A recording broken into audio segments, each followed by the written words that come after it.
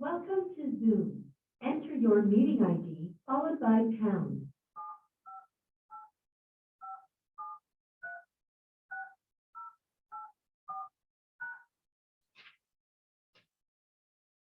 Enter your participant ID. You are in the meeting now. You are the first participant. Please stand by. This meeting is being recorded.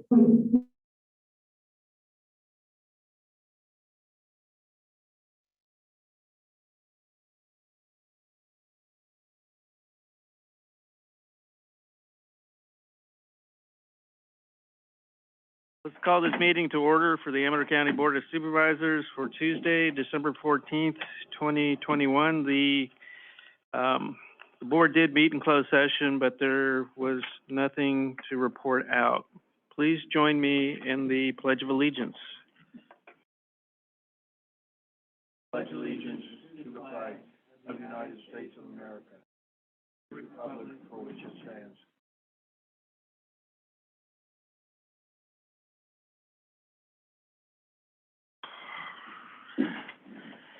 Okay, moving on to the regular session. Public matters not on the agenda. These are discussion items only. No action will be taken. Any person may address the board at this time upon any subject within the jurisdiction of the Amador County Board of Supervisors. However, any matter that requires action may be referred to staff and/or committee for a report and recommendation for possible action at a subsequent board meeting. Please note there is a 3-minute time limit per person. Would anybody like to address the board under public comment? Do we have any Zoomers by chance? Actually, Supervisor Crew, you might have something to say. I was waiting to see if you called on the Zoomers. Yeah, go ahead. I'm stealing a little bit of Supervisor Forster's thunder, but I think we ought to, timing was bad to have a resolution for the victorious Argonaut Mustangs and their 6AA victory at the state finals on our home field. I mean, it was a whole community effort. People worked on the parking, different groups. Simmons Way, I missed some, but George Reed donated quite a bit. They sold it out and they won the game. And we would, if we'd had a week where we could get it on the agenda, we would have a resolution at this meeting, but it'll be the first meeting in January. And we hope to have the coach and a couple of the players or the athletic director. But that's something, but this is really cool if Forster will jump in with that. You were telling us about a supervisor from their county sent us a note. Yeah, Supervisor Stacy Corliss sent me a note saying, wanted to send you this post from my high school in SoCal that just played in the CIF championship in Jackson. They had such a positive experience in Amador County, even though they lost the game. And then she sent me a screenshot from her high school. The experience of going up north to the Quartz Hill High School football game was awesome. Jackson was a true small town. Main Street was out of a Hallmark movie. Everyone was so nice. Definitely an experience. The atmosphere was incredible. I have no doubt that Jackson was a ghost town during the game. Fans could watch the game from their cars up above and around the field. So many fans were impressed. We made the drive. Hope we enjoyed the town and wished us good luck. Quite a tribute to our county and Jackson area. And it was a Hallmark movie. It's the 20-year coach's last game, and his son's the quarterback. I mean, all we needed was old Yeller. So, but well done by everybody. So we're a little late with the resolution, but as fast as we can do it. And Right. So we'll have that in January. We look forward to that. thank you. Is there any other public comment? Any Zoomers, Jennifer? Okay, so I'm looking. Chairman? Oh, yes, go ahead. Just one thing. I'm glad to say we had I had 7 inches of snow at my home this morning. It was awesome, and I hope we get a whole bunch more. Hope so too. I think they're gonna get at least 3 to 5 feet up in the high country, so, much needed. I hope so too at your house, not my house. I'm perfectly fine with that. All right, I'm looking for approval of the agenda then. I'll move. Second. So motion by Forster, second by Crew to approve the agenda. All in favor, please say aye. Aye. Any opposed? All right. Approval of the consent agenda item. Move to approve, Mr. Chair. Second.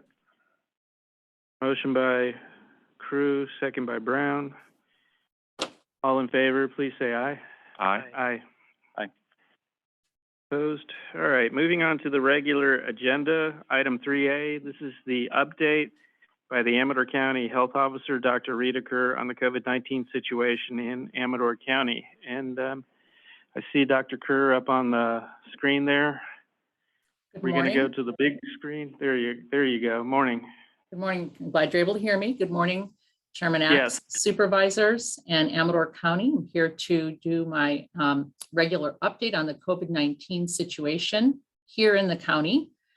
Since the last meeting 3 weeks ago, 134 more confirmed cases of COVID-19 in Amador residents. This year, excluding Mule Creek State Prison inmates, the total is 2644. Total since the start of the pandemic, 3,877. To date, 279, which are 10 additional over the last 3 weeks. Amador County residents are known to have been hospitalized due to COVID-19. And last week, we confirmed the first Amador pediatric MIS-C case. MIS-C is multi-system inflammatory syndrome in children following COVID-19. That child required hospitalization for 5 days. 7 COVID patients, 6 of whom are Amador County residents, are currently in Sutter Amador Hospital. In addition, 2 Amador residents are currently hospitalized elsewhere for COVID. 4 are on ventilators in intensive care units. None of the current hospitalized patients were vaccinated. Daily regional ICU availability for the greater Sacramento area has ranged from 15 to 20% of ICU beds available over the past week. Over the past 2 weeks, 3 additional Amador resident COVID deaths have been confirmed. 2 of those individuals were unvaccinated, and the third had been vaccinated more than 6 months ago and had not received a booster dose.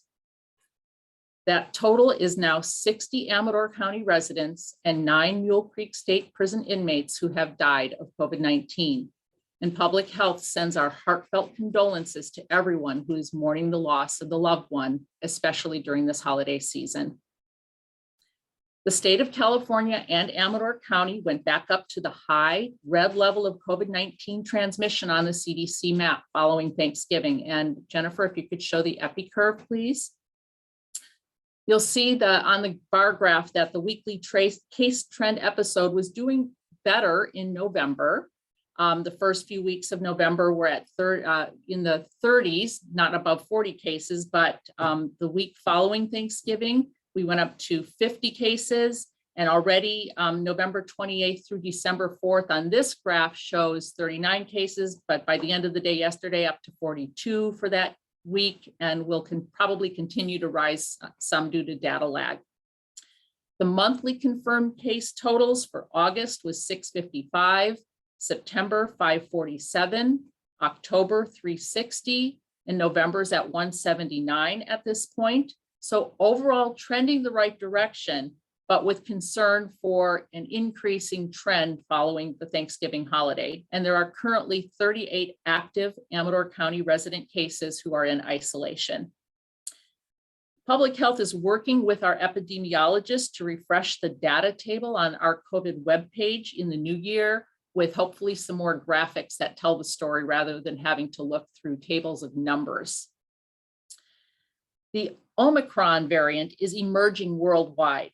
The first case of Omicron in the United States was identified on December 1st in San Francisco in a person who had recently traveled internationally and who was vaccinated. Omicron is being studied closely to determine how easily it spreads, the severity of illness it causes, the risk of reinfection with this variant, even if you've been infected before, and how well available vaccines and medications work against it. Despite the increased attention to Omicron, Delta continues to be the main variant we're dealing with, circulating in California and the United States, still at over 99% of sequenced cases. It remains to be seen if Omicron will overtake Delta here. California's COVIDNet initiative does whole genome sequencing on 15 to 20% of all positive COVID samples throughout the state. In addition, Amador County Public Health and Sutter Amador Hospital have partnered with the UC Davis Genome Center to perform additional surveillance for variants. Given that hospitals are already at high occupancy statewide, peak respiratory illness season is still to come, and the Delta and Omicron variants are highly contagious, the state of California issued updated guidance, which is effective tomorrow, December 15th. That includes everyone must wear a mask when indoors in public places, regardless of vaccination status. This universal masking requirement will be in place through at least January 15th, 2022, when the COVID-19 situation status will be reevaluated. A travel advisory was also issued by California Department of Public Health, recommending that those who return or come into California from other states, either domestic or international travel, should get tested between 3 to 5 days after arrival. Also, for the mega event guidance, which is more than 1,000 participants indoors or 10,000 outdoors, for unvaccinated persons who plan to attend, the pre-testing requirement will now need to be done closer to the date of the event, within 1 day for antigen tests or 2 days for the PCR tests. Additional recommendations to prevent the spread of the Omicron variant are really the same as what we should have already been doing. Get vaccinated and get boosted if it's been more than 2 months since your J&J or 6 months since either the Pfizer or Moderna. Maximize ventilation indoors. Remember that outdoor activities are safer than indoors, but if you can't keep your distance in a crowd outdoors, masking is recommended. Wash your hands often and stay home when you're sick. Testing is another key layer of mitigation and is becoming more widely available with at-home options. Regarding the vaccination status update, with the holidays approaching, get vaccinated before you gather to protect yourself, your family, your friends, and your loved ones. Vaccine demand has remained steady in Amador County over the past few weeks, still primarily for booster doses. Over 6,000 Amador residents have now had boosters. The average number of first doses given were 25 to 30 per day over the past few weeks. The highest priority remains for those who are unvaccinated to get protected, and COVID vaccines are available and free for everyone age 5 and older. Overall, 35.6% of the population age 5 and older in Amador County have not had any doses of COVID vaccine. The age group breakdown of those unvaccinated is as follows: 91% of 5 to 11-year-olds, 57% of 12 to 17-year-olds, 53% of 18 to 49-year-olds, 21% of 50 to 64-year-olds, and 12.5% of those age 65 and older. Approximately 3,600 Amador County residents age 5 and older have had 1 dose and still need to get their second dose. And it is important to complete the second dose of the 2-dose primary series to have protection against serious illness and hospitalizations. As of last week, anyone age 16 and older is now eligible to get a booster dose of COVID vaccine. And those age 65 and older and anyone over age 50 who has underlying illness are strongly advised to get a booster dose. The mix and match option to choose a different vaccine for your booster than you had for your primary series is available. No cost COVID vaccine clinics this week at the Health and Human Services Building, Suite 500 at the back entrance are today, Thursday, Friday, and Sunday between 9 a.m. and 6 p.m. All 3 brands of COVID vaccine are available for any dose, including for children and for boosters. You may visit myturn.ca.gov to schedule an appointment at these vaccine clinics. Walk-in opportunities may be limited, and those who walk in must arrive before 5:30 p.m. Walk-ins are also not accepted during the midday to allow vaccine clinic staff a break for lunch. Those who are coming for booster doses, please bring your vaccine card, a photo of it, or digital vaccine verification showing the dates and type of your previous doses. Some retail pharmacies also offer COVID vaccines, and the vaccines.gov website allows you to check for availability there. The Public Health COVID-19 mobile vaccine team continues to focus currently on homebound individuals who may schedule a nurse home visit to receive their vaccine by calling Public Health at 209-223-6407. It's not too late to get your flu shot before the upcoming holidays, and flu shots are available at most medical offices and pharmacies. There's no minimum waiting period between receiving the flu shot and other vaccines. I'm going to update on the emerging therapeutics to treat COVID-19. Again, there are 2 antiviral medications that can be taken by mouth that are in the process of being reviewed by the FDA for emergency use authorization, or EUA. Merck's drug molnupiravir was reviewed by the advisory committee on November 30th, but it is not yet authorized for use. The FDA will be meeting again on December 17th to review these drugs. Pfizer's drug Paxlovid has also applied for emergency use authorization, and that review date is pending. Supplies of these medications will be limited initially once they are authorized for use. They will need to be prescribed for use by a clinician within the first 5 days of COVID illness and picked up at specified pharmacies. We will likely have 2 of our pharmacy chains here in the county that will have these medications allocated to them once they are authorized for use. And we will certainly inform the public once that has been finalized. There is another long-acting injectable monoclonal antibody product that was given emergency use authorization last week, and that is for use in severely immune-compromised individuals like organ transplant recipients, and so far as only being allocated to those type of high acuity transplant centers for use. None of these emerging therapies is a substitute for vaccination. Prevention is still the best medicine.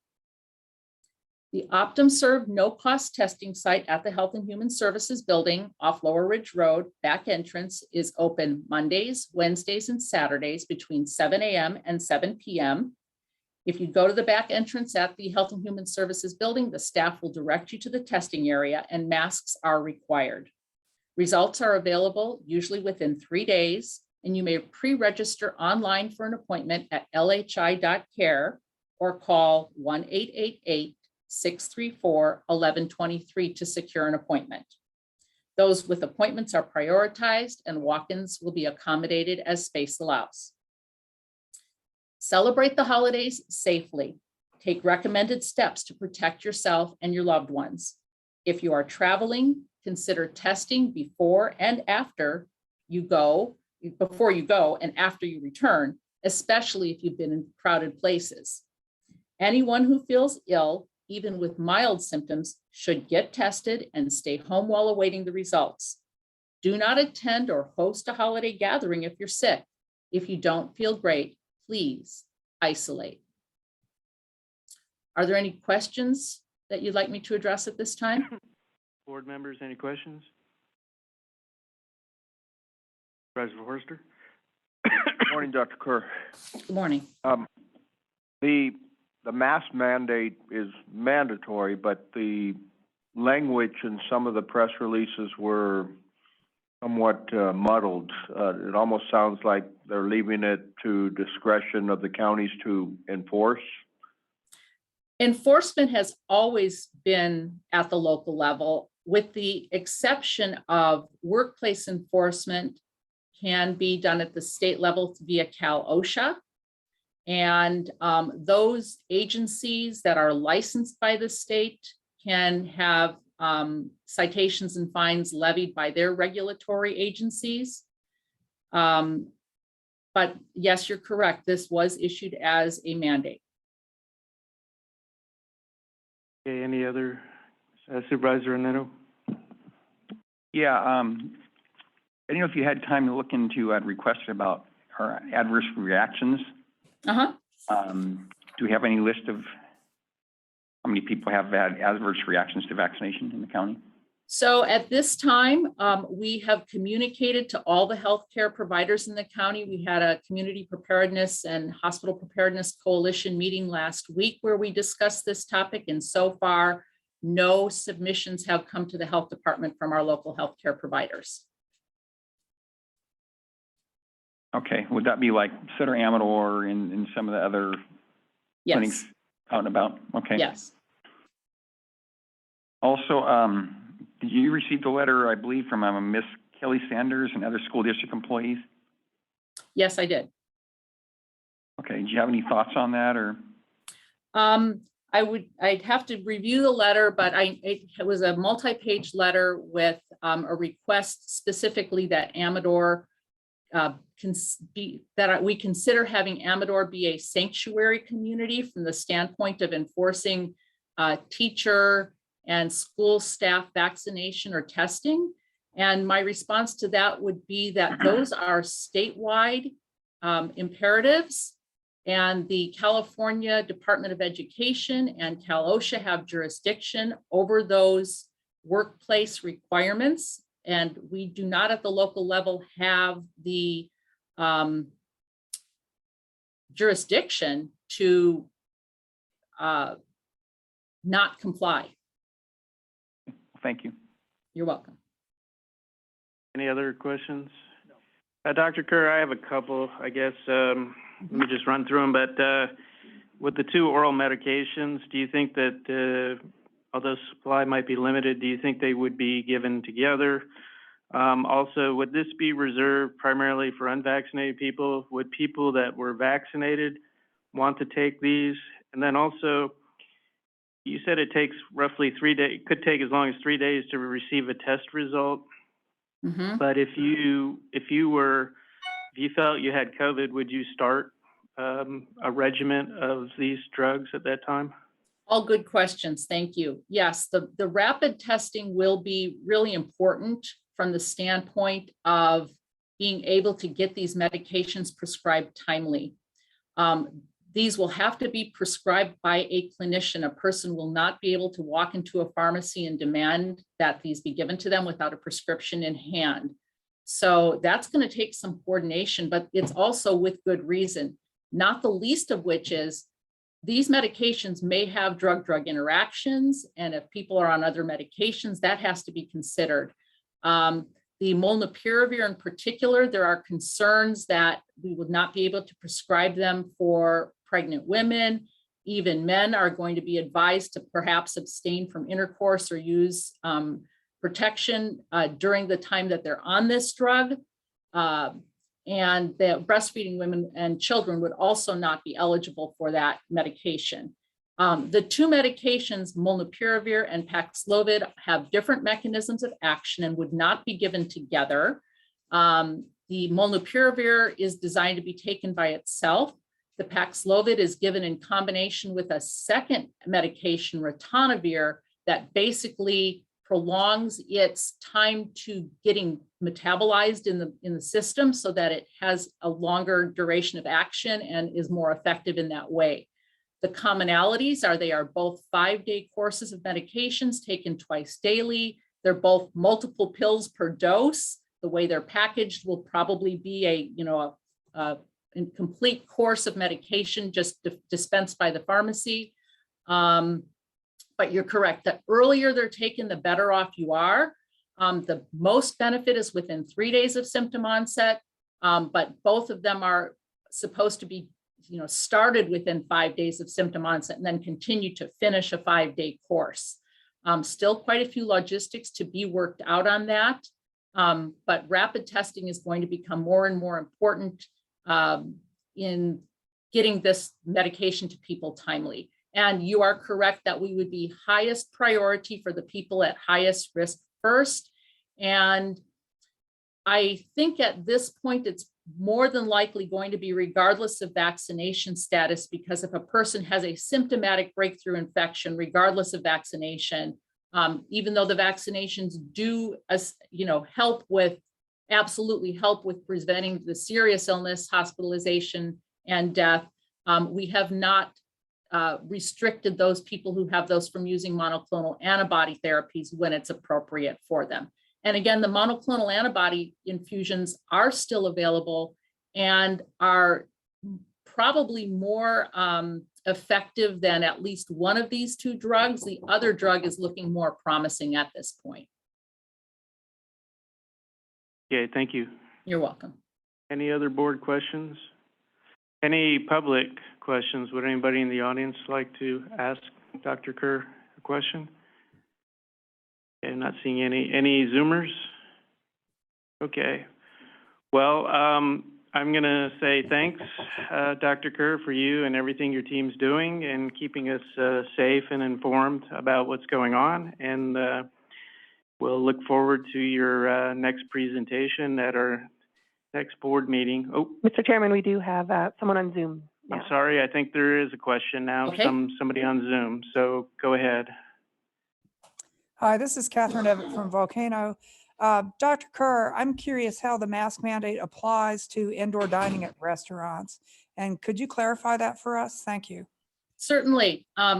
People who go to restaurants may obviously take their masks off to eat or drink, but during the time that they are seated, waiting for their food to come, and not actively eating and drinking, they should be wearing a mask at those times.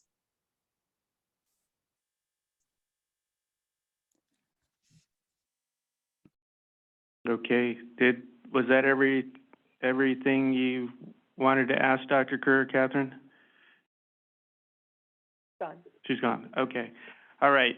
I guess that practically that it is a rule, but you go to places that everybody has their hand on their glass of water. So, well, the whole point of this is to try and minimize transmission. And the more people have masks off and are exhaling viral particles into the air, if they're contagious, the more risk for transmission. So the more we can do to layer on, especially as this very highly contagious Omicron variant is emerging, the better off we are. And that's the reason for this new mandate over the next month. Okay. Any other board questions or comments? Well, thank you again, Dr. Kerr, and we appreciate everything you and your team is doing and over there at Public Health, and we will see you at the next board meeting. Okay, I hope you all have a safe and healthy Christmas. You too. Thanks. Yeah. All right, so we are moving on to item 3B, Chamber of Commerce discussion and possible action relative to an update by Rich Hoffman, Chamber President. Rich, I have something for you. Thank you, Mr. Chairman. All right, so yeah, and I appreciate the opportunity to give the board a nice quick update on chamber activities so far this year. I stopped by the chamber this morning, got an update. We're at 310 members, continue to be the largest membership organization for businesses in the county. 30 of those members are new members this year, which we're pleased to report in these crazy times. We met with ACT earlier in the year. Our boards got together to try and find some places where we could cooperate and establish, kind of reestablish the relationship between ACT and the chamber. And I was quite pleased that we were able to get that done. We had a nice meeting at the fairgrounds and put our heads together and tried to come up with a plan. And basically, we came to the agreement that ACT was responsible for marketing the county outside the county, and then still recognizing that the chamber would continue probably to get calls just by default because of the brand of the chamber for tourism, and we would direct those accordingly. The chamber also published this year a spring-summer edition of a visitor's guide, which was distributed quite broadly here in the county. Had a great display that was staffed at the Amador County Fair this year to help market the county. And then COVID kind of snuck back in just right after the fair with, this new variant, which kind of disrupted some of our marketing plans and had us pull back a bit. We had a marketing committee at the chamber level who did come up with a pretty comprehensive marketing plan for the second part of the year, but it relied on the funding from the county, so it hasn't been enacted yet.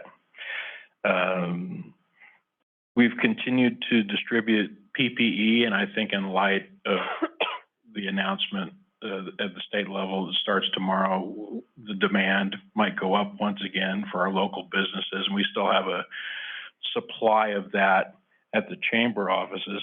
We moved to Jackson this year. We're happy to be back in Jackson, although the first location we moved to on Main Street, because of ADA issues and the layout of the building, it really wasn't ultimately a great fit for the chamber. So fortunately, we found another location in Jackson, which is actually more visible along the state highway. And some of you may be familiar with the old Tressler's building, for lack of a better term, but it's Mike Slater's building that's just directly across the street from the Boozy parking lot in Mel's. And we haven't had the opportunity, although we've moved in, we haven't had the opportunity to get signage up there. But once we do, I think it's going to be a great visible location for the chamber along the frontage of the highway. So we're excited about that.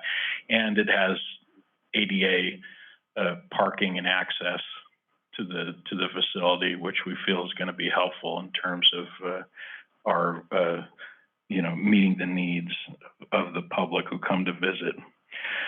We've also received a Public Health Institute grant for $55,000, and the chamber has agreed to put together and administer and market a plan with businesses here in the county to encourage vaccinated people by providing incentives and rewards for them at local businesses. So we're in the development of that right now, but you can look for that in the near future. But we did receive that grant and are excited to be able to work with businesses to come up with that plan to encourage vaccinated folks and provide some incentives for patronizing these businesses. Our current executive director, Joey Giddy, has announced that he is leaving at the end of this year to work for his family business. And I've committed to, in the interim, take the helm of the chamber. We're in the process of putting a new, going through our elections and establishing a new board, and that's been postponed. I've been the president of the chamber for 2 years longer than I should have because of COVID, but we've kind of extended that. So we're in the process of electing a new board, and we've got a couple of good candidates for the executive director position, and we're going through those right now. And I think, we've taken a hard look, and the chamber has admittedly struggled a little bit with this executive director position. And I've kind of thought, and I think we're going to try and take a different approach this time and split some of those duties up. I think asking one person to do both the accounting, billing and kind of some of those administrative tasks and be the face of the chamber and market the chamber and seek new members is too much for one person. And it's kind of two sides of your brain, those tasks. So I'm going to split that up between a couple of part-time people. And so that's the approach we're going to take, I think, moving into this new year, and maybe get some accounting person. And I think in terms of a best practice, it's better to split those up too, not to have the person who's taking in the money, counting the money. It's better to split that up as a best practice anyhow. So that's our goal moving forward. And I included for you, I gave them to Jennifer to pass out a copy of our 2021 budget and our latest kind of balance sheet and profit and loss statement from our meeting last month for your review. And I'm happy to answer any questions you might have. Any questions for the board?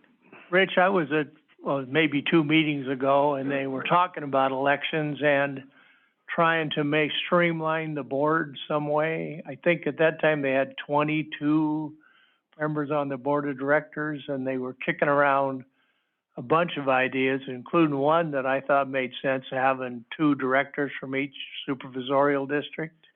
Yeah. Is that still being kicked around? Absolutely. And I think that would take a kind of a bylaws change. So we're trying to get a board in place, and then probably through the next year, work on those bylaws changes. But I am an advocate of that. Absolutely. I knew you were. Yeah.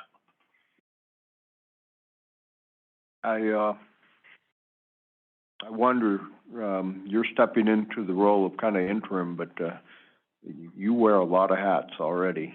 Yeah.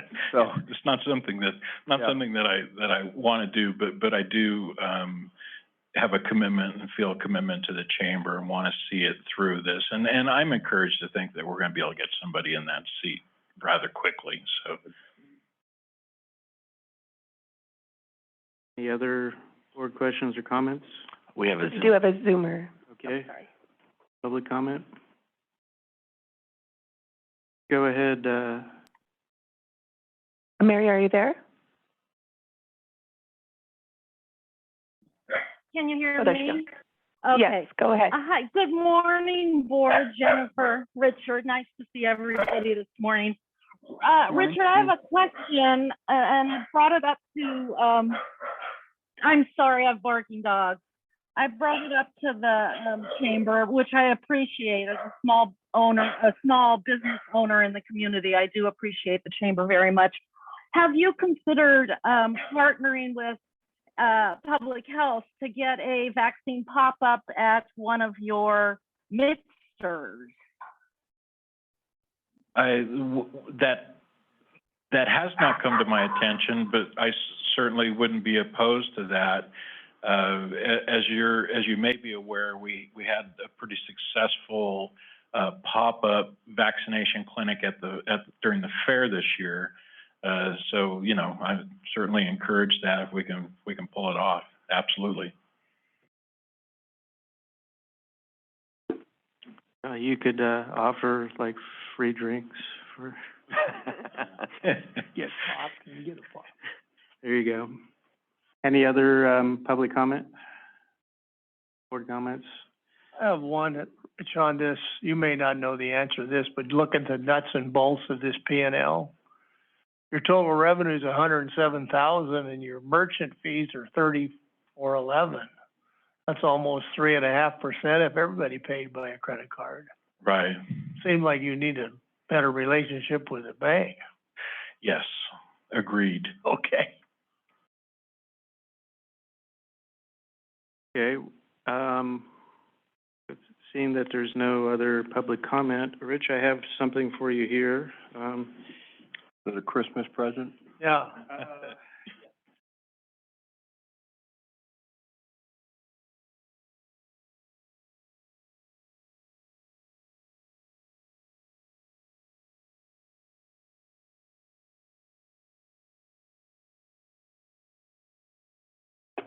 if there are no further questions, I'll wish everybody a Merry Christmas and Happy New Year. Actually, I did have one. Two. Yes, Supervisor? What is a growth zone fee? Looks like it's $267.21 under bank charges. Growth Zone is a software program that the chamber uses. Okay. Yeah. Merry Christmas to you too. Thanks. Thanks, Supervisor. Okay. Right. Moving on to item 3C. This is the, University of California 4-H Youth Development Program, or Amador. You know, did we release the funds as requested? Yep. Okay. We just gave them a check. Okay. Yeah. It's all That's what Well, they- it should be. Make sure it's in there. I wanted to make sure. Okay.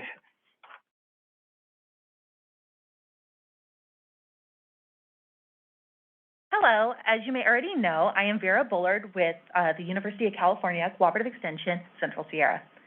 I started as the Amador County Communication Education Specialist in 2013, and I'm really excited to share with you some change that we have in our local program. As of June, I have moved into a newly created position.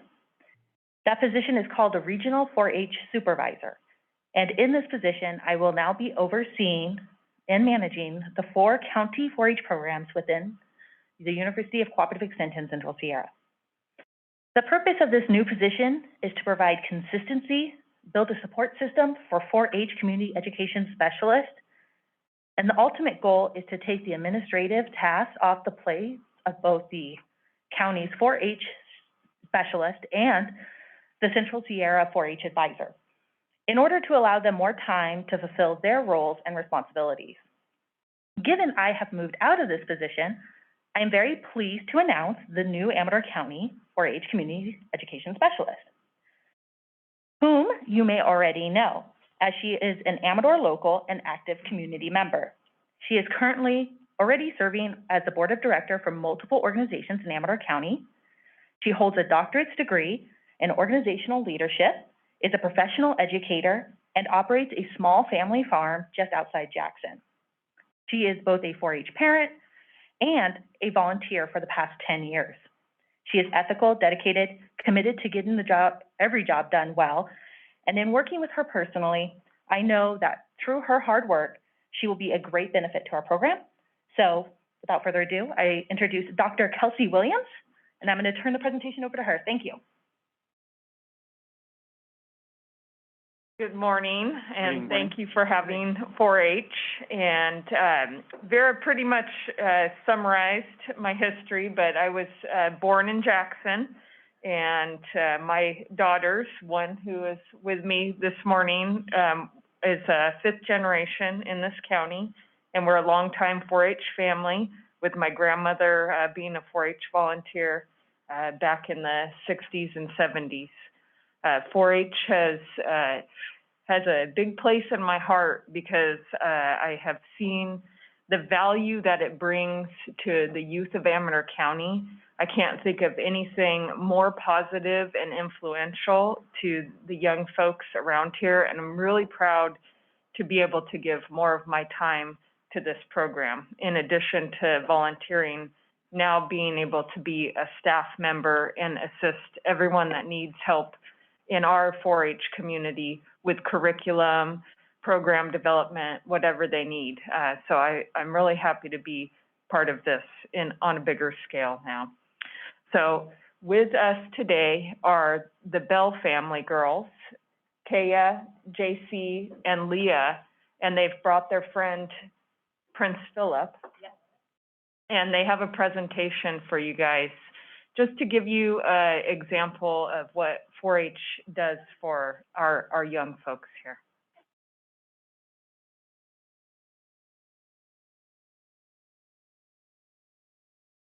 Thank you.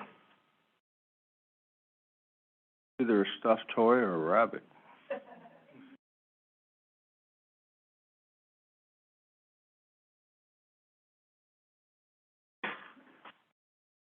Let's get a boost.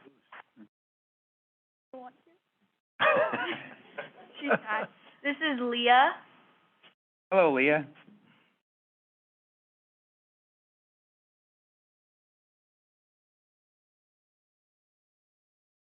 I'm Kaya, and this is JC. You can pull that mic down a little bit. Thank you.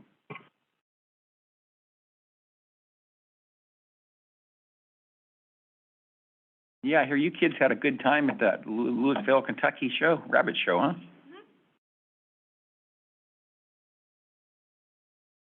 So is this a rabbit that, you're raising for 4-H? We Okay. brought it to the Hollister show, and it won, I'm pretty sure, best opposite of group for the junior buck division. I see. Here we go.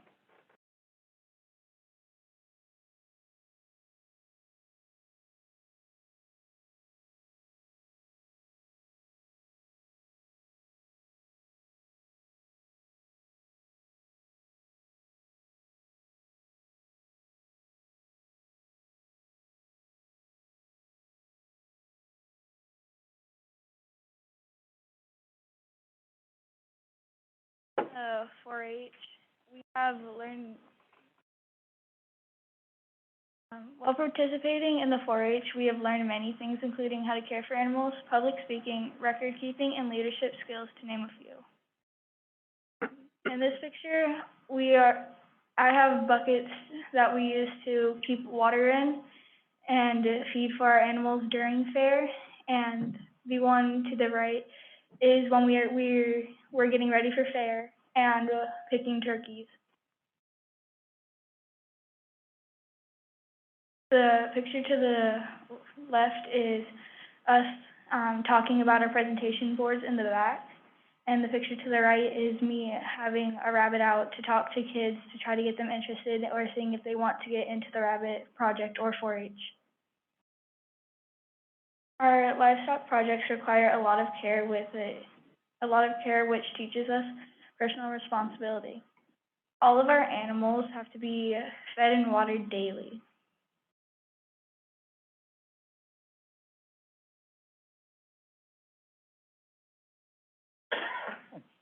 This is before fair, when we had our sheep.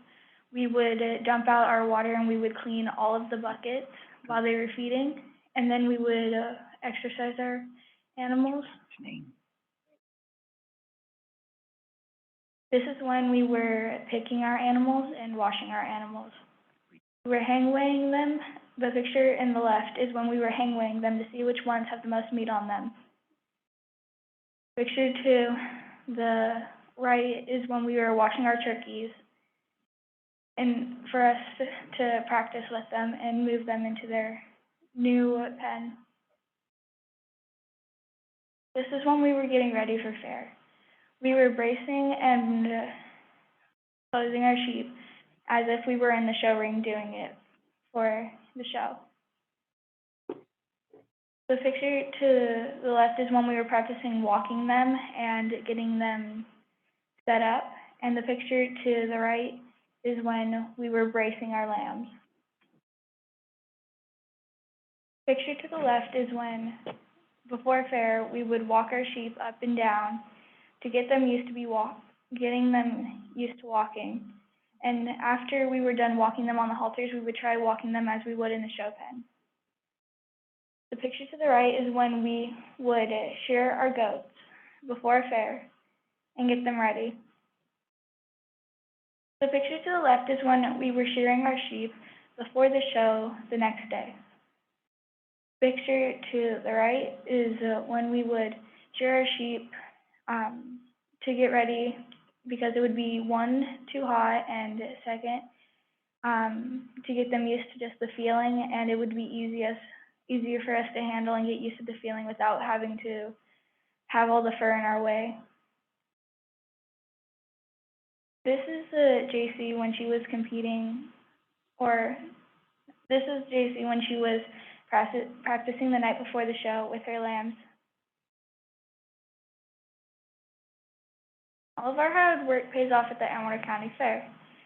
That is me with one of my goats, and the picture to the right is me in my first year doing turkeys. I won grand champion. This is our recent fair this year when we were showing our goats and the picture to the right is when JC won champion meat pen. The picture to the left is when we were getting at the auction, when we were auctioning off all of our animals, and where we would get to see the banners for the pictures. Picture to the right is when JC got to market off her reserve champion rabbits. Other projects teach us valuable life skills like cooking and gardening, and while others gave us a chance to develop leadership skills, me and my sisters went to the Amador County Fairgrounds to do farm day for all of the other kids at schools. That is us after this is us before all of the kids showed up with all of our rabbits to do our presentation. This is us at presentation day. 4-H encourages us to give back to our community. This is me at one of our shows, clerking for one of our Trianta judges. This is us at our recent Hollister show, setting up before the show starts, as in setting all of the cages up and putting them on tables. This is us at pre-weighs, getting all of the animals ready to see how much they weigh and give them their fair tags. The picture to the right is at the Hollister show when we were setting up cages, getting ready for the show. This is everybody that helped at the buyer's dinner at the Amador County Fairgrounds. 4-H gives us the self-confidence to try new things. Me and my sister have gotten into royalty, which is where we test our rabbit knowledge. The picture to the left is when we would do breed identification, and the picture to the right is where everybody would take their tests. The picture to the left is when we would go up to our judges and perform showmanship, which includes introduction and then our normal routine for our rabbits. The picture to the right is where everybody in the upper divisions, from Duchess and up, would compete in judging. This is us in our hotel room, the picture to the left. This is us in our hotel room when we got our prizes for the show. I currently hold the place for 2021 Cal State Princess, and I won junior achievement, and my sister won average management. The best part about 4-H is all the friends that you make along the way. The picture to the left is when I met my very first friend that I made at rabbit shows, and this was us at our national show in Reno at the banquet. The picture to the left, or to the right, is also at the banquet, but is with my sister and all of our friends that have helped us with all of our fundraisers and our other animals. The picture to the right, with all of the children sitting at tables with buzzers, is the quiz bowl for the national shows. My sister was on the team. And the picture to the left is when the whole team was together for the competition. This is the picture with us at the National Rabbit Show in Louisville, Kentucky. Everybody with their plaques.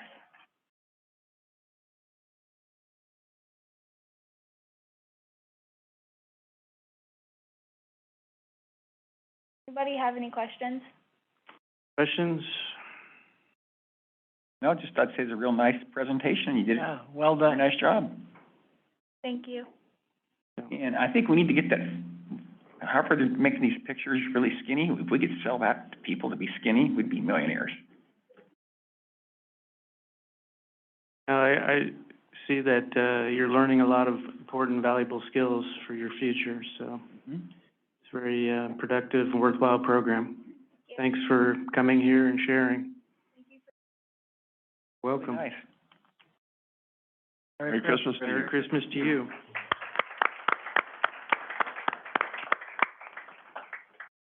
These kids have a lot of integrity, and you could see just a little bit of their hard work.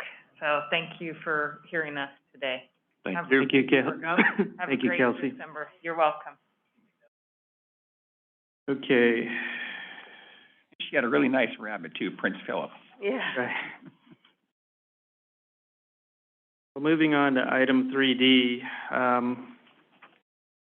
This is discussion and possible action relative to options relative to refinancing the county's PERS unfunded liability. And presenting is Rick Brandis with Brandis, Tallman, Oppenheimer. Okay. Mr. Chairman, members of the board, I'm Rick Brandis with Oppenheimer and Company. Thank you for having us here today. My firm has worked with the county before. We refinanced the debt on this building. So we're familiar with the county. I'm joined here today by Julio Morales from Urban Futures. And I would like to have Julio begin the presentation, if you don't mind. Thank you. My name is Julio Morales. I'm a financial advisor. The role we serve is in conjunction with an underwriter. We effectively help guide you through the education process and analytical process, and then deliver at the end of the day somewhat of a fairness opinion when your underwriter sells your bonds. We ensure that you got the best pricing possible.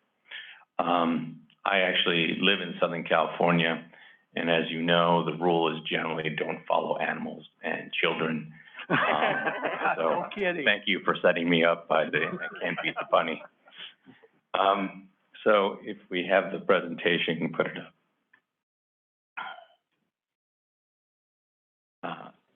We're going to start with some background information. Please feel free to ask me any questions. Typically, this is what I do full time, by the way. I have about 40 different clients. There's a whole list of these things, but each and every one has a different objective. We go through the same process, though, same analytical process, very many of the same questions. But the most important part is to start and determine that you really need to address this liability. So the first thing we're going to start to do is understand there are two component parts. It's actually a little lower. First is something called, and I apologize for all the acronyms and new terms you're going to have to learn. The first are your normal costs. These are actuarial terms. Really, this is the cost that current employees earn in their pension benefits for that current year. So the county has to pay for all of its current employees the current rate for the year, similar to your current month light bill. And then why we're here is talking about the unfunded accrued liability. And the way you have to take a look at this is it's a past due bill.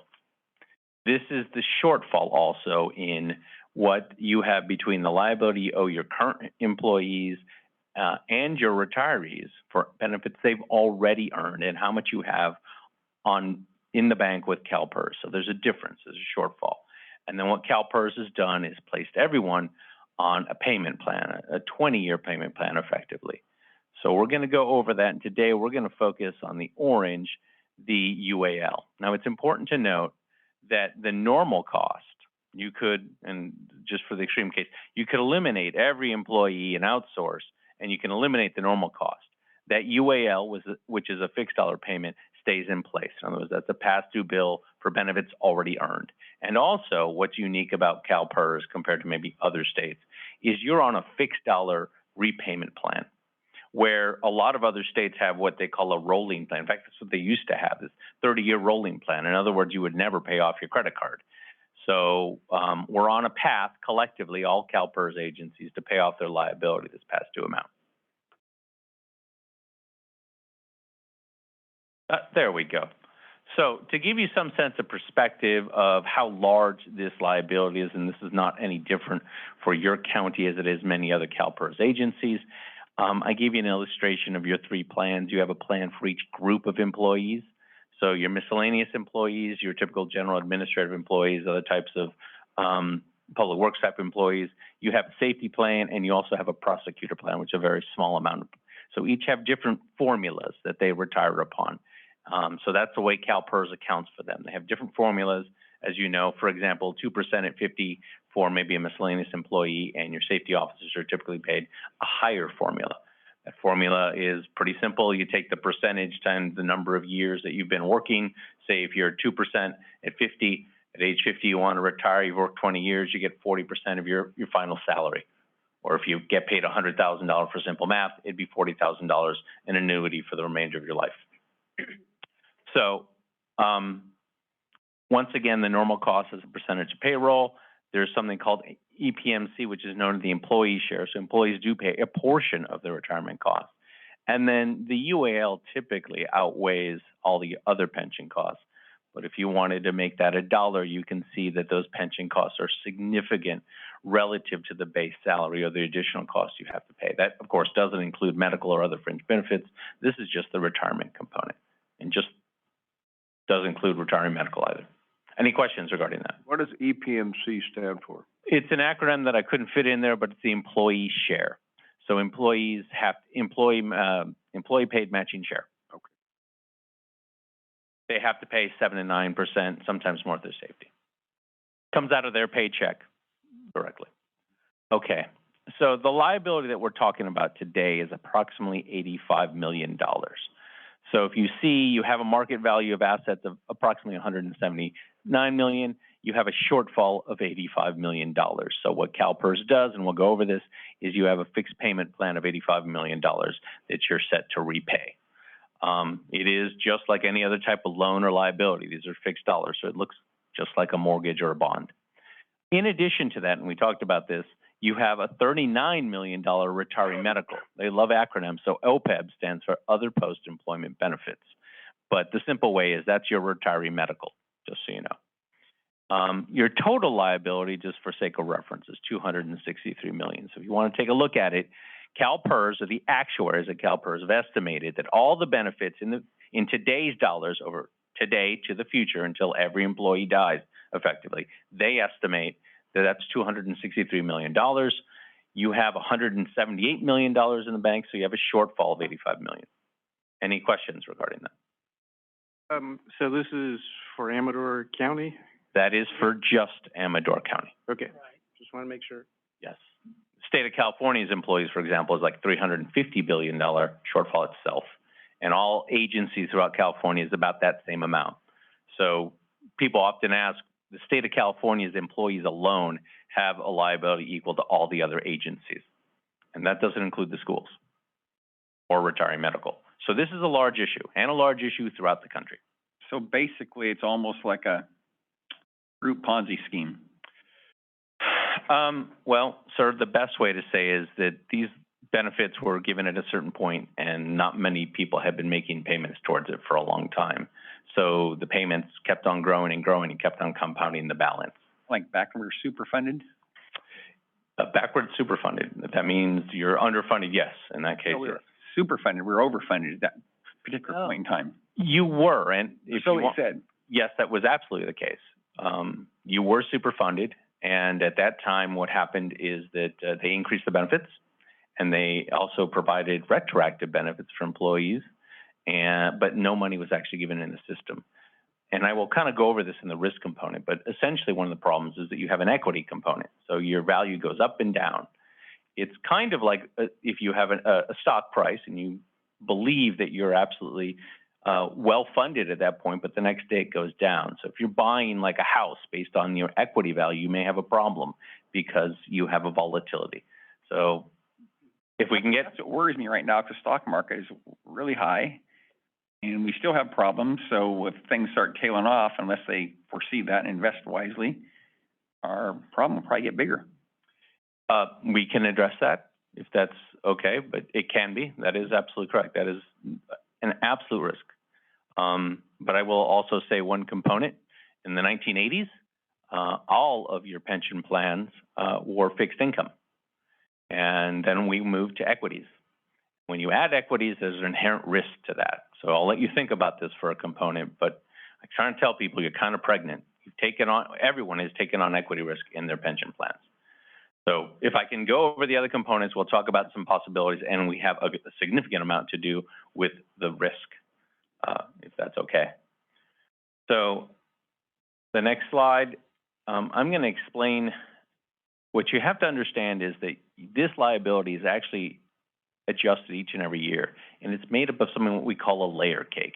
There are a series of amortization bases. The way you got to take a look at it is there are multiple loans, and your liability is comprised of multiple loans in a sense. And that's, here's your payment plan that you come up with right here.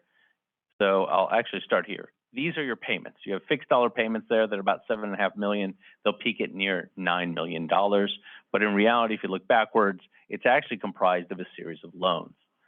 So mathematically, it is a series of different loans that you're going to have to take a look at. And that's the analysis that we do, how to optimize your position, how to pay down this loan. So that is your loan repayment schedule, which may adjust over time, but you have a general shape to your payment schedule. Okay, this is the actual cash flows if you'd like to see it. So each plan has scheduled cash flows. So for the miscellaneous safety prosecutor, there are also different tiers, which you may know because after 2013, the county and many other agencies had different tiers, actually lower formulas that were more effective. So some people often ask, didn't we have pension reform in 2013? Which we did. And what happened in Sacramento is they said all employees hired after 2013 get this lower formula. So what we are doing now is addressing the liability that we've had in place since then.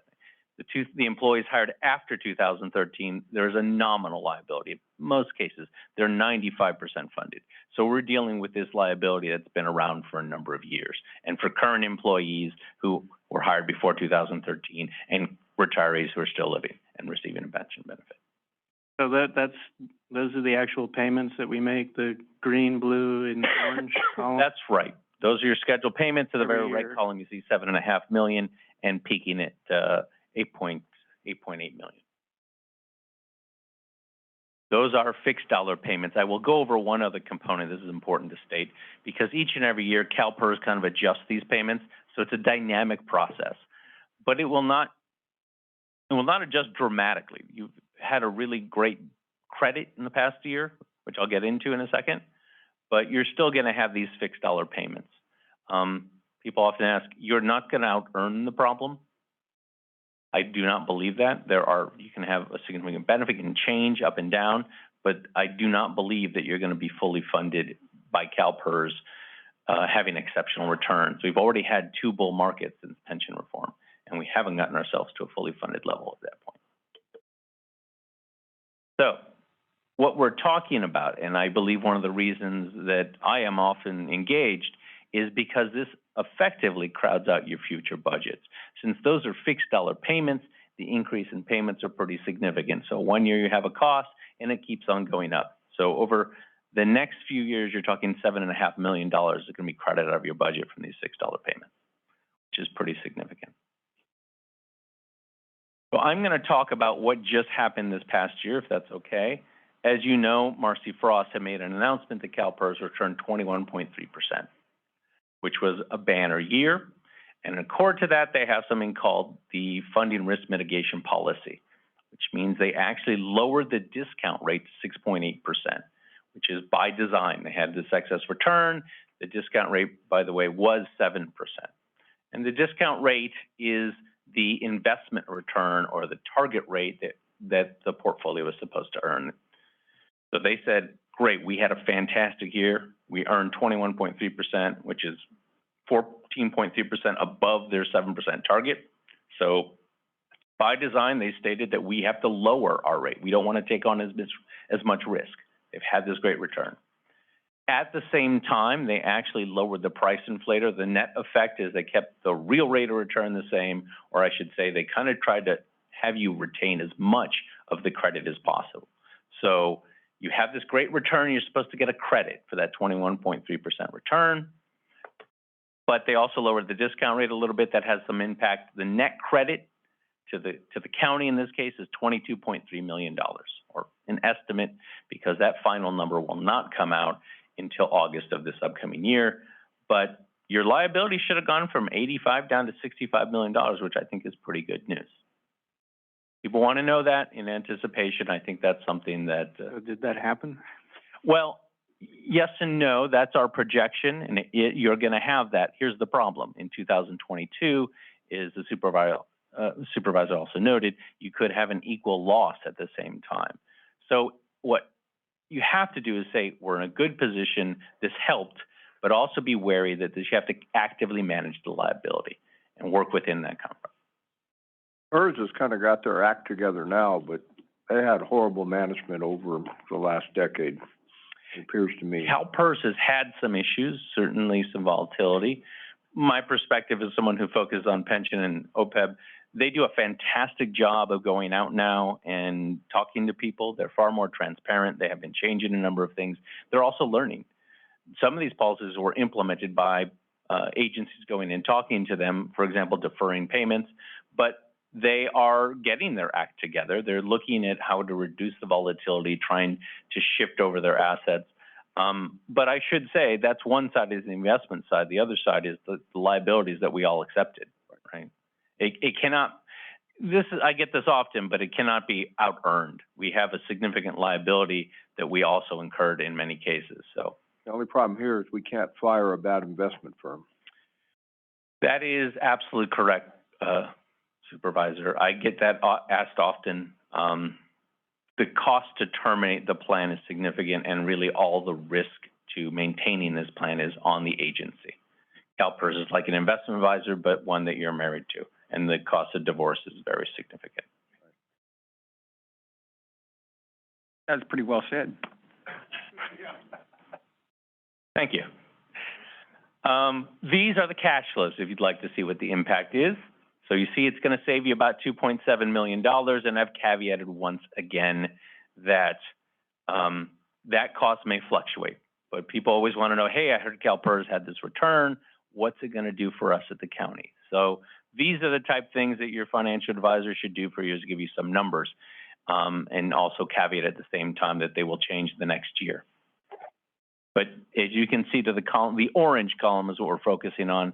You got a credit for the 21 point, it's actually 21.2 because they have investment returns.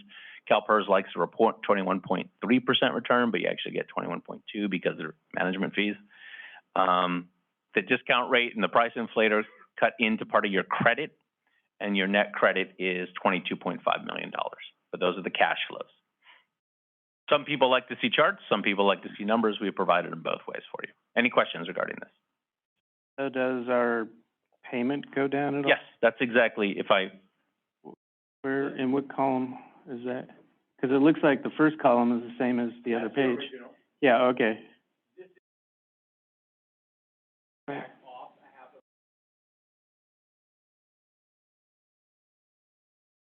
So it's peaking at about 6 million as opposed to 8.8. All right.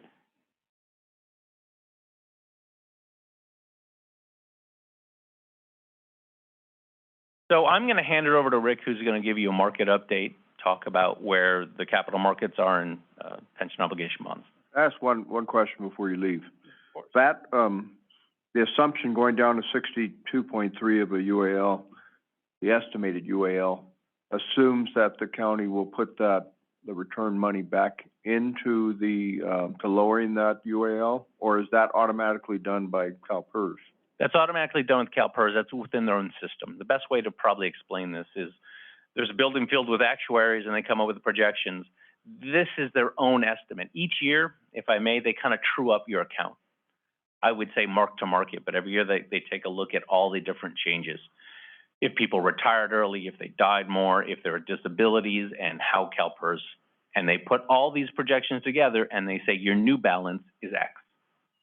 So there's no options for counties to get that money directly. It has to go to lowering the UAL.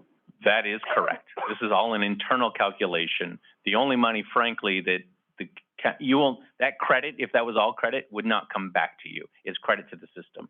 It's store credit, if you will. Just like if they'd gone the other way and had lost money, we didn't have to write them a check. So, yeah. Okay. Talk about the market a little bit, because that affects your UAL and it affects how everybody's addressing their UAL.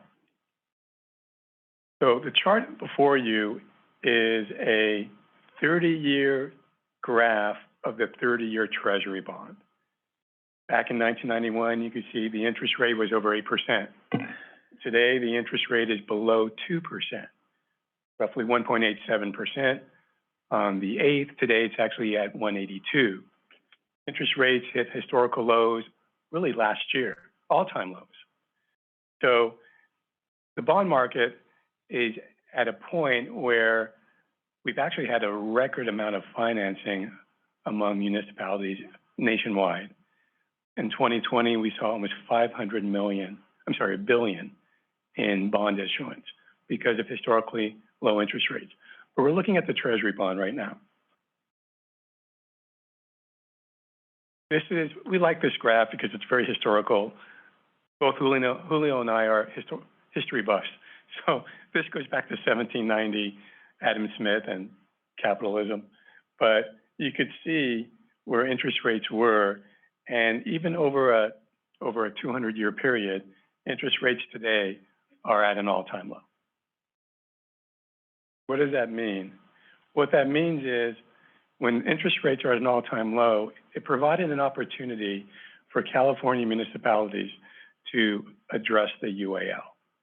The UAL is a fixed cost. You are being charged at 7%. The bond market today is around 2%. Treasuries are at 2%. Taxable municipal bonds are around 3 to 3.5%. So municipalities saw that, and they can really cut their unfunded liability and create savings. And so we call this POBs 2.0. In the last 2 years, you can see the bar graph on the far right. We're over $7 billion of POBs issued in 2021. And there's about another $2 billion pending. Now, out of that that's California. Nationwide, California represents about 77 transactions in the last year or two. Our firm has worked with a number of agencies around the state. We've underwritten POBs for many cities, everyone in Marin County. We've worked with cities in the Central Valley, a lot of special districts. We're coming to market in January with about a $30 million POB for Lakeside Fire Protection District in San Diego County. And our clients and Julio's clients have all been looking at this. And the simple reason is the bond market is at historical lows in terms of interest rates. So before I turn it back over to Julio,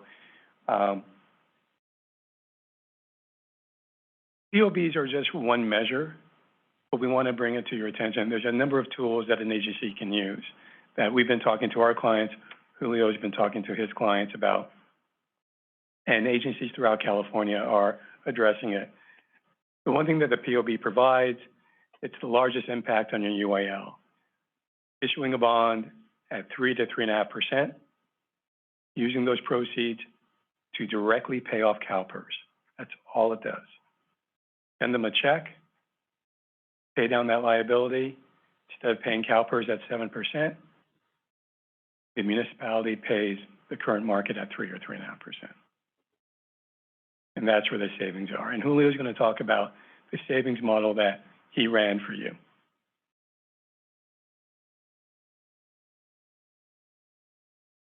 So here's an illustration of potential savings. The important thing, the red dot was the original line that we talked about, and Supervisor, you had asked where we were now, so I kind of estimated where we would be after you get this net credit. So I think that's a positive effect. But we still looked at doing a pension obligation bond, which is really a refinancing. It's very compelling for so many agencies because it resets the table.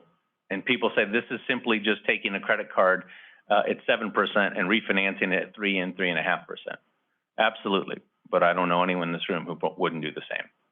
There are some risks, I'll talk about that, but that component is very simple and basic. You are refinancing a fixed dollar liability with a lower interest cost rate. Why, in one sense, is because one is the fixed rate bond, while your 7% discount rate, which will soon be 6.8 next year, is effectively a combination of equities and bonds. So it is that simple in that sense that one has a target. These are fixed dollar payments. This is different from what it used to be, but you are simply refinancing. We'll talk about the other components, other things that can be done. But the savings can be considerable. So you look at that budgetary savings, which is the area in green, and we're talking about $22 million over time, or on a net present value basis, or today's dollars, about $16.5 million. So if you think about it, it is a considerable amount of savings. And that is why it's been so compelling for so many agencies in California. California does have a significant liability, but there are other states that have even larger ones, and they are starting to issue more pension bonds. So, this works. Why doesn't CalPERS, why aren't they just investing in POBs instead of everything else? Because they would, wouldn't they garner a better? No, they actually have to earn a higher return. Right. But you have a fixed dollar payment, so what you're doing is refinancing. CalPERS has a cost of capital, if you think of it this way. It's 7%. So they're just charging you a loan at 7%. And what you're saying is I can go out to the market and refinance it at a lower rate. That's essentially what a pension obligation bond is doing. CalPERS doesn't do this because they have to earn higher returns to fund your liability. If they only did things at a fixed income basis, your payments would be significantly greater because they would need more contributions from you in order to make their payments in the future. This is like it is similar to a life insurance. They say, give me $1 today and it will pay off a liability of $2 in the future when you turn 85. That's essentially the model that they're doing, and their rate of return is 7%. You're doing this notion of borrowing the money today, and essentially, the pension obligation bond, the other component, is it's taking the power of compounding. You want to borrow at 3%, so you can take the money and give it to CalPERS and hopefully earn 7% on average over time, which is similar to what they've been earning. Does that make sense? It will take a number of times to probably go over this and think about that. It is a little bit more complex than traditional refinancing because it has that other reinvestment component and has a risk component of that. But I think this is the other part that's important, is that you have to understand the concept, understand all of this. What we believe is a process. I was explaining to them, I actually dealt with one client who met 18 times with me to go over this. And I wrote a 55-page report for the city of San Jose. So there can be plenty of information, plenty of detail, but the important part is to understand and ask the key questions that you have. But this is the projected savings using market rates. So we're trying to illustrate what it could do to the county from the financial perspective, the type of resources that might be available to it, and then we'll, in a couple seconds, talk about the potential risks or other objectives. So the last part, you'll see at the very top that there was a 10% carve-out. There was a component that some of your court employees did not want to participate. And behind the scenes, what we did is did a 10% carve-out for a certain plan, which involved a little bit of mathematics. But it is certainly a problem that can be solved with a little bit of modeling. Yeah, it's not the court employees, it's actual courts. I'm sorry. So it's not individuals who are choosing to do that, it's the state. The courts are a function of the state. That's right. So based on this model or scenario, we would be earning roughly 4%, the difference between the 3 and the 7? Yes, that's the notion, that you borrow at 3, you then deposit it with CalPERS, and you're earning a net benefit of 4% above that rate because there's a net differential. That'd be as long as they return 7%? Yes, sir. Bingo. That's absolutely correct. That is absolutely correct, sir. And let me state, I don't think at any point that we tell people, and we'll go over this, we'll go over the risk, because I do this a lot. This is not a panacea. It is not a completely fail-safe instrument. However, it is one that's very compelling because it provides a significant interest rate differential. And there's a big cushion. And that's why it's compelling to people. So I could probably tell you those are your projected savings. They could end up being better or worse. And I think you gentlemen seem to understand that concept. But I am not up here at this dais explaining or providing that this is a panacea or fail-safe. It works as long as the bottom doesn't fall out of the market. Yes, and it's a little bit more nuanced than that. It depends when that happens, because we know it's going to happen over some time, but it depends on when it happens and when you issue and the rate at which you issue. So there are multiple variables that are involved, and I will provide some case studies to help illustrate that. So is it safe to say if CalPERS is making roughly at least 3%, you're not losing? Yes, that would be fairly safe to say, though. With CalPERS earning 3%, we'll also have significant problems. Historically, have they made at least 3%? When? CalPERS? Yes, they have. In fact, I think a lot of people, it depends on the rate. When you see a portfolio, and I didn't bring this slide, but when you see the return for Fidelity, they say, here's our 1-year return, our 5-year return, our 10-year return. So it depends on the period, because everyone knows in 2008 you had pretty poor returns. And we had some bad years, but some good years.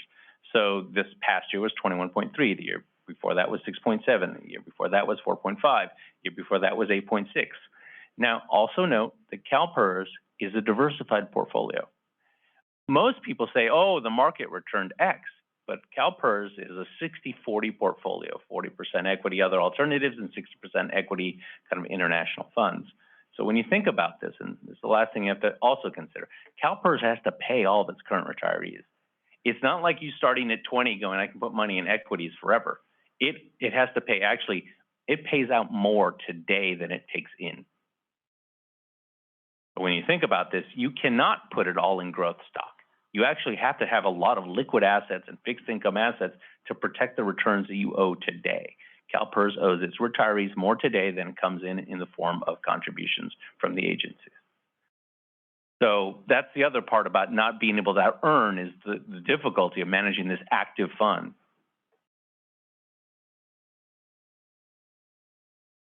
It's not moving. Oh, there we go. These are the cash flow savings that we projected. See the NPV savings, 21 and 16 points. As I said, some people like the graphical version. This is just a table for the graph, for the chart. This is the part that I think you guys have been focused on, you want to know, and we'll start with this. So the Government Finance Officers Association actually has a warning out to not issue pension obligation bonds. They make these 5 points.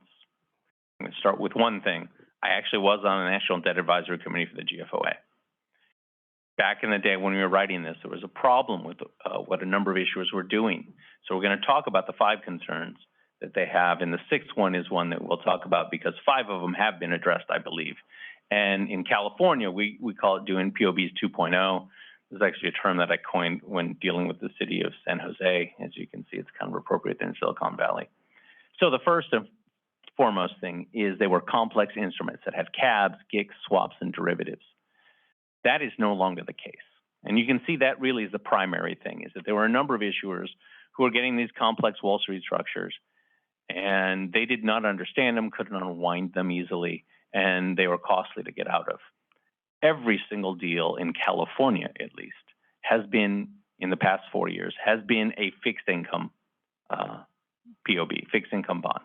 This may be likened back to the mortgage days when people had these teaser rates, other complex structures. Now almost everything is done as a standard fixed rate. This is like a fixed rate 30-year mortgage. So very traditional. That's one component.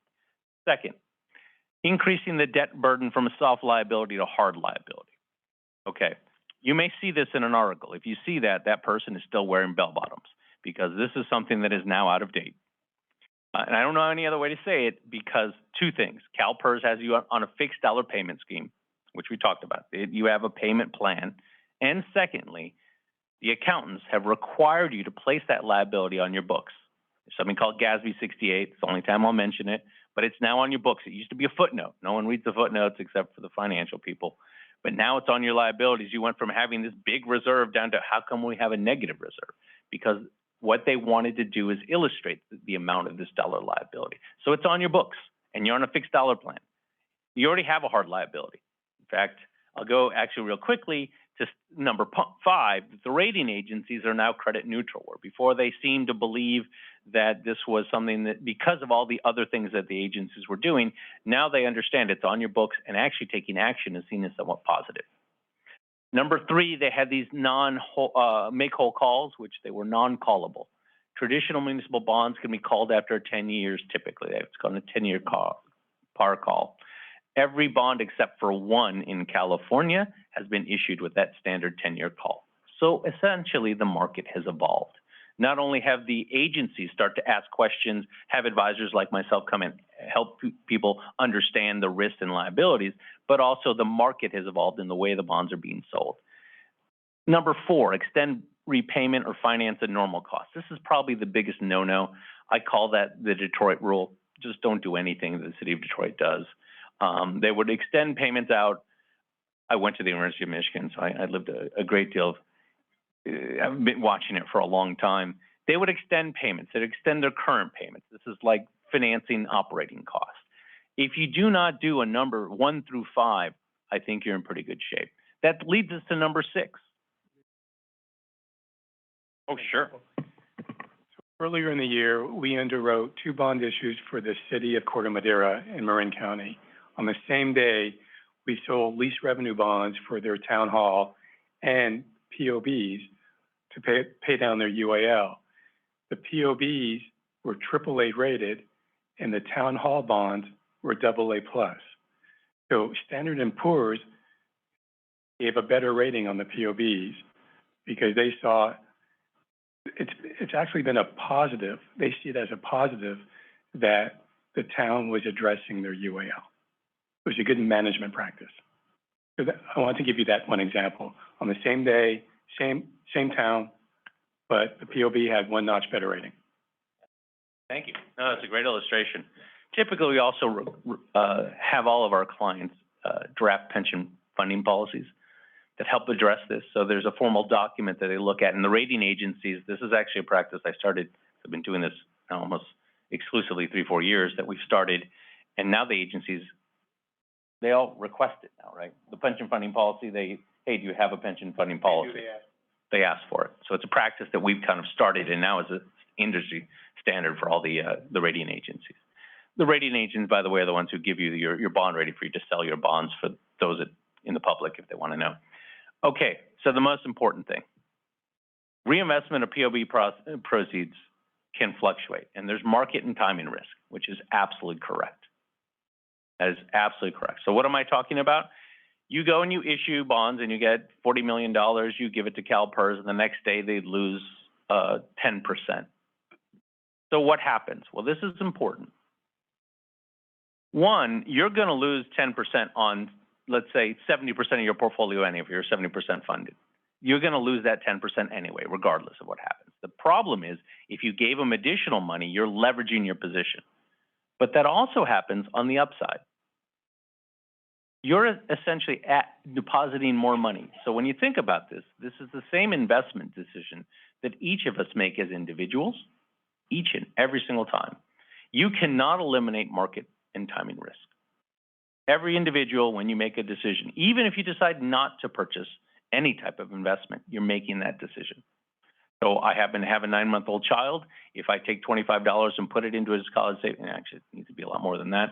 But if I made that example, I made a market timing decision, is now the correct time to purchase.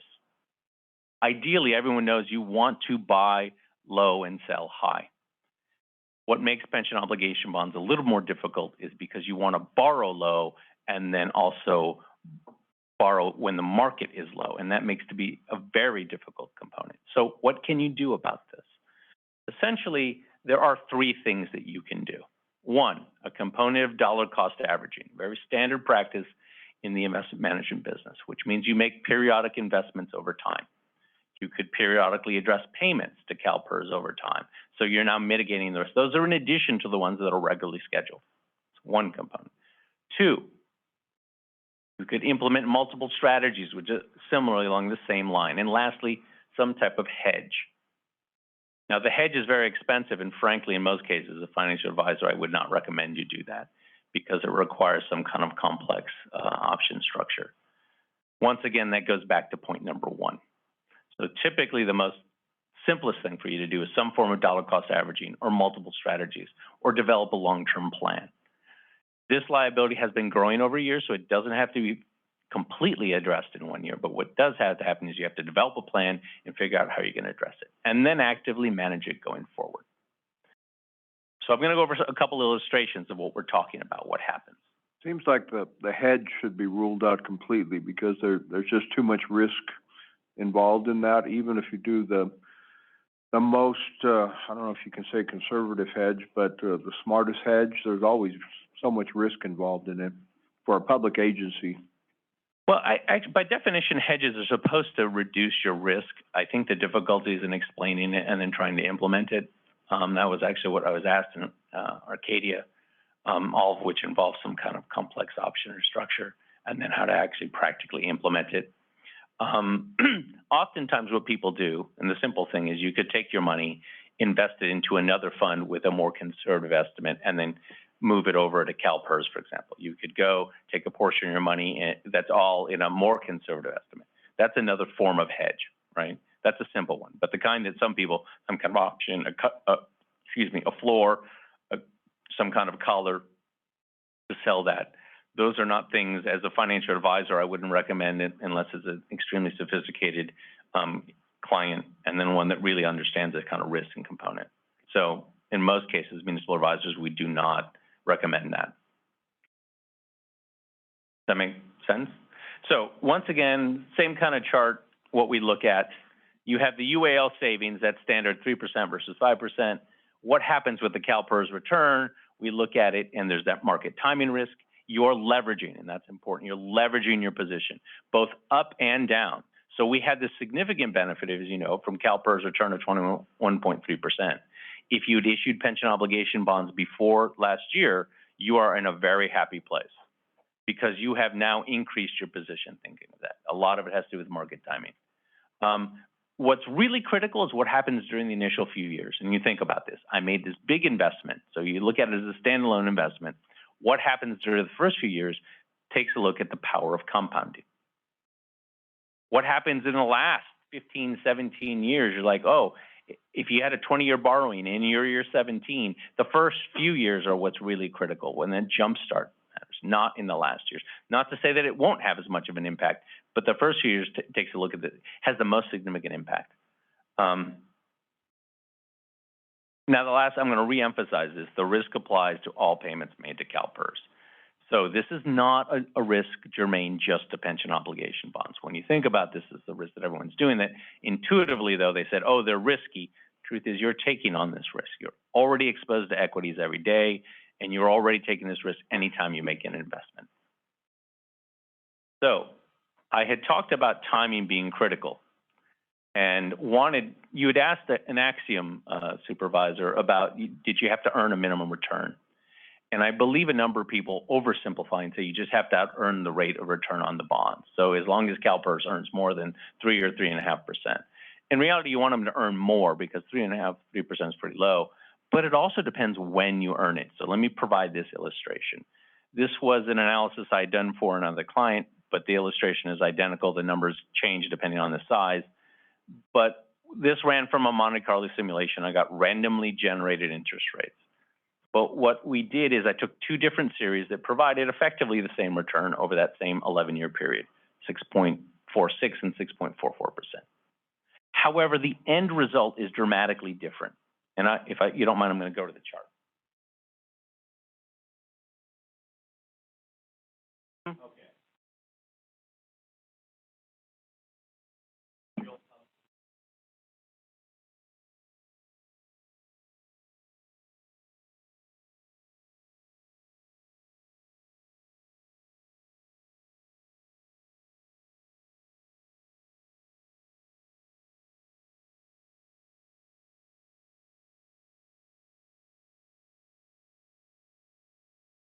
Is really critical. So I have not simplified this matter, and I apologize. That is correct. It's important for people to understand the risk that you have at hand, to study and understand these things. However, here's the other part. So what were the percentages for those returns? 6.44 and 6.46. They're almost identical returns over the same period. Okay, but on the green dotted line, those are the annual? Those are the annual returns. Returns, okay. And I apologize, I can't make them larger to put them on the same slide. Okay. Maybe next time I'll change the font to make them larger because I see that's difficult from this perspective. But I'll go over. First year, 1.7, 0.9, 10.7, 2.3, 9.3. As you see, it goes up and down. The other one started at 18.4 and then went down to 5.4, then up to 19. So the gray bars are what then? That is actually the ending portfolio value. Okay. Oh, And then the blue is the difference? yeah. Here's what happens. When you look at a pension obligation bond, you start with a certain balance. You've taken $20 million, you've given it to a fund. You now have a starting balance, which is higher. My apologies. Always comparing large initial deposit, how it grows, big investment up. Now, you know you're required to make payments. There's the few not doing anything. Which way would you end up? So, under that premise, POB versus making regular scheduled payments, if you have modest returns in the first couple of years, you're not going to end up with very much gain. However, if you start out with a pretty good return in the first few years, you're going to do much better. So the point we're trying to illustrate is timing is actually more critical than not. And you'll think about this over time. You'll have, unfortunately, time to noodle it and go, yes, that makes sense. If I make an investment and I start out with a strong return those first couple of years, that's when the power of compounding takes effect. And unfortunately, the power of compounding in a way works in your favor and it works against you. That's that leverage component. If you lose money in the first couple of years, you lose the power of compounding. If you make more money in those first years, you start out with a great return. I don't think I'm telling anything else that no one has not heard before when they deal with the retirement. You start out from some strong, good years, that places you in a very good position. So I also ran some scenario stress testing for you. Say, take a look at the pension obligation bond. This uses the scenario that we provided to you, and how much could you lose? What would happen provided certain returns? So I have 3 scenarios, and they are not exactly, I randomly generated 2 sets of returns, and then I adjusted the last one just to be the same, except for the first 2 years. So the first one, we kind of had low returns in the first couple of years. On average, you earn 6.35%, and you see you would have saved $5 million in the first 20 years of the pension obligation bonds. You save $800,000. So you don't lose all your money, but you don't make as much return if you have a recession during the initial years. Okay, then you ask what happens? What's the break even? If you lost 20% in the first couple of years, you effectively lose all your savings.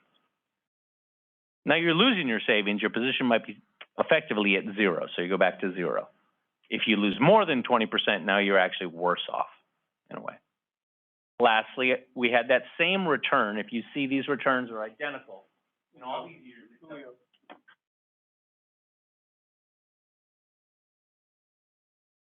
Oh, there we go. Okay.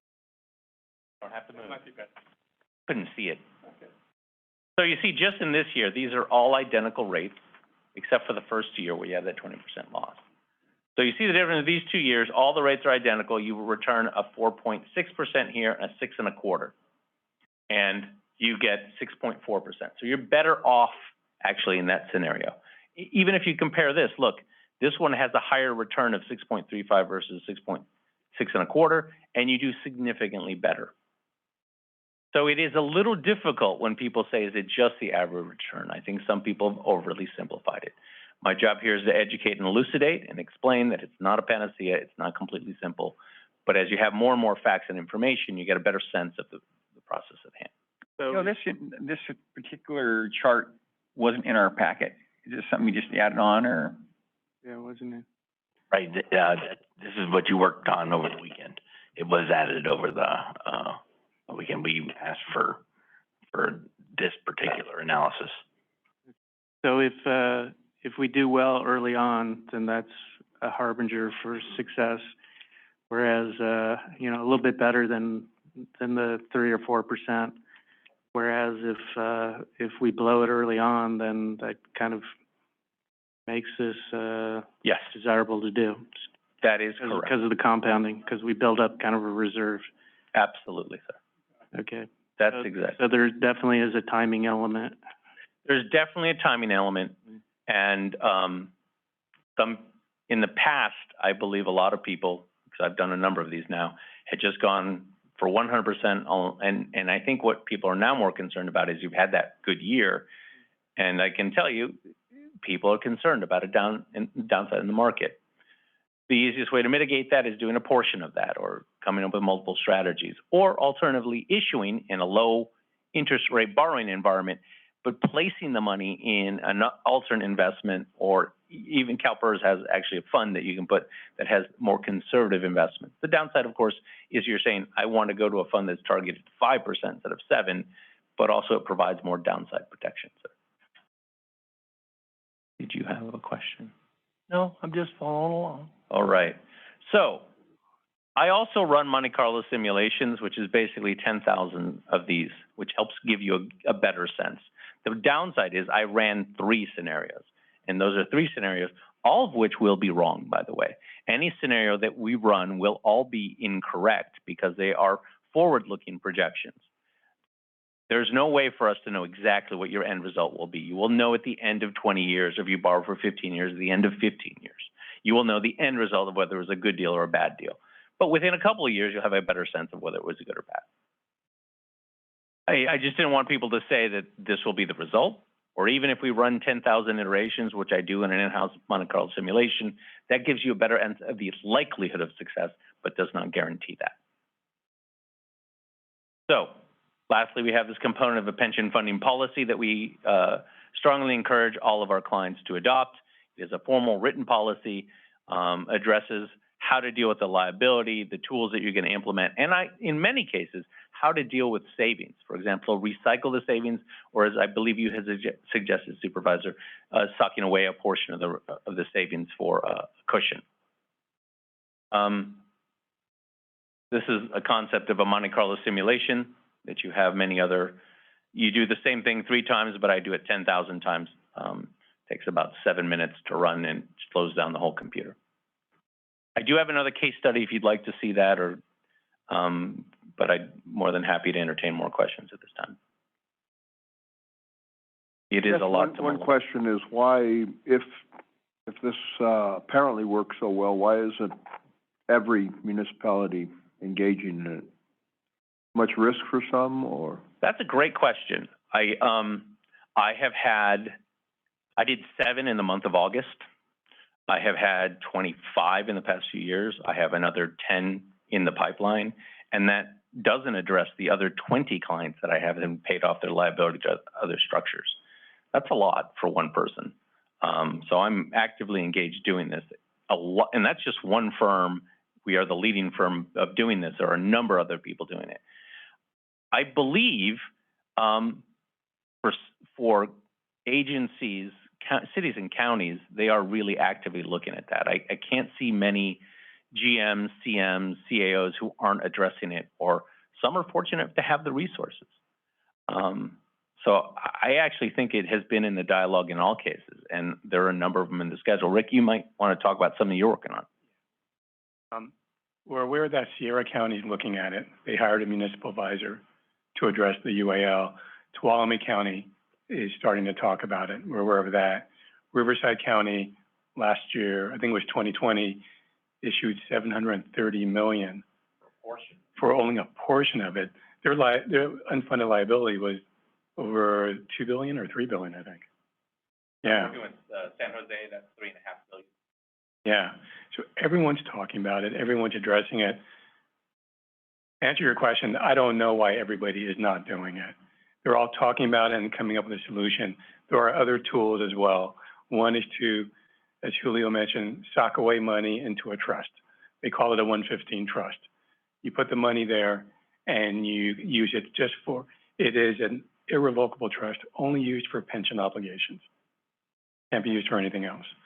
I know that the issuers who have issued pension obligation bonds, they're putting that money, those savings, a lot of them are putting the savings into the trust for future obligations, because the unfunded liability has grown so much over the years and their payments were spiking.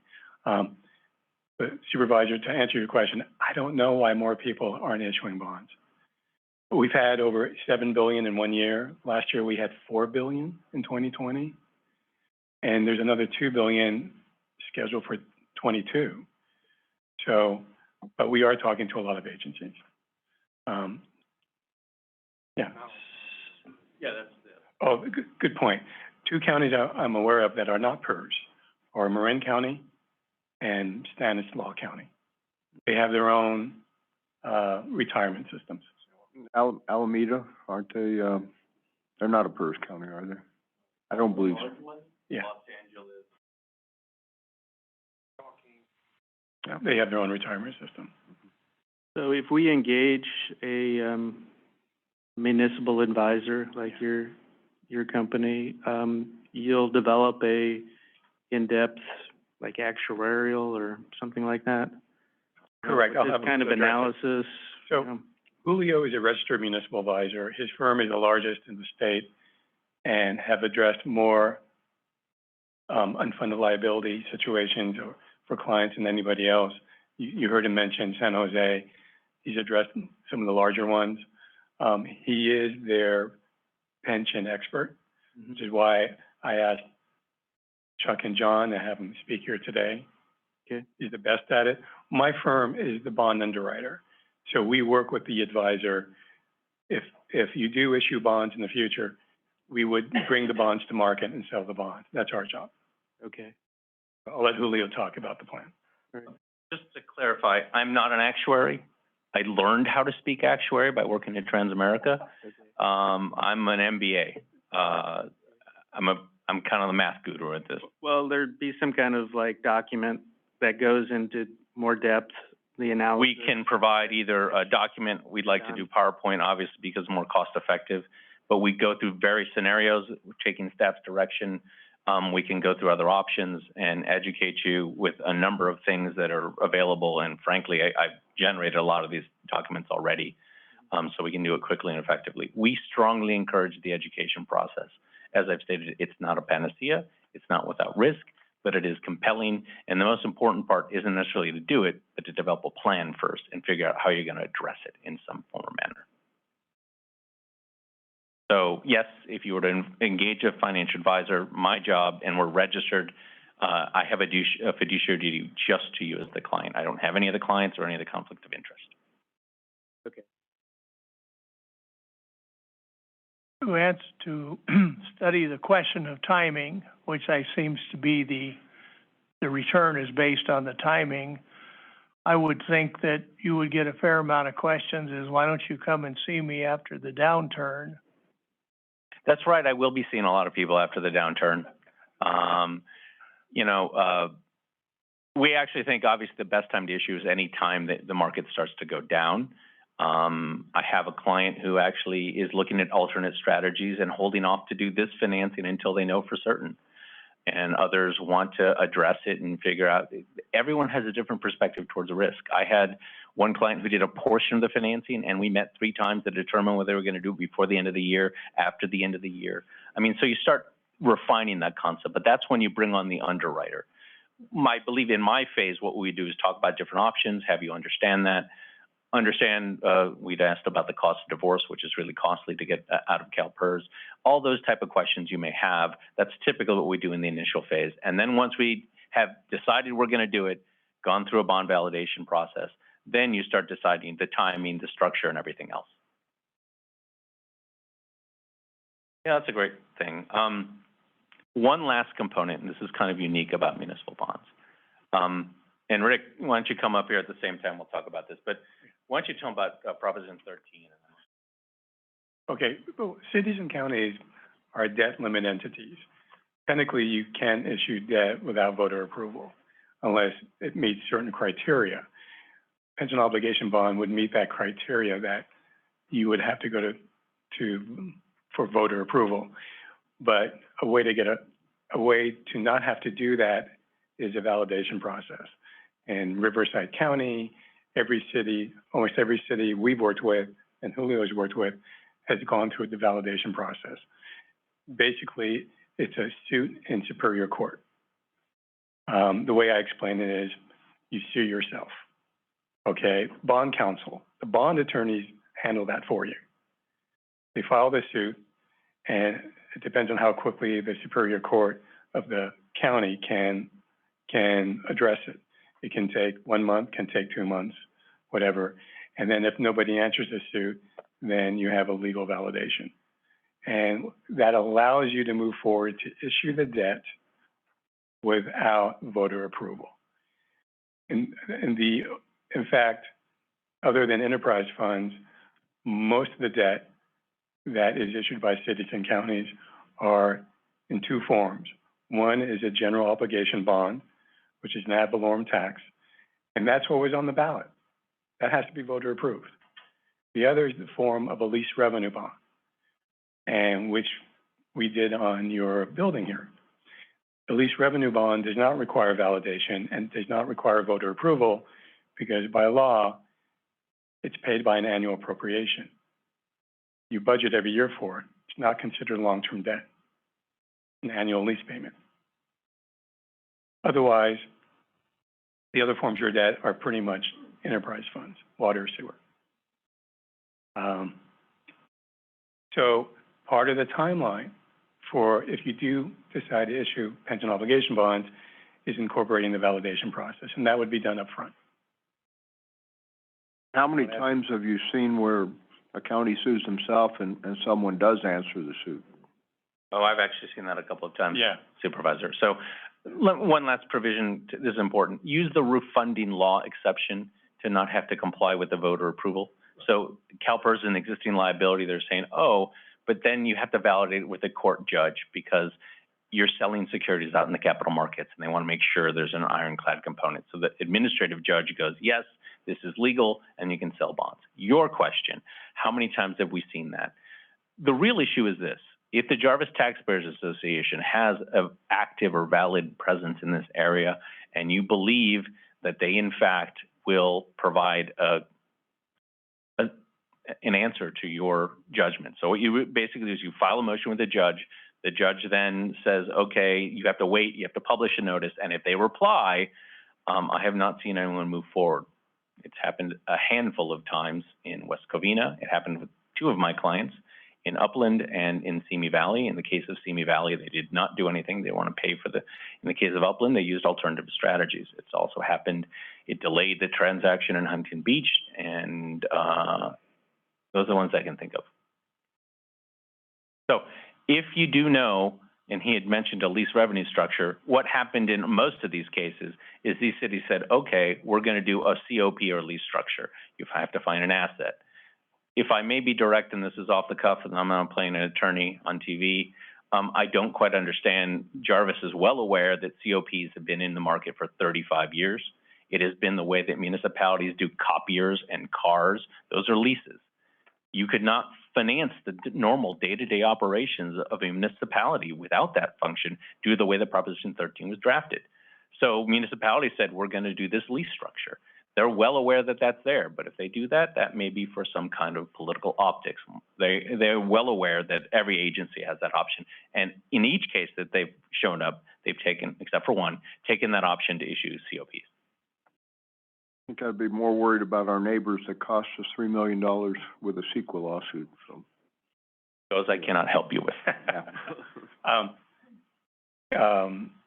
City of Ukiah used a lease structure as well. They issued lease revenue bonds, and they were called taxable lease revenue bonds, and used the money to pay down their UAL.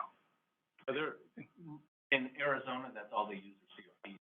Right, and lease I revenue believe bonds. more and more are going to do it for the interest of time because validation process. Have to go through a validation process. It may take, this is not a congested county like an Alameda or, like a San Francisco. In those counties, it's taking 6 months or longer. Typically, it takes 90 to 120 days. But time is money, so people say, I have an asset, and they pledge it. So we're starting to see it more and more.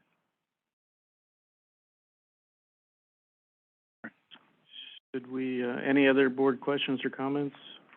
I guess, We open it up for public. I have a couple questions. Okay. You're citing like 30-year treasury yields, and then it looks like 25-year bond, 20-year bond. What are you looking at? Are you saying how we price the bonds? Well, some of the deals you look like your miscellaneous layer cake. You're going out 27 years on that. You have about 3 different questions, so let me address those quickly. Yeah, it seems like you're not always using one yearly timeline. Your information. there are different interest rates, and it comes with a series of things. So people think it's one bond like a loan. It's actually called a series of loans. And this is what you have to take a look at. So we're going to go over this real quickly. First of all, your liability is comprised of multiple layers. They all have different terms. So CalPERS gives you one. You may have a 5-year base, a 20-year base, a 17-year base, and collectively comes up with that. That's different from what we borrow on the pension obligation bonds. But collectively, this is all your series of payments, and this was the underlying basis. That if you look at it, it's like, oh, there's 20 loans that underlie that structure. 27 in this case. 27. Yeah. 27 years. Yes, in this case. So you see 27 years for all of your UAL payments, your existing liability with CalPERS. See that out there? Actually, interesting enough. I'm sorry, it's 25 years, 2047. So it's out 25 years. Then he had provided an interest rate of the 30-year treasury rate. And what is unique about pension obligation bonds, unlike municipal bonds, is they're priced just like corporate bonds. They're priced off a spread to treasury. So when we price them on the day of pricing, Rick and I will come over the scale, and it's not just one treasury rate like you would see a mortgage. It's actually a series. So the 1 and 2 year are priced off the 2-year treasury rate. The 3 year is priced off the 3-year treasury rate. The 4 and 5 year off of the 5 year, 6 and 7 off the 7, and then years 8 through 17 or 15 are priced off the 10 year, and anything beyond that off the 30 year. And it's priced 50 basis points over for one, or 75 basis points. So it's a little bit more complex math. He was giving you an illustration of where general interest rates are overall. Just real quickly, the reason why their pension obligation bonds are taxable is the IRS does not allow the tax exemption on them. They're not for a capital improvement, like infrastructure. They're considered more or less working capital. You're paying down an expense. Okay, so they have to be taxable like a corporate bond. Okay. Your traditional bonds are tax exempt, that being tax exempt to the investor. So instead of a 6%, for example, you pay 4%, and that's to the investor, and you pay a lower rate. But the investor that buys the bond is the one that pays the taxes, correct? That is correct, but they require a higher yield because they have to pay taxes on a pension obligation bond, where your traditional. You have the tax for Right. municipal. But in this market, bonds. the taxable rates are at 3 to 3.5%, which is why the pension obligation bond became such a valuable tool in the last 2 years. And the spread is actually even more compressed. There isn't as much of a differential. Normally it's larger. Because of interest rate compression, you're getting very attractive taxable borrowing rates. So that was going to explains the different interest rates. The 30-year rate is a benchmark that it's priced off of. Ultimately, the recommendation, the illustration is not a recommendation, but rather just an illustration of where your rates are. Where are we? Right here. So here, as you have the bonds, we went out to 2042. So it's a 20-year proposal, or it's really just an illustration of a borrowing. It could be any term that you want. If you want lower payments, you extend out the payments. If you see, oh, where's this pointer? We call this a hybrid structure because the payments follow the stream at the others. Some do like a 25-year level payment. And of course, if you do 25 years out level, your payments would go down. These are the type of things that we would go and talk to your staff and make presentations, and you would talk about what you feel is more compelling, paying off your liability and having sooner and having higher payments, or having a bit more affordability and budgetary impact in the initial years. So unfortunately, Supervisor, there are a lot of different interest rates, a lot of acronyms, and a lot of terms. We'll try to simplify those, but this is an initial presentation, and there's a lot of information. We're used to acronyms, so. That 10-year call, does that have an element of risk? Because that's all the timing too. If those bonds are called, you have to replace them. 10-year call is really the standard in the municipal bond market, whether it's a tax-exempt bond for a facility like the admin building here, or for a pension obligation bond. The market typically expects a 10-year par call, which means the bondholder would like to hold the bonds for 10 years. Then in 10 years, you have an opportunity to prepay it, pay it off, usually with a refinancing. But so yeah, in 10 years, we don't know where interest rates will be. So you may or may not be able to refinance it. It may not be, it may not provide any savings in 10 years, but because the interest rates are so low today. It's your option. It's only a one-way option, only to you. And we call it a high to low refunding. In other words, if you borrowed at 3, a portion of it may be at 2% and then you refinance it, or it may happen after 12 years. But before you did not have the option. Now it's your option that we can refinance or restructure it after 10 years. With inflation entering the picture now, is that causing an increase in the POVs? Yes, the FMOC has projected it will increase rates. Rates have gone up, but have they gone up considerably? They've gone from, we were doing POBs at 275 and now they're like right around 3. 3, exactly. So not as much as what this would be like for your mortgage going from 275 to 3. They've gone up, they will go up, they're projected to go up in the future. And it is going to have some impact, but not as significant as people believe at this time. You're talking an interest rate of 2.75 to 3%? That's exactly what the bonds had been sold at collectively. And I may add one other thing. It is bonds, and the last bond may be 325, but the first couple bonds might be at 125. That's the blended all-in rate for the borrowing. Yeah, 275 is a blended rate. We have a habit of quoting 3 to 3.5% throughout the whole presentation because we want to be conservative. The current market is there, but where we see it going and to make sure there's an adequate cushion for people and their expectations. All right. Any other board questions at this point?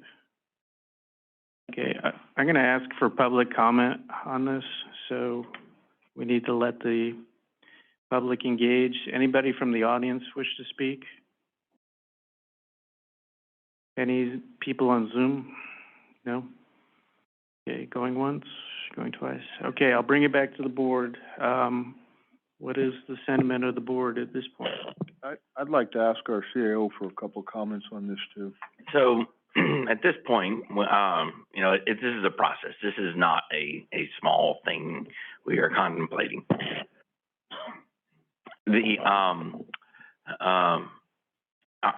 If the board wanted to go forward with it right now, we would direct staff to go select a municipal advisor, and we go through the selection process of that. If you're not comfortable, let's keep talking about it with the admin committee, and we can bring it back and talk about it with the full board as you continue to learn about it yourselves and understand what we're doing. It's a long process and it's a lot of money, and I understand there is concern about the risk. I think Julio did a great job of explaining that risk. I know I've tried to explain it before, and it's difficult to really internalize and understand. But questions for me, thoughts? I don't know where you want to go. So an initial step would be to,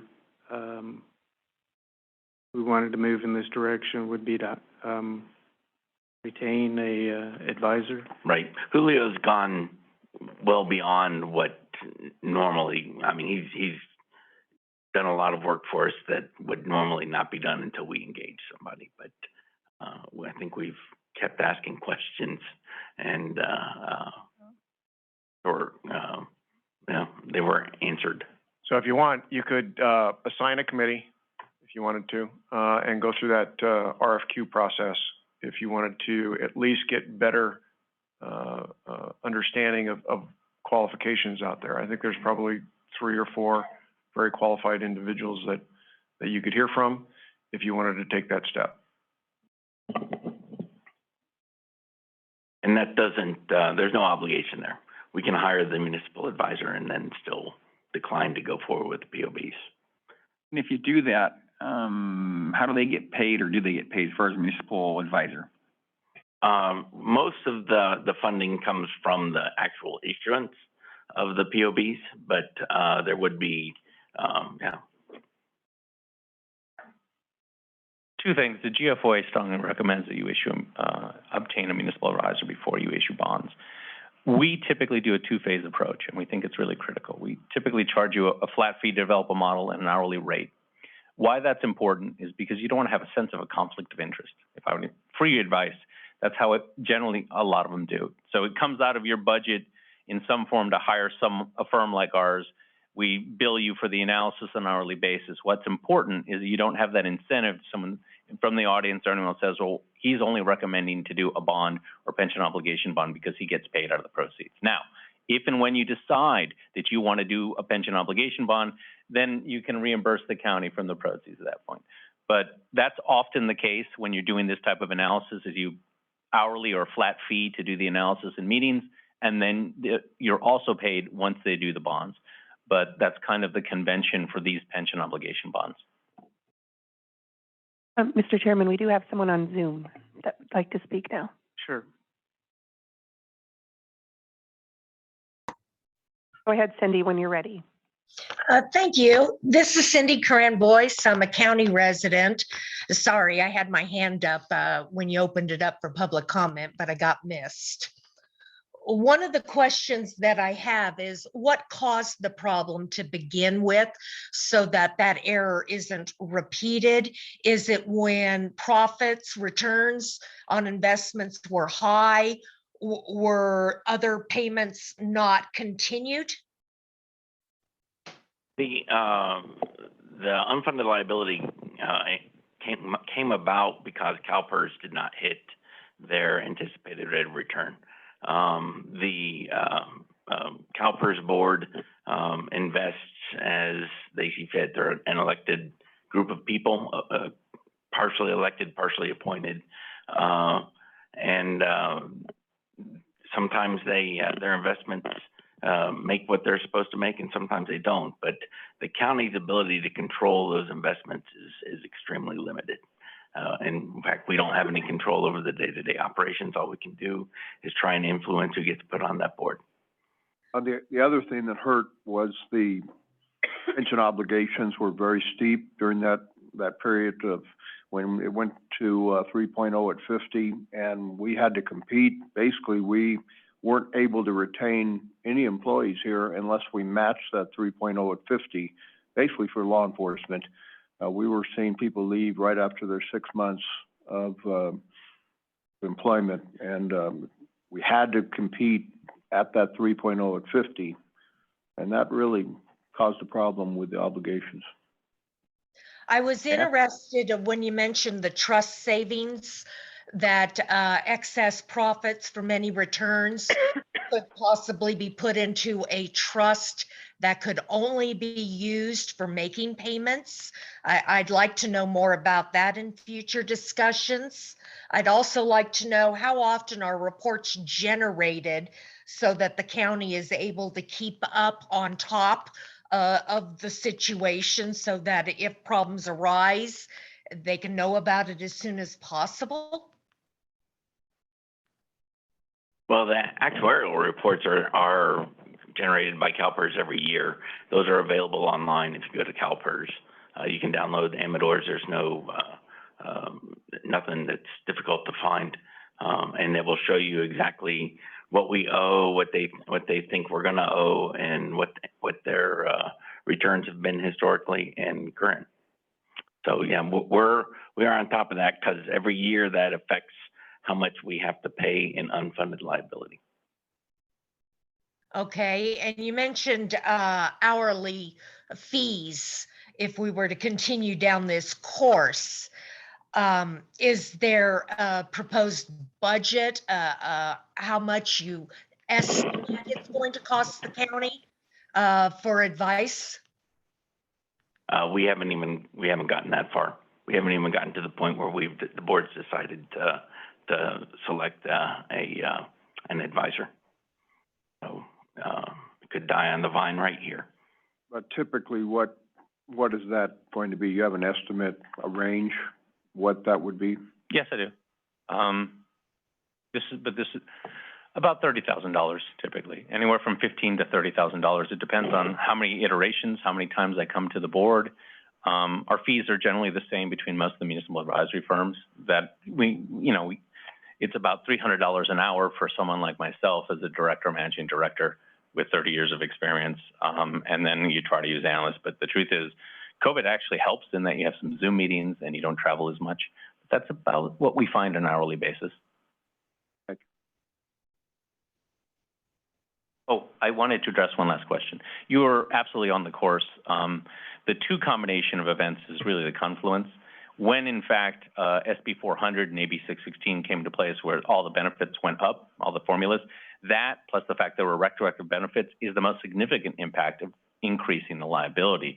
And then combined, then subsequently when the CalPERS actually hit that nadir in 2008, that made it very difficult to recuperate. So those combination of events, both the increased benefits and the decline in the market, is what has led almost everyone to this significant liability.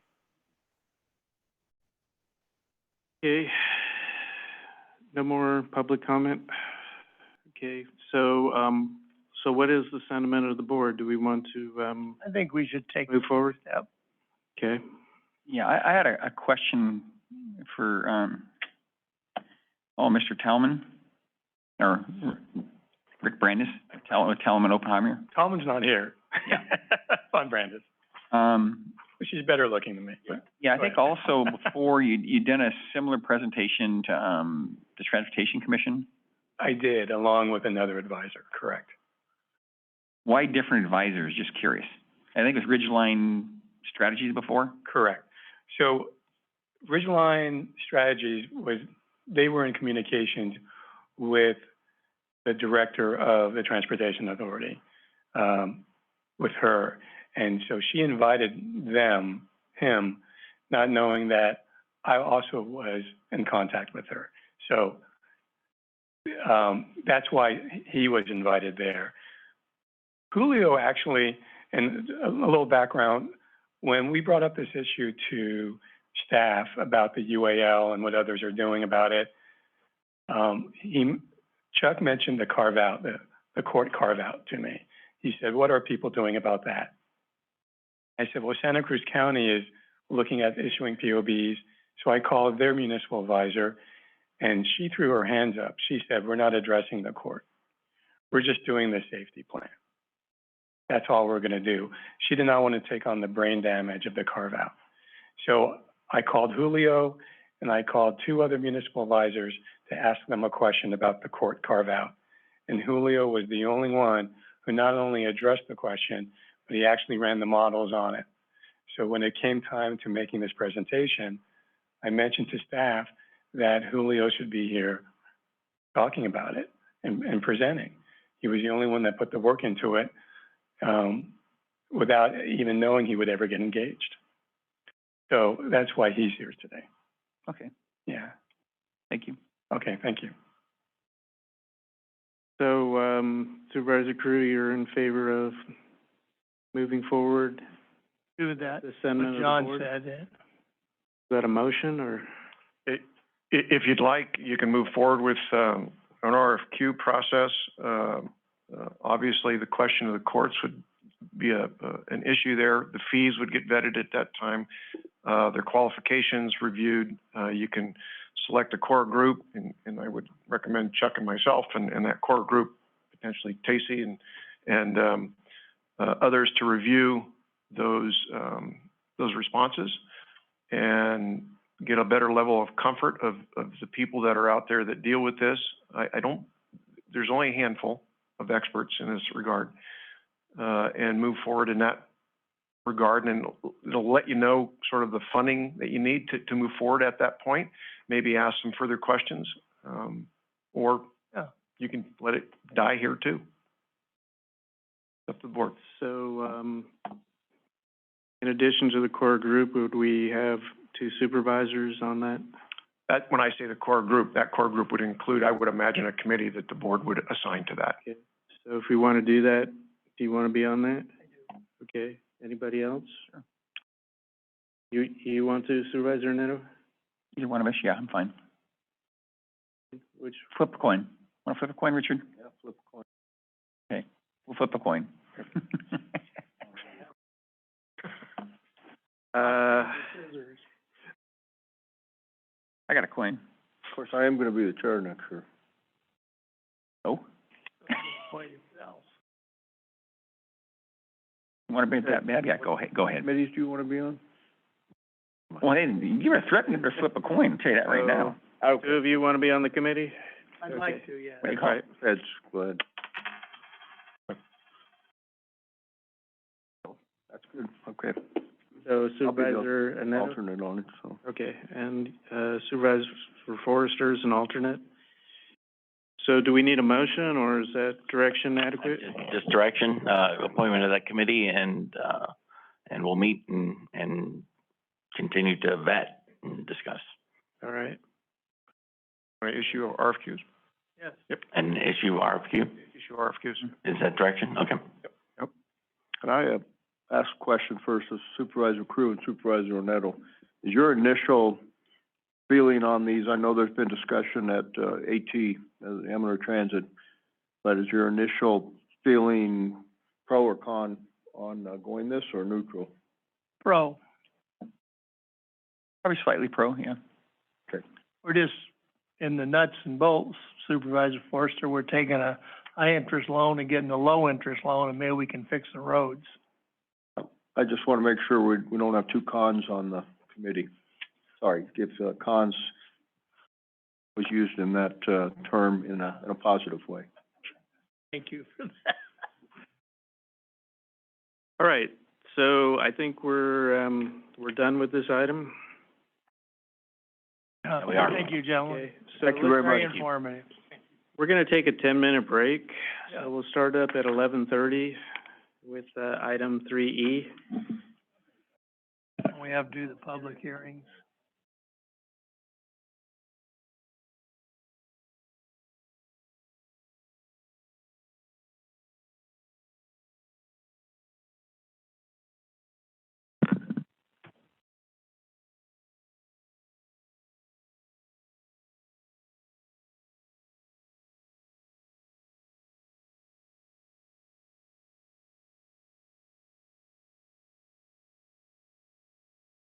I have to apologize. We need to move to the time certain hearing, which is item what? I don't have. 5A. Item 5A, regular agenda time certain. Supposed to occur at 11 a.m. This is a code enforcement discussion and possible action relative to considering the administrative hearing board recommendation regarding the unpermitted use of the sea land containers located at 4543 and 4545 State Highway 88 in Ione. And Michelle Gallagher, our code enforcement officer, is going to talk on this subject. Good morning, Michelle Gallagher, Code Enforcement. Morning. So just a little bit of a background. So on May 25th, 2021, administrative abatement hearing before the board was held regarding the unpermitted use of the sea land containers on the two above parcel zones C2X, which requires a special use permit. The findings and recommendations regarding administrative abatement action was placed on hold for 1 year per the agreement that Mr. Peterson would come before the Board of Supervisors with a progress report at 6 months, which was supposed to be on November 23rd of 2021, and provide documentation showing that he was making progress moving his containers to his other property on Blue Sky Road. Attached to the packet also are the updated pictures of the property showing the containers are still there, along with the timber material from his landscape business, which also requires a use permit under the C2X requirement, and this has been addressed in the last hearing. The two options we have before us today are that if the board finds Mr. Peterson has made significant progress, then staff recommends setting this matter for another hearing within 6 months so that Mr. Peterson can then show he has fully abated the violation within a year as agreed. And or alternatively, if the board finds Mr. Peterson has not shown significant progress, then the staff recommends the board adopt the hearing board's April 30th, 2021 findings and recommendations. Okay, so we have the photos here. Yes. Do you want to say anything about these? Just that the containers are still there, none of them have moved, and it's just showing there's obviously more stuff there than last time. So. Questions from the board on this? Does Mr. Peterson want to say anything at this point? He's here.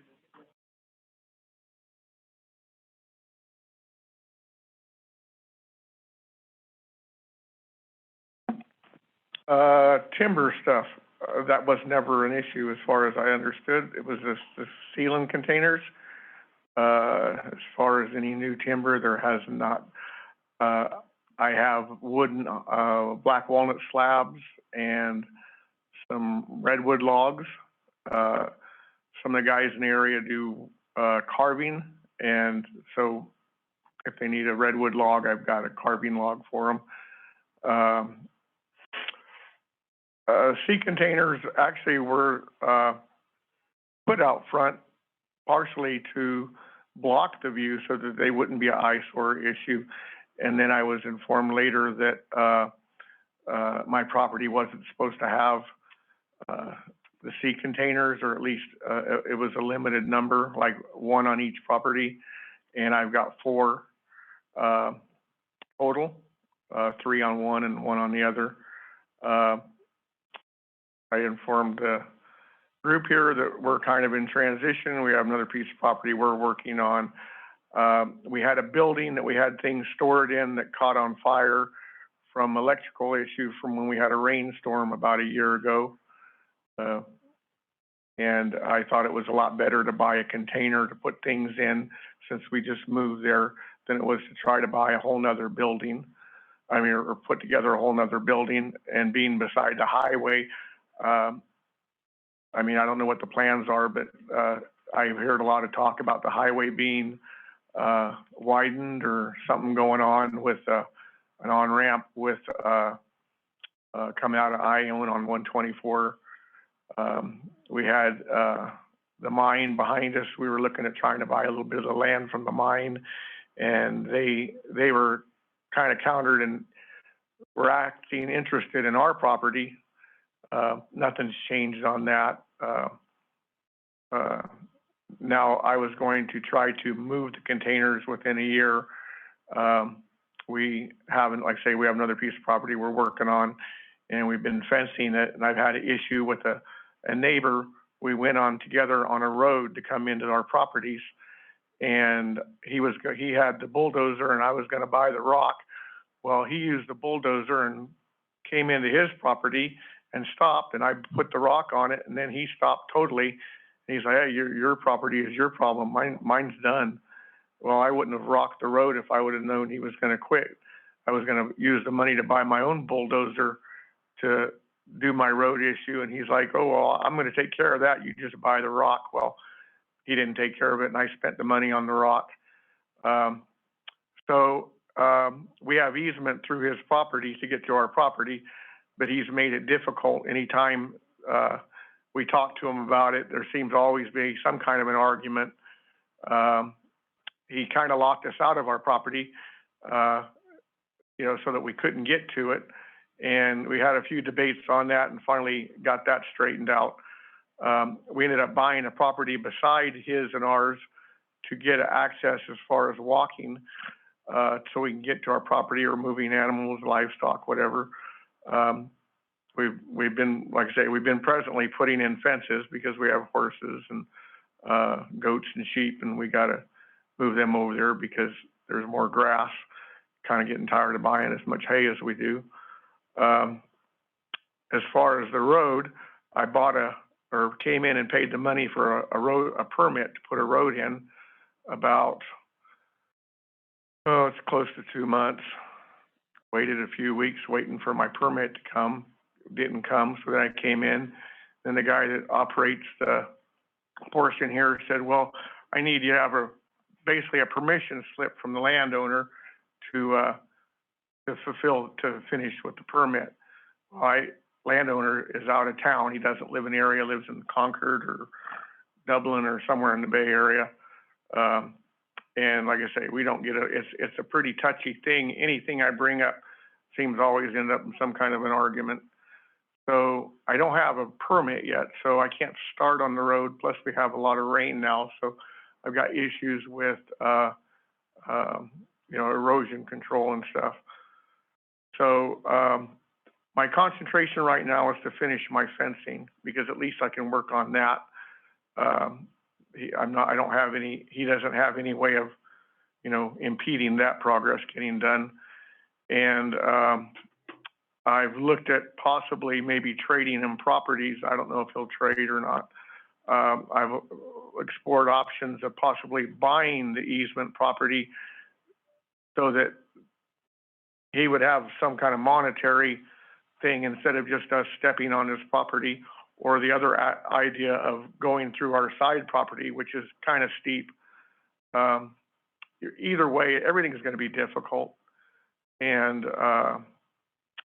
then as far as the containers go, there's still a disagreement on whether C2, which is allowed to have the containers, and X is allowed to have the containers, but they're saying C2X is not allowed to have the containers. This is probably the only property in the whole Amador County that has this issue, or has ever had this issue. And so anyways, I'm here giving what's going on with my life. And I noticed on the back of Michelle's shirt, health, safety, and welfare. Don't see a single thing wrong with the container where it affects somebody's health, safety, or welfare. And so anyways, here I am. Board questions? Well, I guess I have one. From what you said, it sounds like you're probably not going to be able to access your properties, Blue Sky Drive or wherever you're talking about up in that area? Well, I have an easement, and I have a legal easement, but where the road, in my mind, should be, and where the road is, or where the easement is, there's a nice area that goes in fairly flat, and it parallels exactly where whoever put in the measurements or connections. It puts the road up on the side of a hill, about 45, 50 feet away. And so it turns a 3 to 4% grade into an 18 to 25% grade. And it's about a 60-foot hill, maybe a 70-foot hill high. And so it takes a considerable amount of dirt work to move it, or to make it drivable. I can probably make it drivable, for our four-wheel drive vehicles, but they won't be drivable for an ocean So to container. cut the chase, you have road access issues to the parcel of land that you're looking to possibly take containers to. Yeah, presently, I have no drivable access road into any of my property. And so we're working on that. I mean, and I thought I'd be able to start on it, but then the fellow that issues the permits for it was saying I have to have a permission slip from the present landowner that we have easement through, because he doesn't want any problems. Well, I've already got the problems. I don't know what, how we're gonna resolve this, but basically I have 140 acres I can't even hardly get to other than with a horse.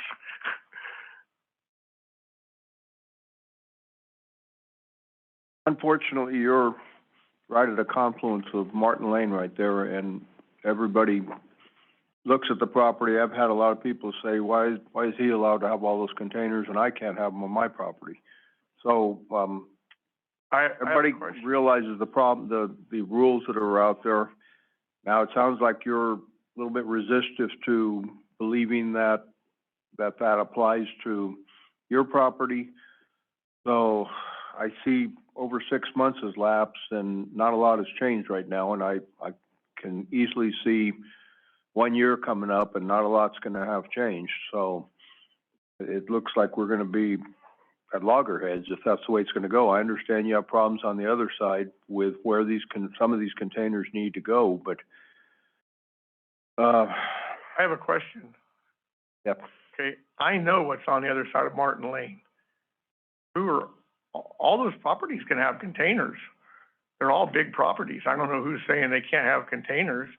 I mean, unless it's just a residential lot, it's beside a lot of other residential lots, which may be over at Comanche, but all those other properties around me, I mean, they're all big spreads. I think they're still limited to how many they can have on the property. I don't know, Michelle, you You wanna come up and address that? And the specific issues with his property? Yeah, so they are limited to certain how many, and also it requires a use permit. All he has to do is obtain the use permit. Obviously, it's not always a guaranteed thing, but that is the process he needs to do in order for the containers to be on his property.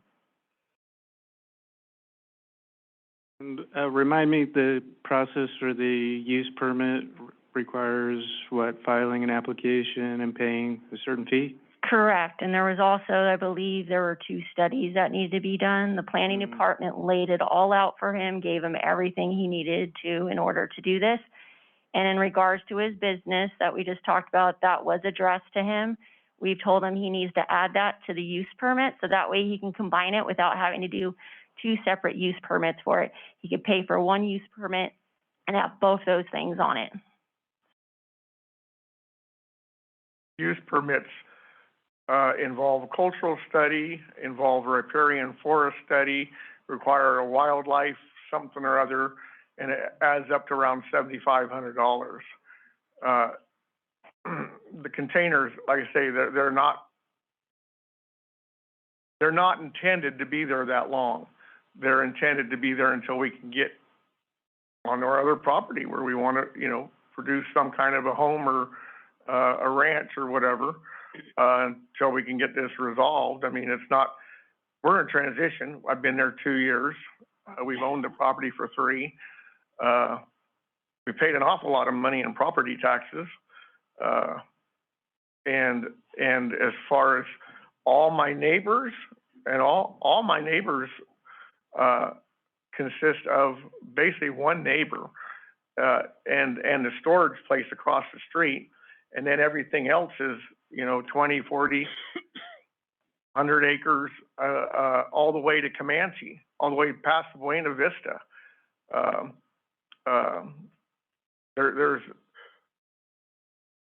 the only commercial spot other than the container place the storage place across the street. Behind me is a mine. I only have one residential home that can even see my property, and we get along great. They're kind of like, they live in Roseville and they're not home as often, so they like that we keep a good eye on their place. And, we go over and visit, they come over and visit. They're not bothered by anything. Unfortunately, though, there's cost involved with getting a use permit, but that would solve all of your issues if you went in that direction. Not really, because this property has been a commercial property that's been used for various things for, decades. It was a mobile home repair business. It was a fish hatchery. It was a restaurant. But if you're going to have, before we bought it, it was a pot farm. if you're going to have more than a certain amount of containers, though, you have to have a use permit. I don't believe that the C2 and the X thing applies to me, because C2 can have it and X can have it. And I don't see how C2X, because it has 2 zones, 2 positives that it say it can have it. It's not, there's no real, there's no real definition of my property and what it can or cannot do. It's what the code enforcement and the planning department have come up with. Then I'd ask our county council to comment to this. So we looked at this last time. This is not a new issue. And the board made a determination. You gave him time to move the containers. Mr. Spitzer did a memo. He's out of the office today, but, and his conclusion differs with Mr. Peterson's. That's staff and council have a different opinion on the interpretation of this code. We think the X on the C2 means everything there you need to use permit for. X is they're not separate. They're combined. They're X. You have to look at them as combined. Behind me is agriculture X, and they can do it. They can do ag. Well, I'm commercial X. Code, anyway. I mean, I'm not, I'm It not is what it debating is. whether I'm gonna have the stuff off in a year or whatever. I'm just saying. That's up to the board. They've given you time to remove I'm them. not here to say that I'm not gonna do it. I'm saying what the walls I run into, that, why it hasn't been done. I mean, the other things that you've had problems with, but saying that you should be allowed to have the containers there is kind of a past issue. Yeah, it's a past issue. I'll agree with that. I mean, we're not fighting that part for right now. I still have my beliefs, you know, you have yours. I still haven't gotten a permit to put a road in from the county, which I already paid the funds in 2 months. I don't know why a permission slip, whatever. We don't want to come down on you with a heavy hand of government. That's why we gave you a year, and I hope you'll respect that, and we don't end up in a big fight at the end. But rather than talk about the issues that we've already addressed in the past, I think our position's been made clear, and I hope in less than 6 months now that you're able to remove some of those containers so we can just end this case. I'm hoping so too, but I'm not getting much help with the county because they should have given me a permit. And I got another question. I don't know if you have the knowledge for this or whatever. I have we have 40-acre parcels in this area. My neighbor that has the easement that we have to go through and all, if I were to buy that, can I buy that property from him even? I mean, if I knocked his property from 40 acres to 33 acres or 32 acres, is that doable, or is that allowed in this county? Or does that have to remain 40 acres because 40 acres is the... I think the best thing for you to do is visit with our planning department and let them give you their opinion on that. And if they say no, can you override it? Essentially. That's a legal question. It's gonna depend on why their answer is no. Because these are things that I can bring up to my neighbor, but if I can't produce it or do it or whatever. But again, you may need a discretionary permit, just so you're in the same boat as getting a use permit, which would be an application, a fee, and studies. So honestly, I don't know off the top of my head what might apply in that situation. You're gonna have to go to planning and they can tell you. And then everything sort of follows from that. I don't know at this time. But we can also direct our CEO to follow up on the permit and see where it's at and try and push that along too.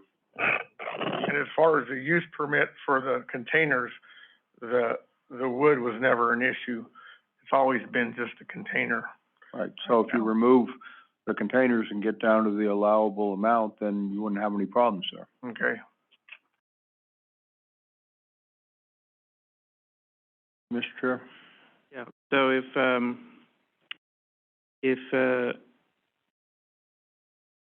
if you were able to get this permit for the road, how long would it take for you to get a usable road in so that you can move your containers over there? I don't know. I couldn't honestly tell you. Well, it sounded like before you were asking for a road to be built outside of your easement, right? On another piece of property that we got. That you own? That I own. Okay. Yeah. We have purchased that. Okay. That's a big hurdle.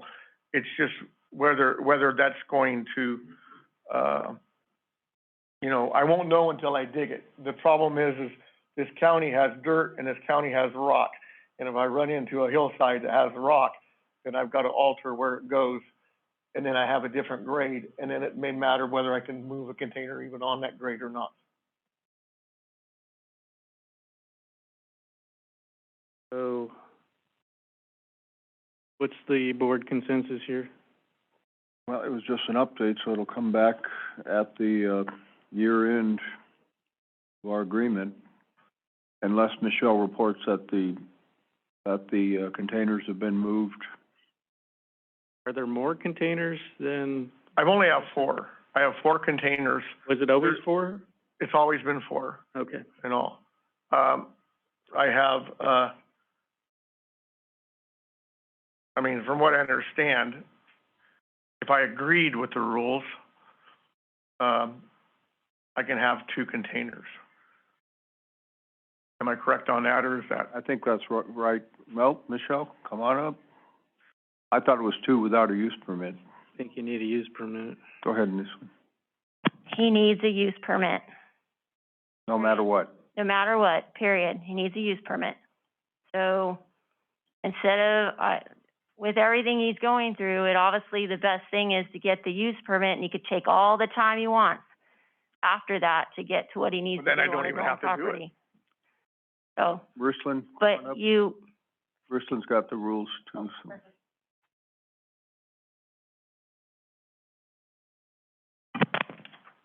So section 1948.160 cargo container regulations states that cargo containers are allowed in the et cetera zones primarily, so C2, they are allowed, and they are allowed in X, but in X when they are in a residential general plan designation. The property is not in a residential general plan designation. Additionally, the combination of the C2 plus the X renders, all uses require a use permit. So technically, yes, even one use permit would need, even one container would need a use permit. You said all uses? Not allowed by right. Why, Okay. why would I have a question. Why would a containers be an issue? Why would it be allowable in a residential general plan? To me, I'm in a mining and a commercial and all that other stuff. It seems to me that that's where you'd want to let the containers be at, not in a residential area. It gets further defined when you look at, the zoning and the acreage. So parcels 6 acres or less, they're only allowed 1 container. There's additional specifics, but I just kind of read the overview. I think Mr. Peterson could go down to planning and meet with you and look at that in more depth. Okay. All right. Any other follow-up questions here, comments? Okay, well, Mr. Peterson, in 6 months, we will. Less than 6 months. In less than 6 months, we'll, check in, Okay. right? I would appreciate, and I get busy with things. I would appreciate a notice if it could be mailed to me to remind me, because I forgot the one in November. Well, why don't you check with Michelle? She said she mailed to 2 separate addresses. Afterwards, it was mailed afterwards, Okay. not before. So those addresses are good though? Those are good addresses. Okay. Thank you. Okay. Thank you. Okay. All right, so, is there a way that we can actually set the date so that way we can go ahead and have that? So he knows that is his deadline to be in compliance. sure. Second meeting in April. So that would be the 26th.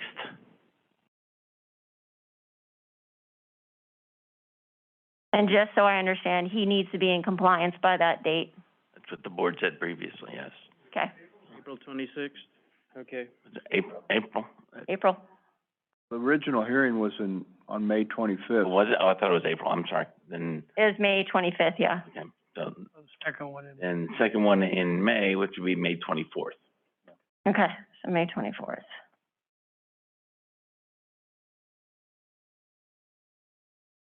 Perfect, thank you.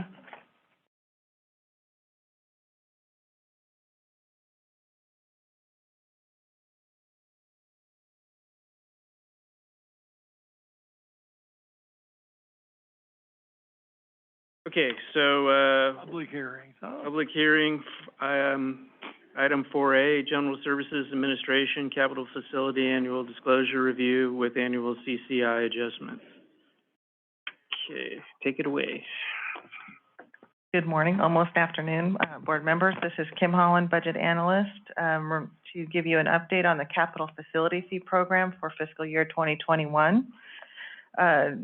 During the fiscal year, total fees and interest collected were $203,161. An item of note is the CCI, which drives the annual increase, was 8% this year, and, which is the highest, since the capital facility program became, active in the county. So, do you have any questions? Board? The, public hearing is open. Yeah, let's go ahead and open the public hearing. I apologize. I'll just say 8% sounds, I had a discussion with our CIO on this too, but 8% sounds very high. I think we've used 3 historically, is that right, John? We've talked, or Kim, you told me that yesterday. Yes, the historical, or the annual average is 3.4%. So on the very last page of the report, board members, John Hopkins, General Services Director, you can see the difference in the fee at that 8% mark. And this, the money that's collected from this would just go towards not the expansion that's going on now, but, future expansion of a new pod or more space, correct? No, and it goes toward this expansion as well. So, Mr. Eiley, that would go towards this. Towards the current? Yes. Well, we've got enough to cover the current. Not yet, not currently. Not currently, we do. We will using the current CFF plus the contribution from the CCP. Yeah, that's what I'm saying. Yeah, that's still not enough. You guys, I think that last presentation I gave you, you guys were still about 5 million out. So you got 3 from sheriff. 3.5 from the sheriff and 1.5 from the current CFF. Is that correct? That's assuming, the Wicklow Way. Well, there wouldn't be a general fund contribution to be able to do that, so.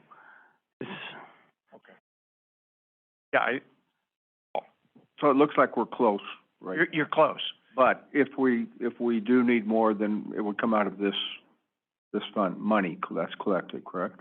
Well, and the fund supports the debt service on this building. It supports the jail, the future growth for the jail. It also, I made a note in here about that Nexus study. The board authorized me to do that some time ago. We've held off because of the current escalation costs in the jail. My meeting yesterday with Vanner, it led to a comment that every month that we go by, it's about $120K in escalation for the jail project. So I'm pushing hard with the state right now to get that ground lease meeting going, to get this out to bid. So until we really know where those costs are, I haven't done that Nexus study, which will also incorporate a future pod, but also those escalated costs. So we don't know where those are just yet. And part of it is when you see things like what's in this report, you see an 8% CCI, that's just part of the market. I also want to probably point out to the board, when we first did this back in 04, 05, that fee was $7,000, $8,000, and the board dramatically reduced that. So what you don't cover in what's projected in the fee, that means the general fund or the taxpayers pay for it, not the people that impact that future growth. Right, so the fee is still low compared to where you started in 04, 05, just to give you an example. And as far as starting this project, right now you're still engaged with the state fire marshal, or is that discussion done? Engaged with state fire marshal, state DGS, BSCC, Department of Finance, all of those entities.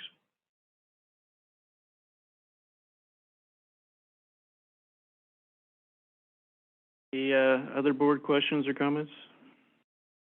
I guess probably the other notable thing is what Kim mentioned earlier, and it's in the report, but your debt service now in Wicklow is about $2 million. That has to get repaid back. Should be repaid back before you make any improvements on that property.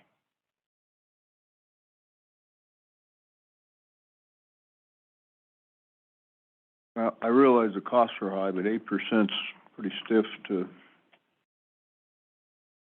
as an increase. I don't know, maybe other board members feel differently. I think it's probably pretty realistic from what I was talking to people trying to do something. Not on the scale of the jail, but.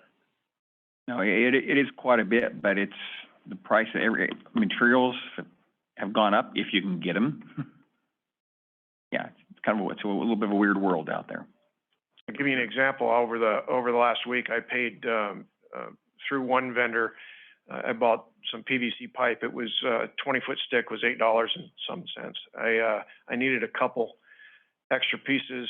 I've been buying it sometimes from Lowe's they were at about $11, $12 a stick, but up in Pine Grove Ace Hardware, it was $17 a stick. So, prices can vary depending on where you shop as well. I bought a 25-foot strand of Christmas lights at Ace Hardware and I own it was $7. That about knocked me over. Yes, it's expensive. Is there any public comment on this? Any Zoomers? Okay, I'll bring it back to the board.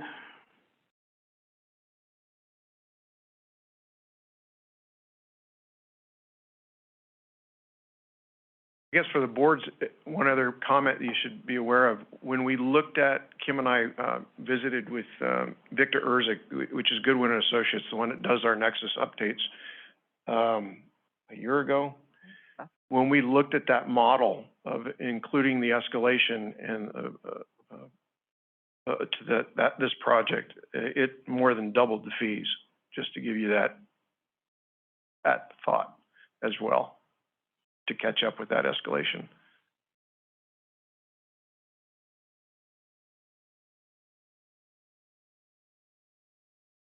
Anyhow, so what does the board want to do with respect to the recommendation? Do we want to approve the resolution and increase the CFF by 8%?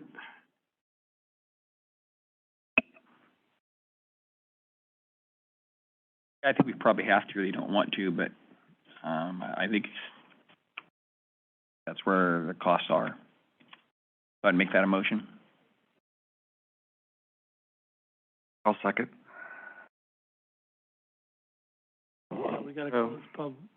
Let's close the public hearing first.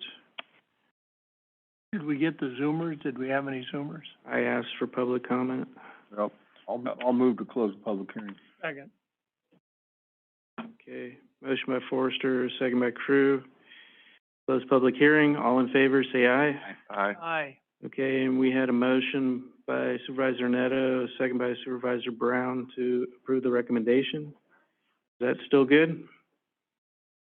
Okay, so all in favor, please say aye. Aye. Aye. Aye. Any opposed? No. No. Okay. All right. Motion carries 3-2. Moving on, item 4B, Surveying Department, request to hold public hearing and adopt a resolution approving the abandonment of a public utility easement in relation to the boundary line adjustment as requested by Tobias D. Kuhn and Laura Lee, J. Alano, and Jamie Morrison. Property is located on Taboo Road, assessors parcel 036-360-010 and 036-370-001. And Roger. Good morning, Morning. ladies and gentlemen, Oh, afternoon. and happy holidays to you. Likewise. Merry Christmas. Merry Christmas. This abandonment is somewhat routine in these matters. The lot line had to be adjusted for a trespass of a part of a home or outbuildings, and the easement used to follow the old lot line, and it doesn't anymore, so we just want to extinguish it. It's the utility easement, one of those typicals. So that's my request, that you approve the abandonment.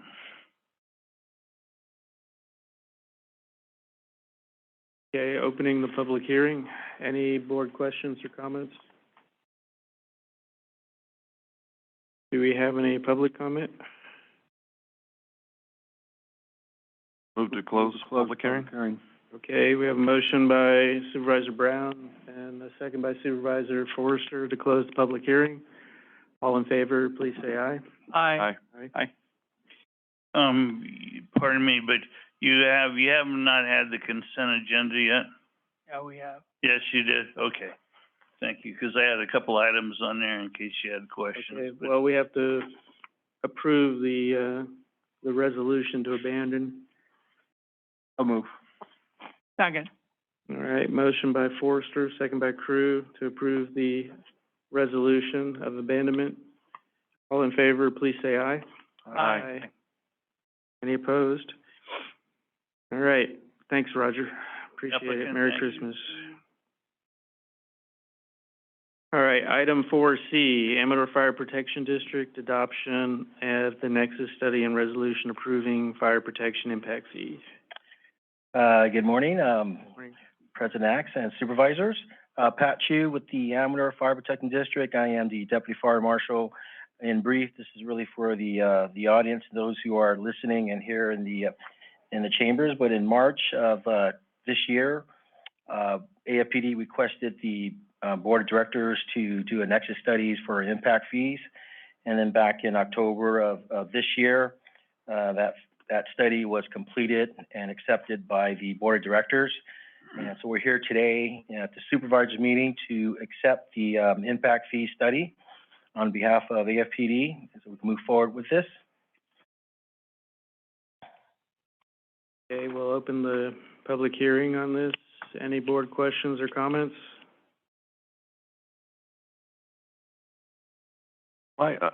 Supervisor Brown, my curiosity question is that, I know that the impact fees have not changed for very much, for 20 years or so. What is your estimate of use for these impact fees? That's a great question. Just to answer your first question, Supervisor Brown, is since this department was formed 31 years ago, we never had an increase. So this is our first increase in the history of AFPD. As most people know, if the inner workings of AFPD, there's a lot of needs, and we, quite frankly, survive on a lot of grants. And so hopefully this will ease the burden on some of the equipment that we have to purchase. And in addition to that, have a little more reserve on things that we need without having to wait for a grant to be proposed and approved and accepted and awarded in order to move forward with some of the equipment that we have. This, generally speaking, impact fees can go towards everything except for wages and property. So equipment is a need that we're always looking for in terms of, as you know, equipment expires, and a lot of times we have to wait until grants are awarded in order to replace some of these items. So hopefully this will ease some of that burden and get some of these equipment sooner rather than later. I beg to differ a little bit on that. Just the fact is that impact fees are only used for new processes against your facility. If you already have an engine already available, you can't use impact fees to replace that engine. Well, that's probably true in the sense that we don't have the kind of subdivisions that a lot of other counties has. So our impact fees will not be as substantially increased compared to other communities. And as you know, engines are quite expensive. So this probably won't go towards engines, but equipment for the engines, stalls and so forth. But again, those are normally replacement, not new. That's, I've had this conversation with the chief before, but, all the boards that I've been on, it's a hard decision to make, what is a new impact on whatever board? That's an excellent question. We don't have a whole community which is brand new. We have homes being built in existing communities. Agreed. A lot of communities, if they have a completely new community, they generally have a new fire station. That's an easy sell. That's not an easy sell here because of that. As you know, homes are being built sporadically throughout the county. So where do you draw the line of okay, is this considered new for these 5 homes that are being built? That's a hard sell. Agreed. And so that's where I'm trying to see where we're going here, what the future on this, I'll use the station up near my home as an example. You take the tanker out and put a rescue truck in during the snow season so that the rescue truck is lighter and more nimbler to get around in the snow areas. Sure. But you're not increasing an impact, you're just changing an impact. So that's, part of the problem here is that, if we put all 3 sitting there, we had to change the station, that would be a new impact. And so that's kind of what I'm. I think, one of the probably main purposes would be new stations, potentially. Correct. So, and that's described in the. But it's just that during the fee schedule, they were, they put down all the engines and all the equipment. And proposed stations too as well. Yeah. Yeah, that's really that's a long-term goal. I mean, if we were to collect money for another 31 years at the rate we're going with the homes being built here, yeah, then certainly we'll have some money aside for a new station. But that's a long-term goal and a long-term investment. Right. Not sure if I answered your question, Supervisor Brown, but that's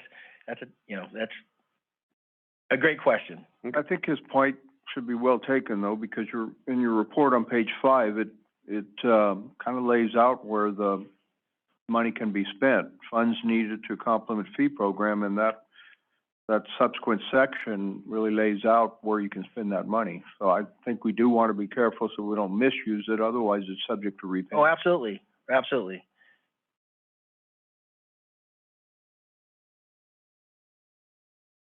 Any other board questions or comments? Is there any public comment? Mr. Chairman, we do have someone on Zoom. Okay. Go ahead, Cindy, whenever you're ready. Good afternoon, this is Cindy Grandvoice. I had a couple of questions for clarification. These impact fees, are they on new builds only? It's not a new county-wide tax, is it? Yeah, absolutely. It's only for new homes. And correction, new homes and new construction of businesses. For instance, let's say hypothetically a new Starbucks, a new McDonald's, a new hotel, everything from the ground up, this would impact that. My second question would be, I imagine that other county agencies, such as the City of Jackson, the City of Ione, they have similar fees?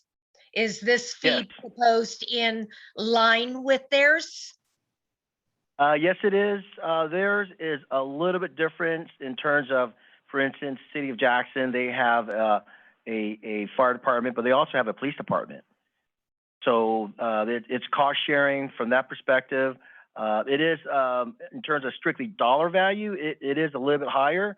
$1,400 is, quite frankly, not even the middle of the road if you look just at in terms of just strictly dollars. But on the basis of the square miles that are covered by Amador County Fire Department versus these other agencies, it seems like a very moderate increase based on the reports that I've read, based on the questions that you've answered for me today. I recommend the board approve this. Right, just for a point of clarification, the City of Jackson's fees are higher than the proposed AFPD ones, or vice versa? Yeah, theirs is close to $3,000. Okay, for like a single family home or something? Yes. Okay. But it includes police too. They cost share some of that with the. Yes, they do that cost sharing. Ione, I believe it's in line, which ours is. Sutter Creek is slightly higher. I think they have a police force too as well. Any other comments from the board? Any, members of the audience want to comment? Okay, well, should we, close the public hearing? I'll move. Motion by Supervisor Neto, second by Supervisor Crew to close the public hearing. All in favor, please say aye. Aye. Aye. Aye. Any nays? Okay. And then, again, we adopt the new I impact. move to adopt the Nexus study and the resolution. Motion by Supervisor Forrester, second by Supervisor Crew to adopt the Nexus study and impact fees for AFPD. All in favor, please say aye. Aye. Any nays? All right. Moving on to item 4D, discussion possible action relative to a public hearing to establish supervisory district boundaries for Amador County based on the 2020 federal census and amendment of county code. So I think we have two maps, down to two maps that were published. Is that correct? Yeah. Based on the comments I received after the last meeting, it's pretty clear that the BA map is the preferred map. Okay. That group of your constituents you wanted to contact, Supervisor? Yeah, they were pretty adamant that they identify with Ione in that area, and they're, with good reason, they're, old, time family members in the community, Wintersport, Dusky.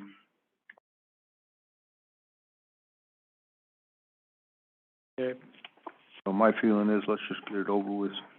All right, so let's open the public hearing on this. And, so there's the BA map and the BA modified, and Supervisor Forrester, wanted to consider over the past week the BA modified, but not interested in that at this point. I have talked to and received comments from the neighbors down there. Okay. Any other board questions or comments? That simplifies things. Okay. Yeah, it does. Any public comment? Any Zoomers? Bruce is coming. Bruce, okay.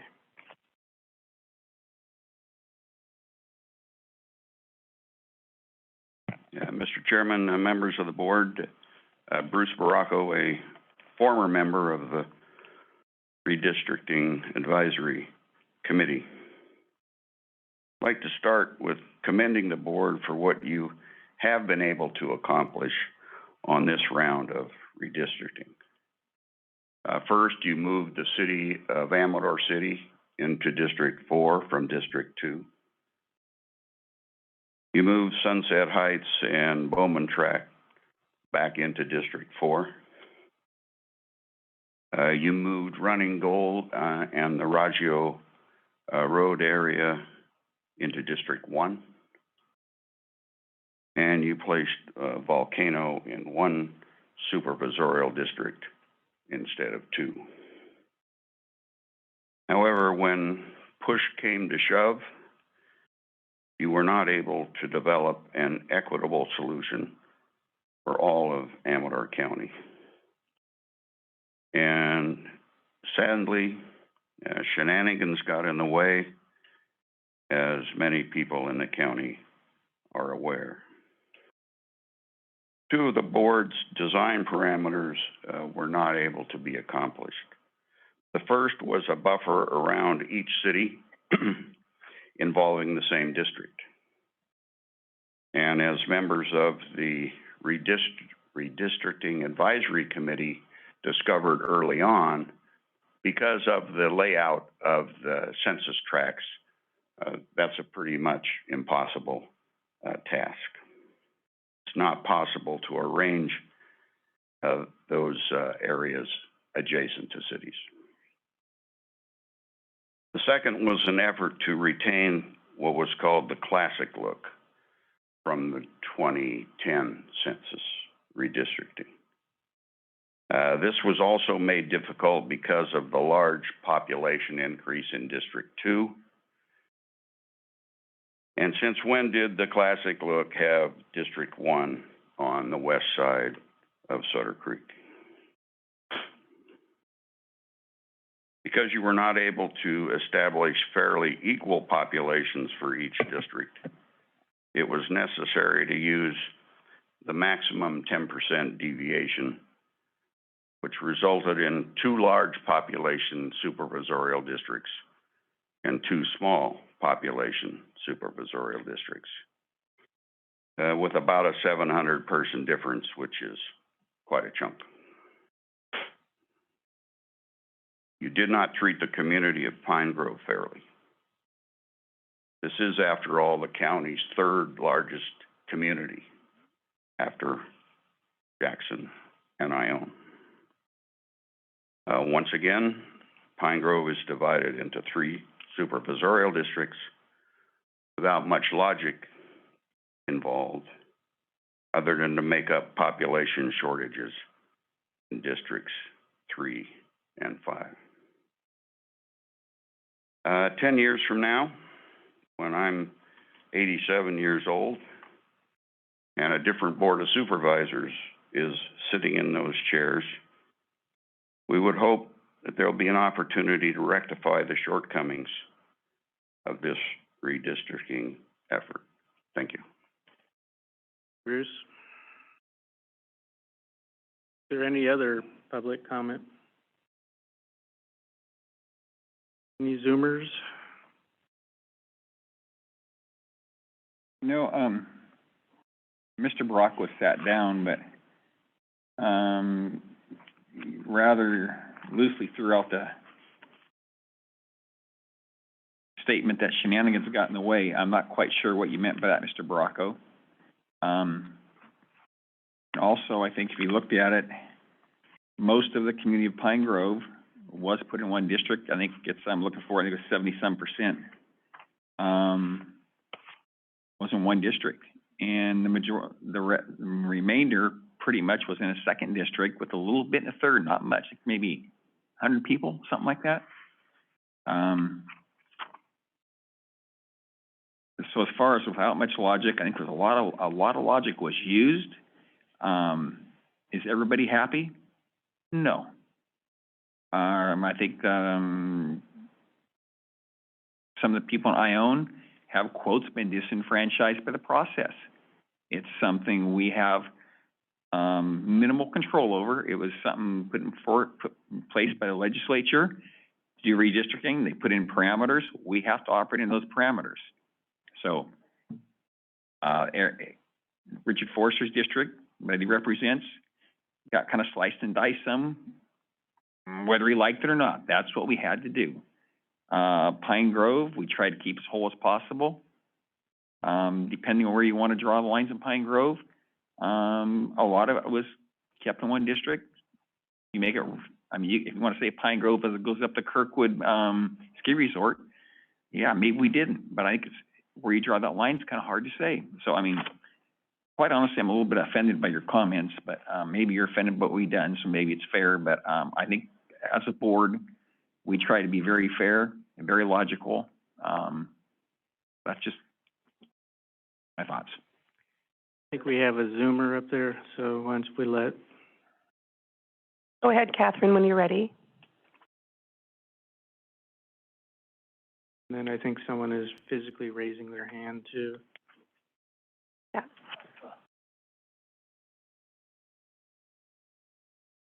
Not admitting it.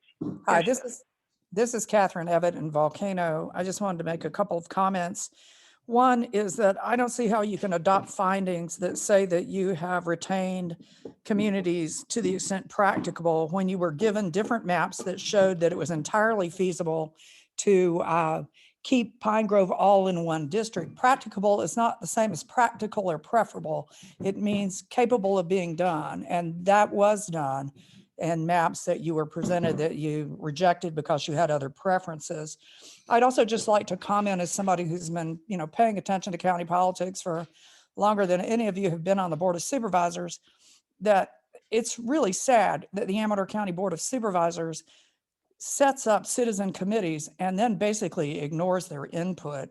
And I think it gives people a lack of confidence in the public process, and it really tends to waste citizens' good time and effort. So I would recommend, that next time you set up a citizens committee, you actually pay attention to the outcome of it and give it more respect than you seem to have done so far. Thank you. Thank you.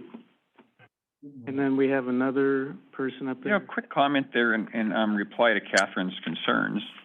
I know a lot of the supervisors either zoomed into those committee meetings, and I personally attended the majority of them, those meetings, to see what the committee was doing, what they're finding as options, what was working, what wasn't working. So yeah, I gained a lot of knowledge from just watching the committee's work.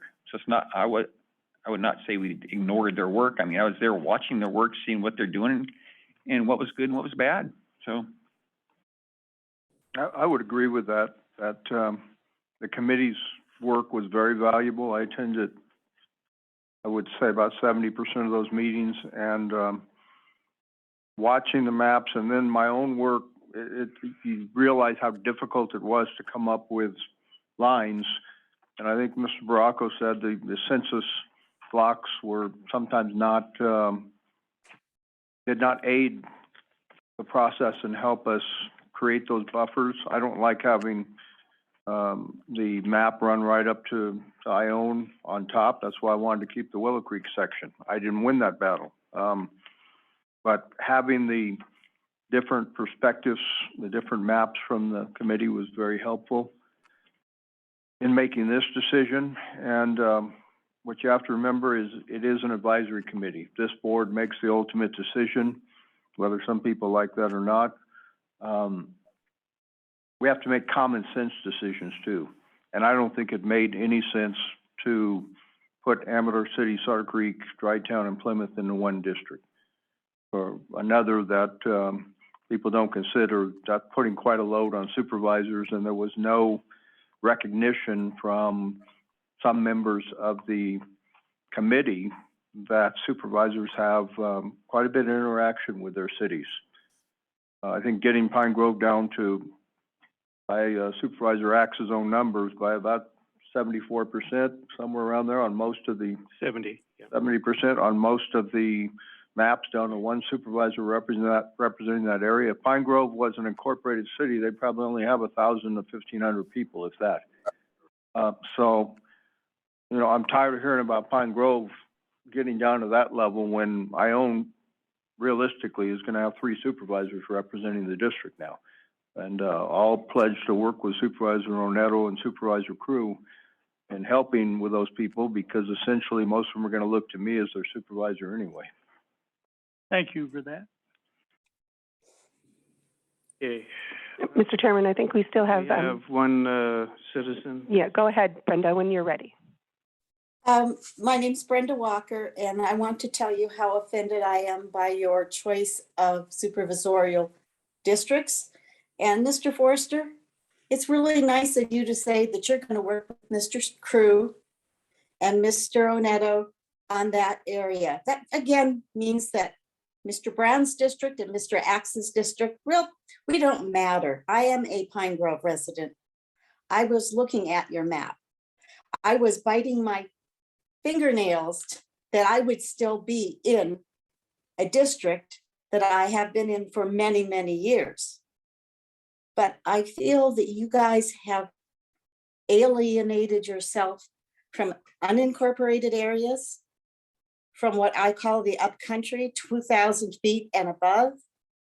I feel you have no sympathy for families who are paying so much more in their fire insurance because of where they live, because of the roads that they lack access to.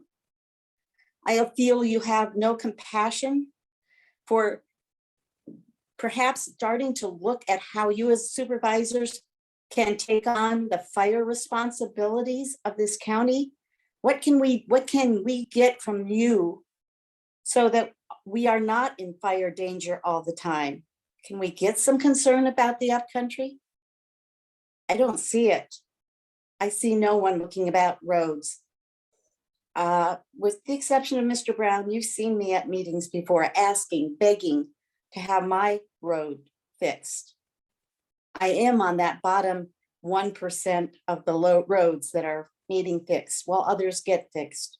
So yes, Pine Grove is not like Sutter Creek. Pine Grove is a bigger area. And no, we are not incorporated, but neither are many others, and we get no attention. Thank you very much for letting me speak. I'll be quiet now. Thank you, Brenda. Mr. Chair, Yes. I don't know if Ms. Walker's the meeting when I did bring up, because you say about Pine Grove gets no attention up there. So just in case you weren't there, Ms. Walker, I'd like to, I think you're at a lot of the meetings when they did the Pine Grove project. And that project up there has received a lion's share of a lot of funding that could have gone towards county roads. It went into the Highway 88 project up there, probably roughly $15 million. I think that number is supposed to have been even up in the 40s, and I think some of the supervisors took a lot of heat for reducing it, because he says, hey, it was unequitable with the rest of the areas. So Pine Grove, even with their lack of representation, got the biggest chunk of the pie on roads. And if some of the board members had... What road are you referring to? The Pine Grove project that's being done through Pine Grove to put in like sidewalks to fix the intersection there at Pine Grove Volcano, Highway 88 near the school. Do you know that project. Do you realize how stalled that is, Mr. Oneto? How what? How it is stalled, S-T-A-L-L-E-D? No, it is not stalled. No. Okay. What would you say has been done most recently? Engineering, right-of-way acquisition, and it's getting ready to go through to the funding stage. I don't know how much farther along you can be. It's looking at starting construction, I believe, in 2022, maybe next year. So if you call that stalled, I think you got some erroneous information. No, I would just say I don't see anything being done. So that's your fare. You know, you've got engineering and all that done. I understand that. I look forward to the stoplights. Well, not just engineering. Engineering is done. Right-of-way acquisition is done. Basically, funding has been put in place. The project is looking at going forth. And so I think that's, I think people are making a lot of accusations here, and sometimes they don't always have the correct information. And also, as far as what have we done in fire responsibility, accusation has been lobbied, so I'd like to answer it. I've talked to foresters since I was probably 30 years. I've watched what's happened in these forests. We've talked to them at these meetings here extensively. We've worked with the Fire Safe Council on trying to get projects done. One of the major ones was around Pine Grove. Big project they did. It went from, I want to say, Lake Taboo area, clear over through Mitchell Mine, which is probably close to your house, I believe. A major project. But yeah, I talked to foresters that blew in the face. It's like, hey, we need to start managing, we do more active management of forest or we're going to burn. And the reply back I'd get is, oh, the spotted owl and the this and that. And that's spotted owl habitat. We can't do nothing in there. That's spotted owl habitat. This is, what is it? I'm trying to remember the hawk. They got a hawk out there, the goshawk. And a lot of these areas, the Forest Service did nothing. A lot of the roads were abandoned. I've been very unhappy about it for years. I've been jumping up and down, hollering, screaming for years. I didn't see a lot of the public there like I would have thought I might have seen, or I would have loved some help. Yeah, I think we've been pretty active on that. And right, something else I tell people is, I've been telling for years, right now is the perfect time. You got bushes, you got shrubs, trees around your house. Cut them down, chip them, burn them, whatever. Make your place more fire safe. And I would also give you that advice too, because it's pretty obvious. You look at the Butte fire, look at the Caldor fire, Rim fire, King Fire, Dixie Fire, Witch Fire. I mean, we have an overvegetation problem. So if you want something to really get active on, I think your husband was pretty, I think, I might have walkers, I'm confused, there might be different walkers, but anyway, that's something I would urge you to get active on, is pushing for reduction in fuels, Ms. Walker, 'cause it's a huge problem. Anyway, I just couldn't help myself, but some of my thoughts. Any other public comment? Okay, I'll bring it back to the board. Move to close public hearing. Okay, motion by Supervisor Forrester, second by Supervisor Brown to close public hearing. Supervisors? Yes. As you get into your discussion,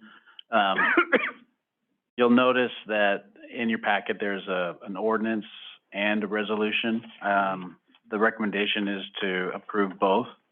So the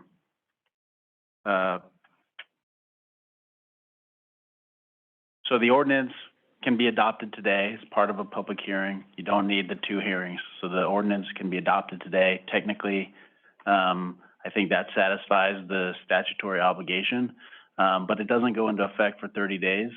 So as a precautionary measure and as the statute authorizes, I would recommend also approving the ordinance, which basically, I mean, not the ordinance, the resolution, which also approves the same map and boundaries. Just sort of belt and suspenders approach on that. And I did prepare some proposed findings. And the only question was which map you would pick. So it changes finding number 10 on the percentage for the deviation. So we have a motion and a second for closing the public hearing. So all in favor, say aye. Aye. Aye. Okay, I'll bring it back to the board. So, seems that the original BA map is the one the board is most happy with. So can we, based on that map, County Council, the findings are? I think the findings apply to both maps, except for finding number 10, the deviation for the BA map, I believe, is 9.92%. Right? 9.9? 9.92. That's correct. Yeah.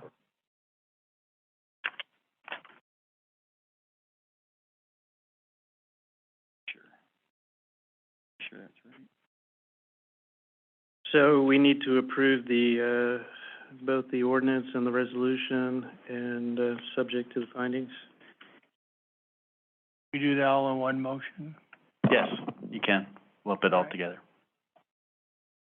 Sure, I would make a motion that we adopt the ordinance and adopt the resolution with the findings, including the change on number 10 because of map AB being adopted. That cover it, Craig? Yes. Have a second? So, motion by Supervisor Cruz, second by Supervisor Brown. Any further discussion?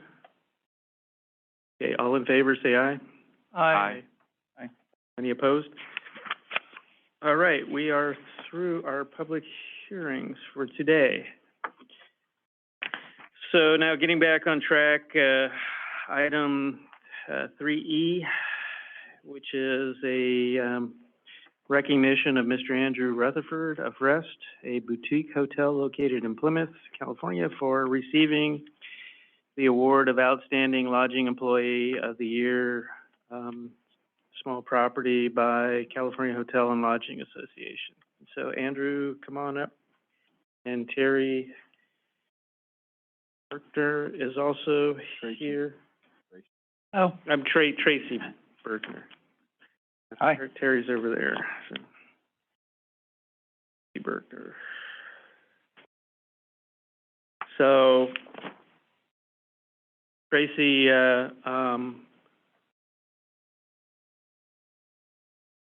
sent me, or emailed me and sent me this recognition, and I'll read that here in a minute. But is there something you want to say at this point, or? Yes, thank you. Tracy Berkner from Beanie Hospitality. And thank you so much, gentlemen, for recognizing Andrew's efforts. He is one of 3 finalists from all of the small properties under 100 rooms in the state of California that was nominated for this position. He was one of 3 finalists, and he was chosen for his award. Part of the decision to make that award was based on that his entire team nominated him, and all of those that work with us within our operations. So, and not just for his ability to give great customer service, but that's because he is so wonderful to work with across all of our operations. So we really appreciate your recognition, because it is not only just for our business, but for our community as well. Mm-hmm. You know, I agree. And tourism is a very important part of our economy here. And when something like this happens, I think we should take note of that. So I'll just read the letter. So November 23rd, 2021, Plymouth, California. The California Hotel and Lodging Association and the state's 6,000 hospitality providers honored 16 individuals and properties who represent the best of California's lodging industry during its annual Stars of the Industry Awards on November 18th, 2021. Throughout the trying times of the pandemic, these outstanding people preserved, exemplifying what California hospitality is all about, said Lynn S. Moorfield, President and CEO of the California Hospitality and Lodging Association. They went far beyond the extra mile to fulfill colleagues and guests' needs and provide the positive experiences they expect from our hotels and motels. Many of the outstanding lodging employees and properties were nominated by colleagues throughout California. 3 finalists were selected for each category, and the California Hotel and Lodging Association judges selected the winners based on outstanding and unusual service to the industry, service to their colleagues and guests, and service to the community. One of the 16 awards went to Andrew Rutherford of Rest, a boutique hotel located in Plymouth, California. His award, Outstanding Lodging Employee of the Year in the small property category. This was the first time an award from the California Hotel and Lodging Association has been given to a member of the Amador County community. In his nominations submission, Andrew was described as follows. His level of empathy, customer service, and great attitude all the time impresses our guests. The desire to help all of his teammates be successful, from covering shifts when a child is sick, to carrying the dirty laundry bags to the basement, to stripping beds when we have many priorities and are short-staffed in housekeeping, to vacuuming rooms, to fixing a broken door lock just in time for the guests to check in. Andrew does it all. Andrew is known by the guests at Rest Hotel as Andrew the Awesome. He is a Main Street Plymouth hero, nominated by all of his coworkers at Rest Hotel and the B&E Hospitality Group property. Rutherford acknowledged that it takes teamwork to make the dream work. Kind of rhymes there. Andrew began his career with the B&E Hospitality Group as part of the opening team at Taste Restaurant and Wine Bar in 2006. Mark Berkner, co-owner of B&E Hospitality Group, said of Andrew's achievement, Andrew has provided excellent hospitality in the Amador community for over 15 years, and we are proud to have him as our longest employed team and family member. And on Monday, November 29th at 4:30 p.m., an award ceremony was held at Rest Hotel, and Sandra Oberle from the California Hotel and Lodging Association, membership director, will present presented the award to Mr. Rutherford. So, Andrew, again, congratulations from everybody here at the board. Thank you. You're welcome. Tracy, thank you for the invite. I'm sorry, I told you I couldn't make it that day. I was out of town, but, I would guess you don't have union at rest, correct? With all the tasks that Andrew performs? Oh, No, sir. well, it's a well-deserved award. That's not Andrew, that's Andrew the Awesome. Yeah. Mr. Andrew the Awesome. Mr. Andrew Awesome, there we go. Mr. Awesome. Thank you very much. Oh, you're welcome. Thank you. Yep. I'll ask if there's any public comment, both in the audience or Zoom. Okay, seeing none, hearing none, we will move on to, thanks again, Andrew and Tracy. Item 3F, Pine Acres Community Services District, discussion of possible action relative to a request from the Pine Acres Community Service District Board to move their audit from every 2 years to every 5 years per Government Code 26909 due to there being very little revenue and expenditures. And Terry Yakish is going to speak on this. She is the Pine Acres Community Service District Board President. Hi. Terry. Good morning. Yes, good afternoon, actually.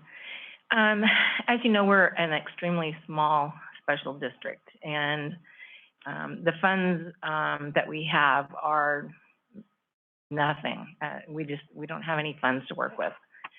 We're in the process of correcting a lot of things. We have a brand new board after there being no board for over 2 years, and we're putting things back together again. One of the things that I wanted to do to help us get back on our feet and stay on our feet is move the audit from which I was told was to be done every 2 years to move it to a 5-year period, because they are so expensive, the audits. It would be just a great help with our finances.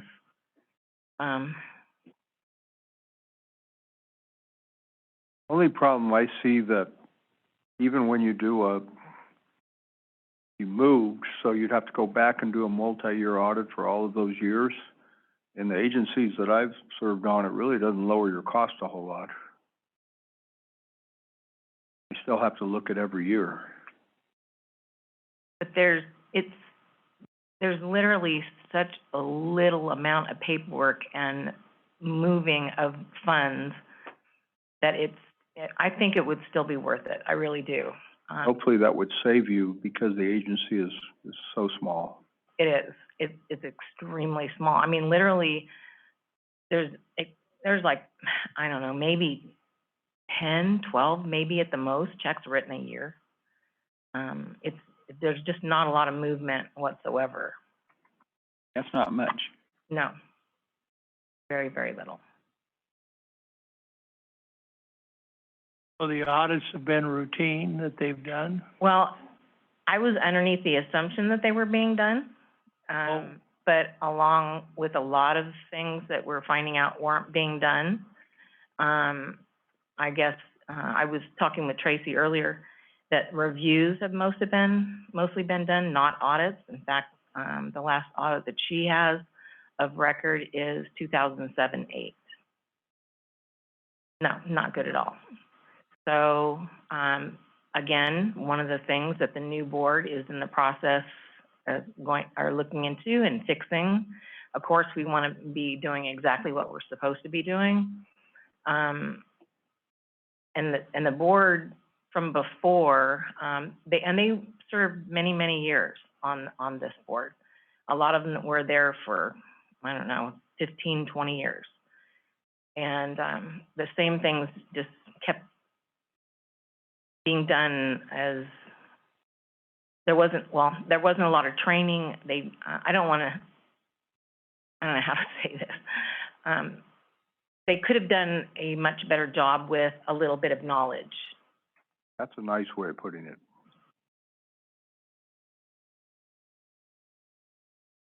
Yeah, and I think, Roseanne Chamberlain has been trying to work with your district or the new board members to help educate them on that. Yeah, she wrote, in fact, 2 different reports that I've read that, and of course, she can't force them to do anything as a board, but the recommendation was that they did get training and it wasn't done. There was a lot of things that weren't done.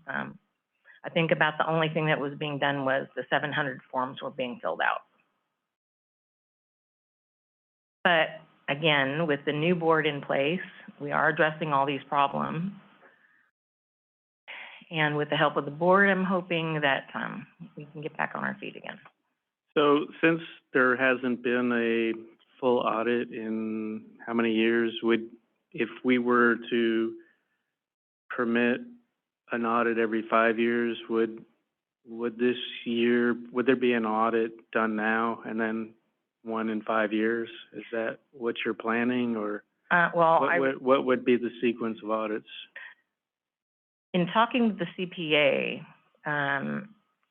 the last review was done 2 years ago, or actually almost 3 years ago now, because the board wasn't meeting for 2 years.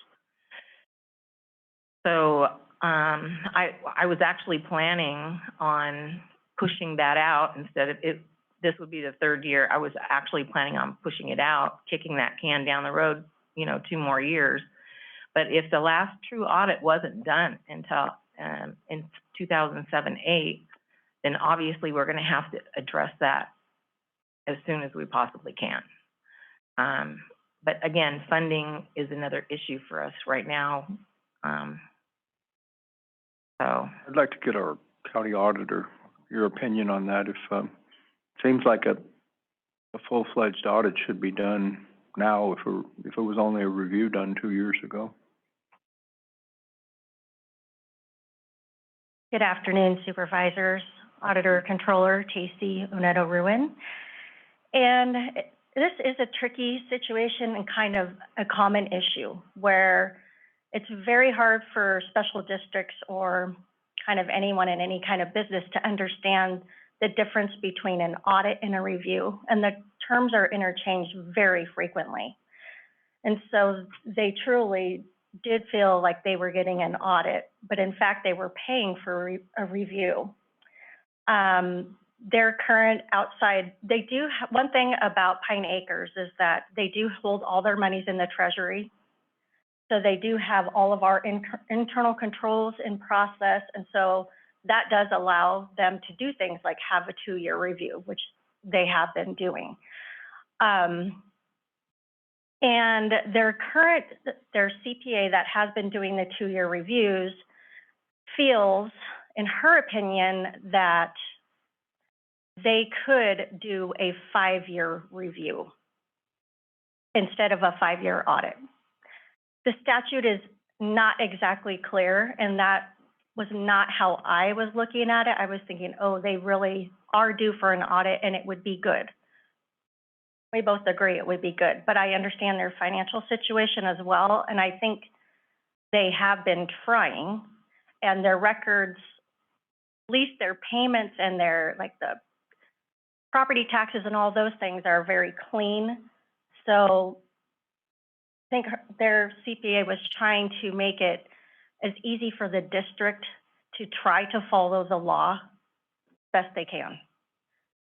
Well, looks like do you mean then that wait another 3 years and then do a review or an audit? She would be saying that, let's see, so 18, so 19. I guess it would be a 22-23 review would be acceptable in her opinion, and I think based on the circumstances, I would be okay and not push that issue. But I also understand, for transparency, that people, they do want an audit, and it has been a long time. So but an audit, here they thought they were paying for a review, which is, how much do you remember? From like anywhere from $2,500 to $3,000. So they thought they were getting an audit. They did. they didn't understand the difference, and that's something that CPAs really do need to work on emphasizing and discussing, because an audit scope is much more detailed and involves a lot more vouching to source documents, whereas a review is more analyzing trends in revenues and expenses and anything that looks out of the ordinary more from an overview. But an audit is a lot more costly. In your memo, though, you cite the government code that covers this, and it, in 1, 2, and 2, and 3, it talks about an audit, not a review. So under the government code, what is allowable? So my opinion, based on the government code, is they do fall in these special circumstances to where they could have a review instead of an annual audit every 2 years. My understanding was that they really do need the audit every 5 years, full audit. Their CPA that they've hired to do this work for them and is in the industry doing these audits for other special districts doesn't agree with that assessment of the situation. What you're saying is they don't believe an audit is required, period? That's right. Mm-hmm. Doesn't the law require an audit? Well, the statute is not very easy to understand. Oh. And there is a lot of talk. The state did try to make the whole audit process easier, so that it would be less costly for these really small districts, to have reviews instead of audits. But my understanding is that they do need an audit at least every 5 years with the reviews in between.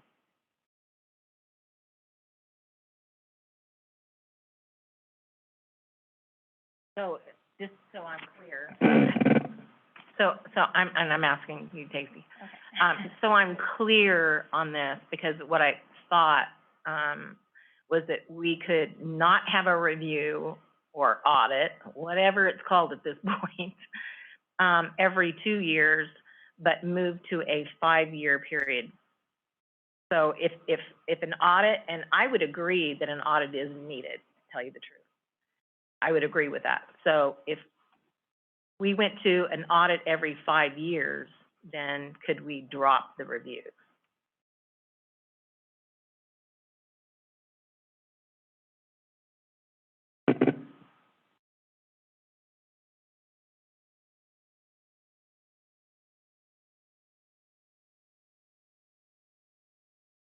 Yes, that is my understanding. That's what my understanding was also, so that's what I'm asked for today. Greg, do you concur with all that? So I haven't really analyzed the statute. I'm trying to look at it right now. Yeah, there's one in there, it talks about under the very last one, third from the last, under E. Notwithstanding this section, a special district shall be exempt from the requirement of an annual audit if the financial statements are audited by the controller to satisfy federal audit requirements. And part of the, if it's going through the county system, they're probably auditing those, aren't they? That would be referring to the county auditor's office, and we do not perform audits. So we are in charge of trying to help them find outside CPAs that do audits. I do not have the staff to do that. How many checks you say they write a year? Better than me, but it's not very many at all, maybe 10, 12. I mean, literally, it's, and we pay ahead, like the PG&E bill or the telephone bill, which are two of the only bills that we really get. We pay it ahead months at a time, just so that we don't have to write too many checks. And of course, the auditor has all of our money, so she's always giving me a balance sheet every single month. So what's an audit cost roughly? Roughly. Well, I did ask Ms. Castillo for that price, and she did not give me the price for a 5-year audit. She did give me a price for a 5-year review, but it is less than what you're saying you paid, so I'm a little confused. And I am too. So, And the- because we've been paying over $2,000. Sorry, we've been paying over $2,000, for what the last board thought was audits. In fact, they have, a great big box in the office that says audits, you know, and this is where all this information is. So, I'm a little confused on that too, and I will get with Kathy on that and see, you know, what's going on there. I've worked with Kathy for years, and we have a really great working relationship, and I hope to continue that, so. There were no problems with the last 2-year audit, last 2-year financial review? They were clean reviews. The one thing I'm looking at, your income's about roughly $39,000 a year. And if you start some audits I see coming through, they're probably a little more involved, but I'm sure a lot of accounting firms probably don't take that much into account when they give you proposals. So if you see audits they're running like $5,000, $8,000 per audit. So I don't support having you do annual audits. Probably a financial review, and if it's that limited, you shouldn't be paid that much. I wouldn't think in the first place. So I mean, if I was you folks, I'd be trying to still have supervision, but lessen redundancy, and probably save a fair bit of money in the long run. Harry, if I was following you right, you said there's been 3 years since there's been a review, and you're asking us to let you go to 5 years, and then you would do an audit. Yeah. That seems like a reasonable request to me. If they were clean last time and there's that few of transactions.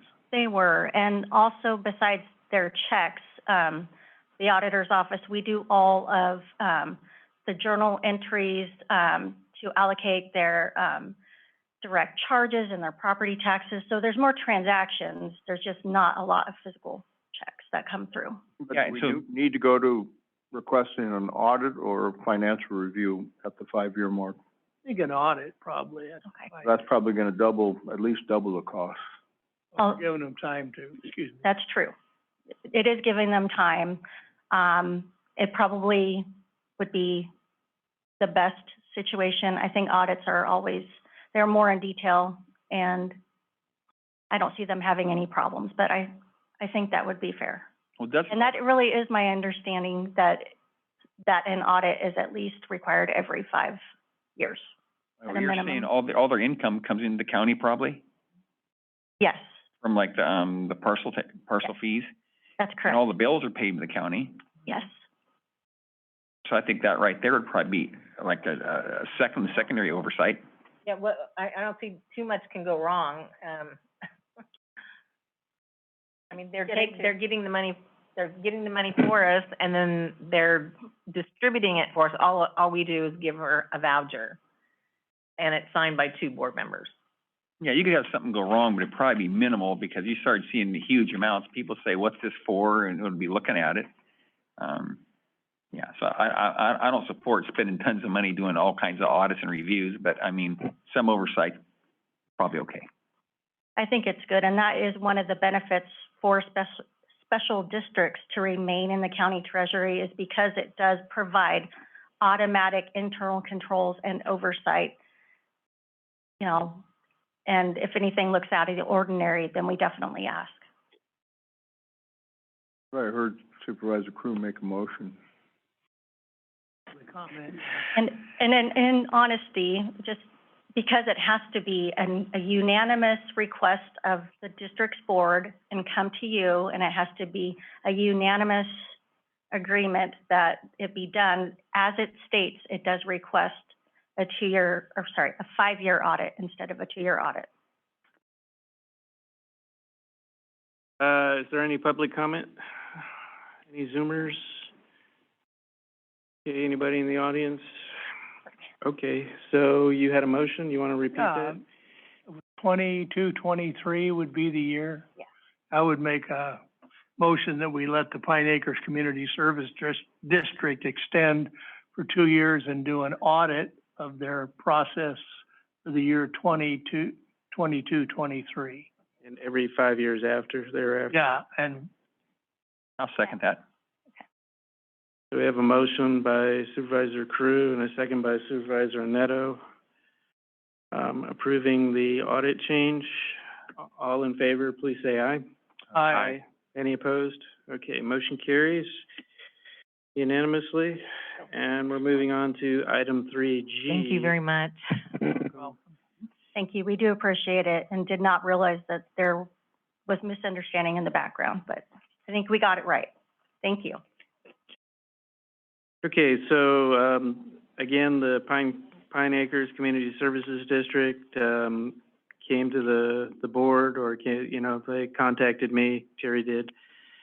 And, this item is a discussion of possible action relative to some funding assistance for the Community Services District with costs associated with abatement of mold at the old firehouse, which is an asset of the Community Services District and where the district normally would hold its meetings. But you want to give some of the background on that, Terry? Sure, thank you. So, again, the last board did not address long-term maintenance issues, not only that board, but many boards. They did not set aside any money at all for long-term maintenance of the building. The building had some problems with drainage on the outside, so the building floods. In fact, it's probably flooding this week. The mold has gotten so bad in the building that we cannot meet there any longer. I secured the Upcountry Community Center to hold our meetings temporarily. They are every other month right now. So they were more than happy to let us do that free of charge. I explained to them our situation also. What really has happened here is the admin fees do not cover the expenses of the building. And there's very, very little expenses. But even so, say for right now, there's about a little over $9,000 in the account. And the mold, to remove the mold alone is going to cost over $6,000. That's without repairs. That's just getting the mold out of the building. And then, in order to do that, the person that came out and gave me the estimate said, well, until you fix the drainage problem, it's not really going to do you any good to remove the mold. So I called out another guy that gave me an estimate to fix the drainage problems. And that's going to be roughly around $8,000. I'm guessing, to tell you the truth, since I've I do budgets and things for a living. So I'm thinking it's going to be closer to $20,000 when everything is said and done to make the repairs, remove the mold, and fix the drainage problem. And there's only $9,000 in the account.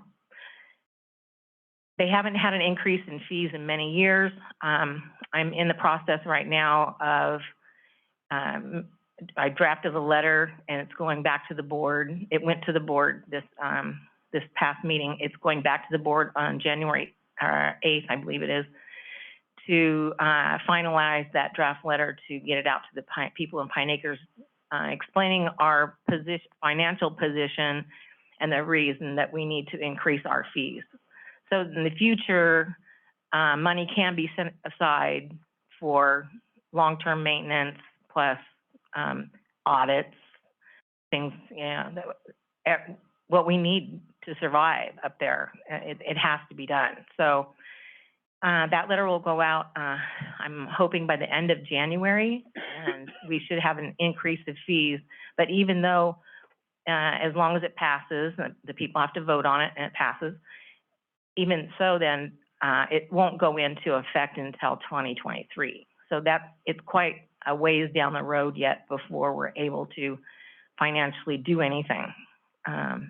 So that's why I'm here, requesting the board help us out with some funding so that we can get our building back So Terry, in order.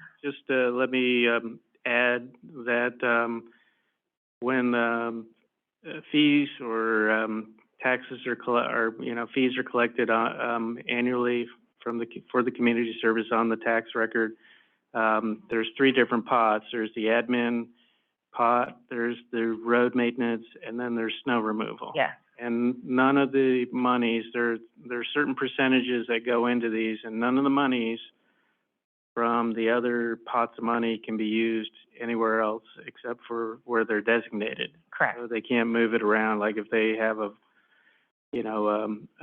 surplus and snow removal, they can't use it for this. So the admin fee has been under budgeted for some time, and that's what runs the district and pays for a lot of the operations, and so that needs to be increased. So just to let people know, and you have $9,000, and so there's probably a gap of maybe $10,000, $11,000 is what you're looking at. Yeah, at least. And some of the estimates are in here, so. How much do you have in your discretionary account? Not that much. So I did speak to our CAO, who indicated there might be funding through the CARES Act. We have some funds left over from the CARES Act if the board wanted to allocate those. What does it qualify under, infrastructure? Those have actually been used to offset other qualifying expenses. So there's really no strings on this. We've just been holding it to spend on COVID-related expenses. But I've got a question for Yakish. Okay. Terry, this rate increase, do you know how much is going to generate a year if it passes? Quite a bit more. What I'm proposing is we're going to double our admin fee from $12 to $24. And because I do have a surplus in snow removal, I'm taking those funds down to $3 a year instead of $5. And then I'm increasing the road by $10. So altogether, I think it was a 27, something like that, increase. So it worked out to, I think, $1.58 a month or something. So hopefully the people at Pine Acres will see, not only through the letter that's coming from the board, but I'm sending them the financial balance sheet also so they can see, and we're completely transparent about where we are financially and why there is such a need. So $1.58 per customer, and how many customers? It's 493. So it's a serious rate increase. Yeah. Okay. I did a budget actually for the first time in many, many years, and I gave it to Tacey. She hadn't had one in years. And I showed her on there, and it's very minimal. I wasn't being extravagant whatsoever. I mean, the fees that I'm collecting, will allow us to replace the roof in 10 years, and do the painting every 10 years, and, just do maintenance on the building that's so badly needed. And your I think intent I'd is to leave do the that snow construction removal work to $5. I'm sorry? Your intent is to do the construction work first.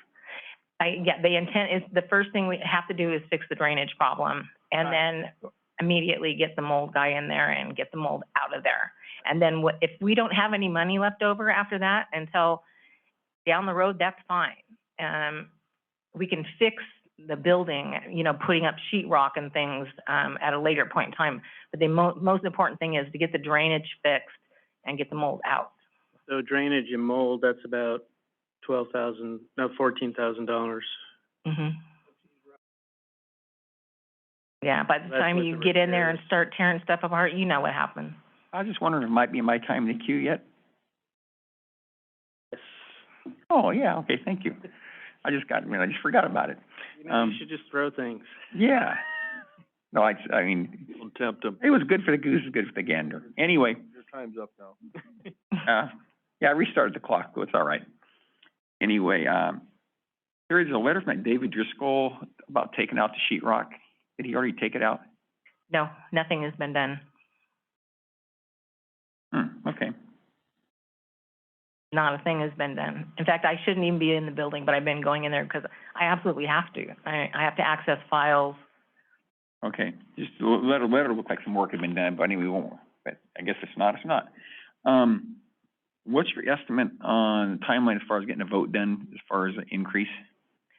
I have to have, a public hearing and all that, and we meet, let's see, in January, so it will be March 12th will be the day that we vote.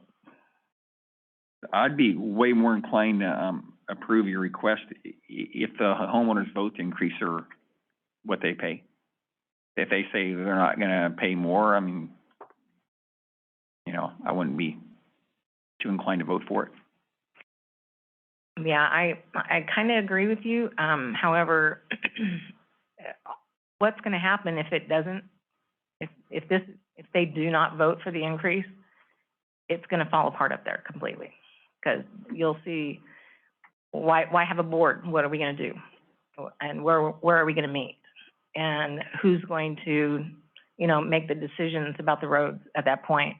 If you don't have a board, like there haven't been in the last 2 years, then nobody's going to be there to take care of anything. And then in the end, the roads go to hell. I would normally agree with Supervisor Neto, but if we do have CARE Act funds, in some ways, that's what this is for, we don't hurt the general fund and help them get back on their feet. But I don't know that, you know, it's just as easy to ask for $3 as $1.58 and leave that snow removal. Can you say you're gonna reduce that from 5? Yeah, we're reducing it because we have an excess in the account. We have enough in that account for 20 years. I mean. That's a good problem to have. Yeah, it is. But I'm hoping by decreasing an account, a fund that we don't need that much funds in right now, and increasing the other two, it's more apt to pass. You put a carrot out there and dangle it. Yeah, I realize, but maybe drop it to $4 and raise it, make the total 2 easy to figure. That $1.58 is hard to do the math on. Can I ask you a question here real quick? You've got money in the other accounts. The administration account serves all those other accounts. All the decisions are made through that administration. Is there any allocation from those other accounts to account for the fact that the administration represents all? No. Well, yeah, and like a follow-up, there's just a thought. So the building, do you use it to serve? I mean, do you keep tools in there? Do you keep equipment? You don't use that to support, so you only use the building to meet in? Of course, it used to be the firehouse when we had the fire trucks. And we also had the water agency. So that building was deeded to us by the Rodmans, and then it's our clubhouse, where we meet to have our meetings. And that's pretty much all it's used for right now. In the past, it has been used for other things. It's stored things for, I think it was the Red Cross or something, and also Friends of the Library. It stored books for them. It has been used in the past for other things. It still can be. Of course, not right now, but it could be in the future. Just the thought was, yeah. Mark the snow blower in there. We only pay like $800 a year, and that's really super cheap from a guy that comes in and does our roads.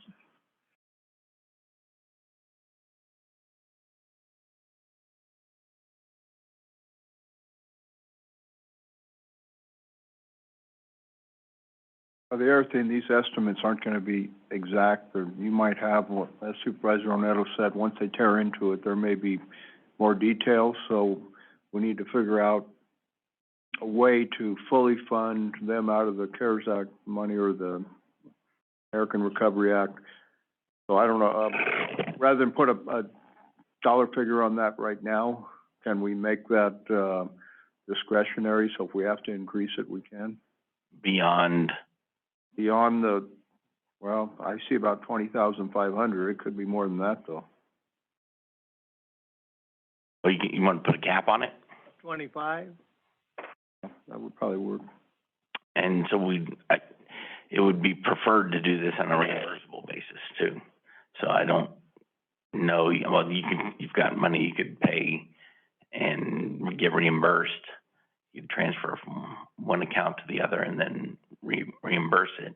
We don't have enough in the account right now to do both the mold and the drainage problem, but, I mean, if the board will commit to, on the reimbursable, I write a voucher to Tacey and she pays the bill.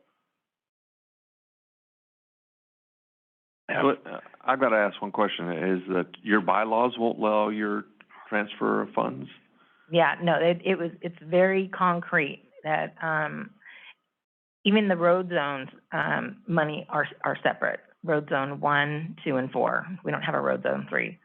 So say for instance, if road zone 4 needs a few extra bucks to get their roads done, can't take it from road zone 1 or road zone 2. City of Iona's been doing that for years. It's just the way they set it up years ago. So yeah, everything's completely separate. The admin account, the snow account, and then the 3 road zone accounts.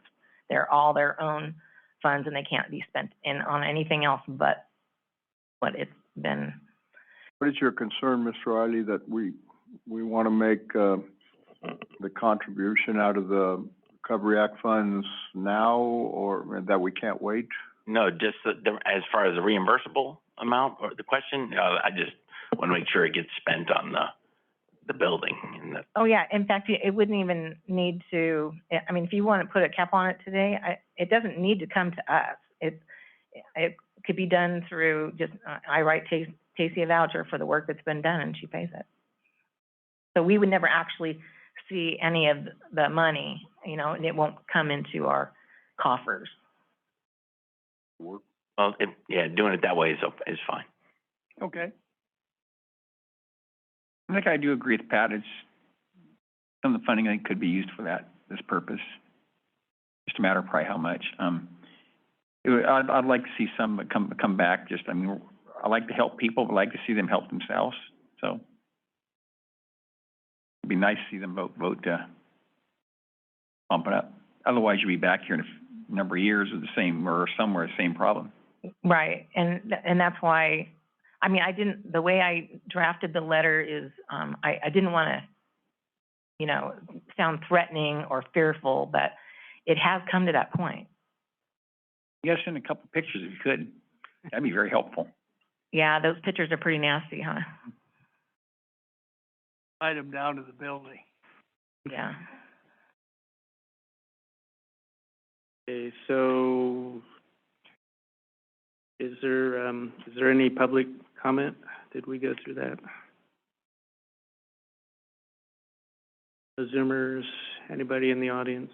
Okay, so bring it back to the board. So the motion, Mr. Riley, I want to make sure this is correct, and the motion would be to allocate up to $25,000 out of the ARPA Nope, not funding. the CARES Act. CARES Act. Yeah. CARES Act, out of the CARES Act funding with the expenses to verify the payments going directly to the county auditor? Yeah, if you just leave it at that, the way it's going to work is adequate. There's enough oversight there that it will be adequate. So just $25,000 to that project. Okay, that's my motion then. Okay, so we have a motion by Supervisor Forster, a second by Supervisor Crew to allocate up to $25,000 of CARES Act funding to abate the mold, fix the drainage, and effect repairs on the building, the old fire station. So, any further discussion? With that, all in favor, please say aye. Aye. Aye. Any opposed? I guess I'll be an aye. Motion carries. Pardon me? I'm an aye, I guess, begrudgingly. Thank you so much, gentlemen. You have thank no you, idea how much Supervisor this Neto. means to Pine Your Acres. job, Terry, is to tell the naysayers that every once in a while we do something for Pine Grove. No, this is Pine Acres. Ah. No, it's part of the CEGI or what? We're Pine Grove. Yeah, I Part guess of Pine Grove. debatable, you know. God, Thank you so much. It is Merry part of the Christmas. Pine Grove circle that area. day on the calendar. Larry, don't let those other people back on the board, former members. All right, well, thanks, Terry, and thanks, Tacey. All right, moving on to, item 3H. The, board will discuss with the Amador Community Foundation ARPA funding to local nonprofits. And Kim? Hi, Kathleen Harmon of Amador County Community Foundation will be joining us via Zoom. Hello. Good Hi, afternoon, Kathleen. gentlemen. We can hear you. In your packet, you received a memorandum from Kim regarding Amador Community Foundation managing the ARPA funding intended for nonprofits. And what I'm here to present this afternoon is that Amador Community Foundation since 2000 has been working with the majority of the nonprofits that are in good standing in Amador County. And so we do have a good network going, and we would be the logical choice to manage this piece.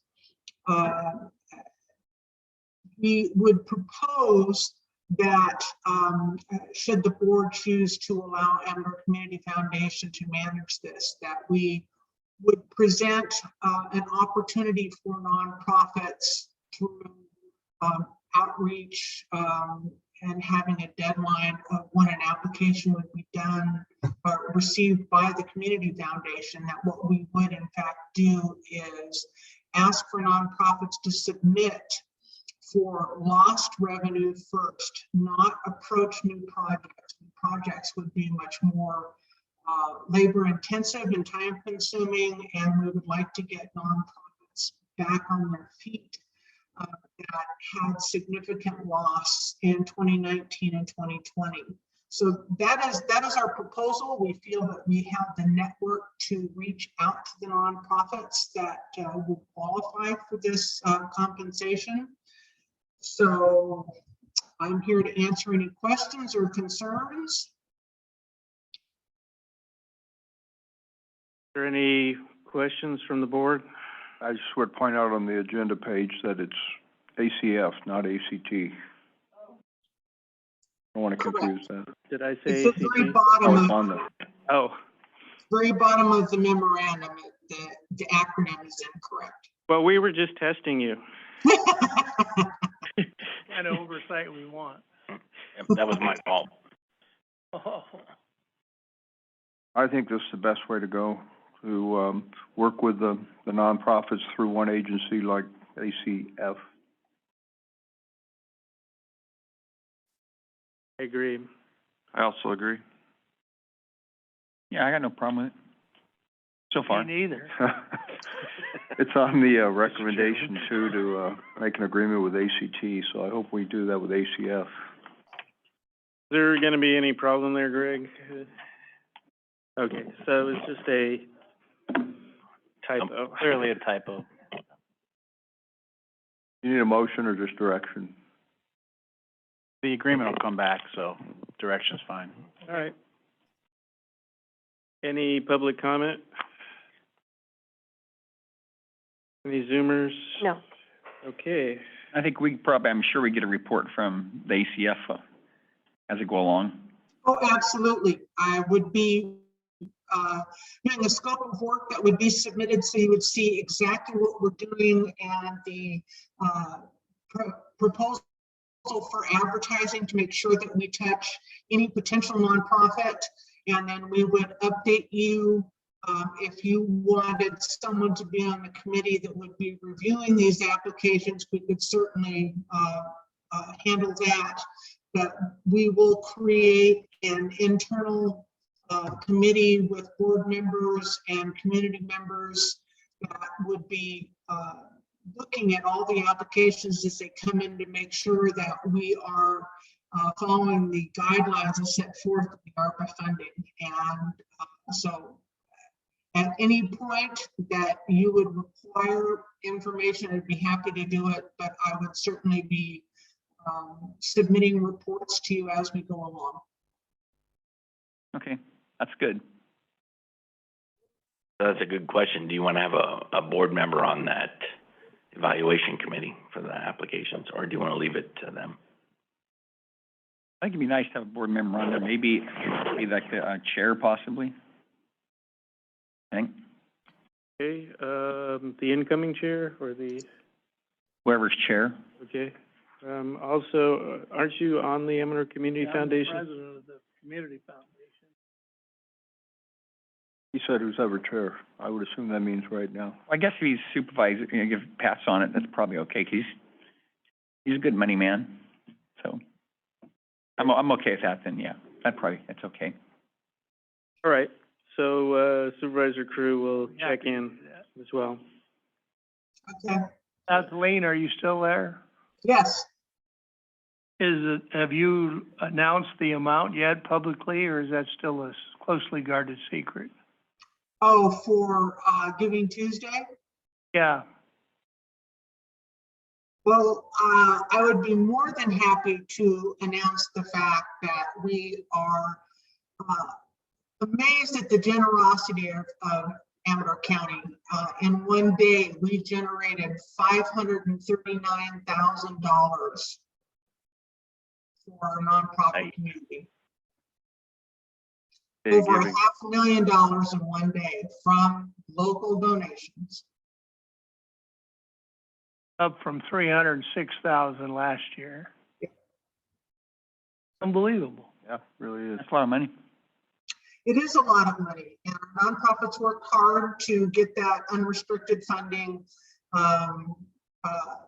We were very grateful to have St. Catherine Drexel Parish open their foyer for us because we had a lot of room for the charity showcase. Everything worked beautifully, and the community really stepped up and gave generously. We had 60 nonprofits involved, so steps back to doing this ARPA funding. We have a great network already. We would not just rest on the 60 that we have, make sure that we would advertise and get the word out that money is available with the qualifications for application. But we work very well with the nonprofit community. All right, thank you. Great job. Thank you. Okay, so we have clear direction on that? Yeah. All right. All right, thank you, Kathleen, and thanks, Kim. So moving on to item 3I, this is a request from UMRA, which is the Upper McCollum River Watershed Authority, I think, and but we just call them UMRA, for the county to apply for a FEMA hazard mitigation grant program on behalf of UMRA. Hi. Hi, And I'm forgetting your name right now. I'm Regine Miller. Regine, right. Yeah, I'm here today representing the Upper McCollum River Watershed Authority. They have charged me with pursuing different grant opportunities, researching them, most recently including FEMA's Hazard Mitigation Grant Program. This is a program that effectively funds mitigation activities. Among those in California, it includes wildfire risk mitigation, so essentially vegetation fuels reduction work.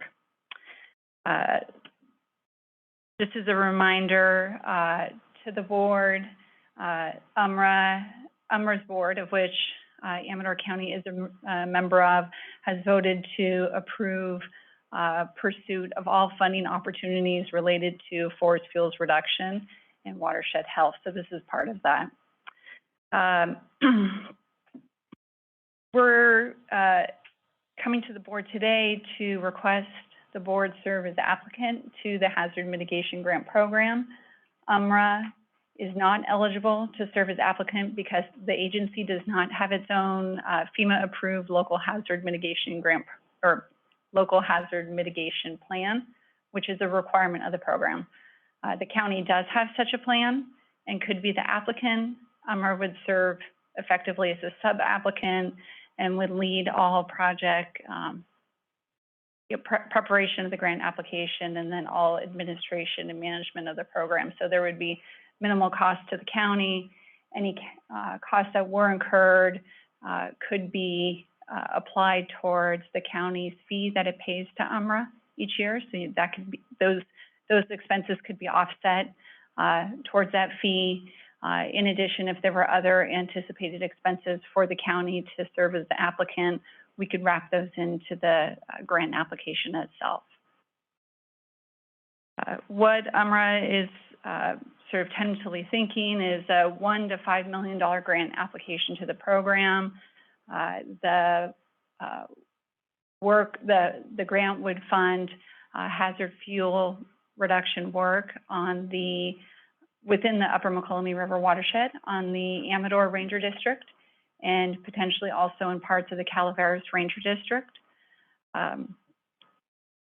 In order to be eligible for funding by FEMA, work has to take place within 2 miles of existing infrastructure or structures. So a lot of the work would be expected to focus in the wildland-urban interface, defense and threat zones, along any sort of water or power infrastructure that's located within the focus area.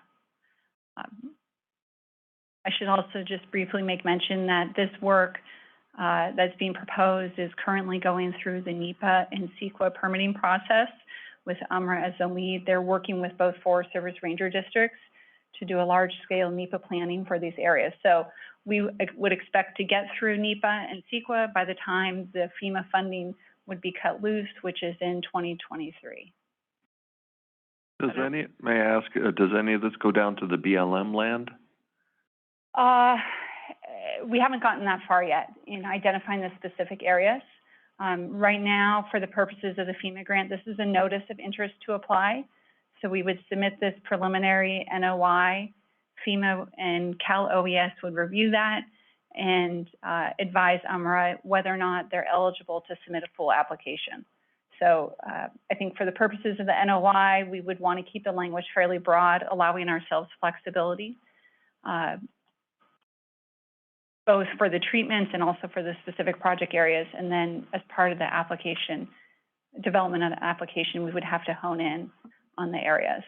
And we would certainly, UMRA would certainly be wanting to coordinate with the county on that and also not make any commitments that weren't in line with what the county is willing to do. So Regine, all of this is going to be in national forest then? Yes, this will be on national forest system So land. they're going to pay, the federal government's going to pay for, the U.S. Forest Service is going to pay for the NEPA studies, or did I understand that? UMRA has secured, maybe $400,000 or $500,000 so far for the NEPA and CEQA planning on federal system lands. The Forest Service has contributed some matching funds for their staff to participate in that process. But NEPA, CEQA will largely be paid for out of existing grant funds and even potentially future funds. We're pursuing other sources right now as well. But it indicates in here in a couple places that a considerable portion, but not all, the 10,000 acres of the Phase 1 planning area are expected to be eligible for funding. So I think it also said that those areas of federal land may not be eligible for funding? You are asking for it, but, you don't have an answer? No, we don't know yet the specific area. So But you are gonna essentially, request it, and it's hopeful, but you're not sure that's going to be eligible. we will request what is eligible for funding, what's eligible under FEMA's plan. So FEMA will only allow funding to be used towards fuel reduction on land that are effectively within 2 miles of infrastructure. So say, for instance, you have an area that's roadless, there's no power or water infrastructure within 2 miles of that area. We would not ask FEMA for funds to treat that area because they won't pay for that. I had a couple questions.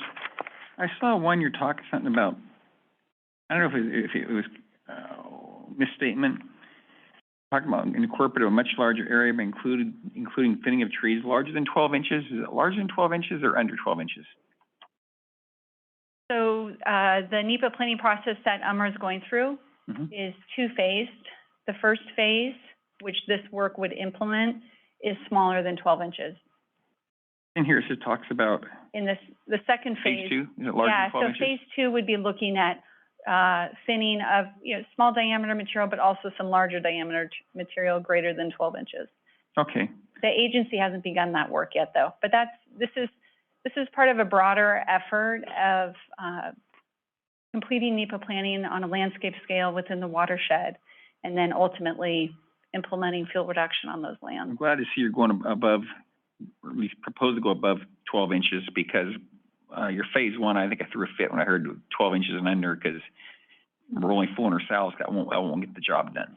Right, and I think really what if you will, sort of the initial phase 1 is just the low-hanging fruit. What can we do really quickly from a permitting perspective using the NEPA process? And we can get that through more quickly than a project that would include treatments, removing trees that are greater than 12 inches. But that, I mean, the phase 1 is something you're still looking to get funding for. Is that correct? for implementation. Yeah, because if you're not going over 12 inches, and I see you have the Amador Calaveras Consensus Group down there, and it's considered non-controversial by ACCG. Does that mean to get their blessings, they have to view it as non-controversial? No, the ACCG, which I don't know, I'm assuming, are you guys all familiar with that group? Great. Yeah, Amador Calaveras Consensus Group for any listeners. Right. Yeah, so they went through a process about a year and a half, maybe 2 years ago, where they identified different activities and sort of classified them, if you will, as non-controversial. I can't remember the specific terminology, like non-controversial or widely mutually agreed upon, mostly agreeable, and I forget what the third sort of tier was. The phase 1 project includes treatments that are mutually agreeable by the ACCG and therefore not expected to create any sort of controversy. I will say this, a while back I called up the district ranger and I think he about fell over because I told him they'd mark a tree up there I didn't think they should cut. He's like, and I'm saying basically cut more trees, thin out the forest, open them up so they don't burn. And he says, you don't want to cut a tree? I'm like, yeah, there's a tree down off of North-South Road. I think it was like an 80-inch diameter Doug fir. And so I said, that's a big old tree. You're allowed to keep that tree. And so I went down, we looked at it. And so I was driving through there, I saw some trees that had blue paint, which means to cut, and they're marked out with black paint. So I said, well, why? These are some small thicket cedars along the North-South Road. I said, well, why was that tree taken out of the sale? He said, well, one of the members of the ACCG objected and said didn't meet the criteria or whatever. And I said, my gosh, this place is too thick. You got to take those trees out. And he's, well, to keep them happy, they took it out. So I was really irritated because those roads need to be thinned out. They need to be opened up for fire safety. And if you go about 5 miles farther from where that site I'm talking about, my Berry Sawmill, maybe 10 miles farther, it's all gone. I mean, the little trees, big trees, it's all burnt in the Caldor fire. So, I mean, that's why I think the ACCG, that hopefully now they might understand that all members that we're either gonna thin out and clean up our forest or they're gonna burn. So I have some reservations if they're driving the car. Well, UMRA is the lead on the project. I understand that. Working closely with the Forest Service. That said, they've also been, they're a member of ACCG. They've signed on to the MOA for that group and are, I would say, working collaboratively with the ACCG. I mean, don't get me wrong. I want to see your forest in good health. I want to see them cleaned up, but I want to see if we're to be spending money, I want to see the right actions taken. Yeah, and right now for phase one, I mean, where we're at is phase one. The planning is well underway for phase one. This grant would help to secure funds to implement that phase one and those treatments that are mutually agreeable. Under 12 inches? There's low-hanging fruit. This is what sort of where we're at. And then concurrently with phase one planning, we would expect to begin the phase two planning, which would include some of those other treatments that you're discussing. I would think you might want to look at modifying phase one if possible, for the forest's sake, if nothing else. Yeah, you make a good point. I think there's a lot of considerations, not least among them is just the NEPA planning process and the types of documents we would have to use, which can have a different timeline associated with them, and also expense.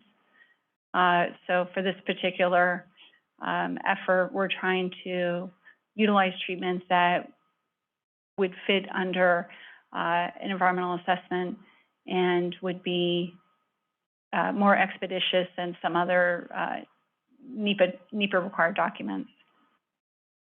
Have you been also working with other groups that are doing similar type work, as far as like coordinating your activities for their, I don't know, like fire safe councils and stuff like that? I mean, through ACCG, That's a little bit different. Is that what you're meaning?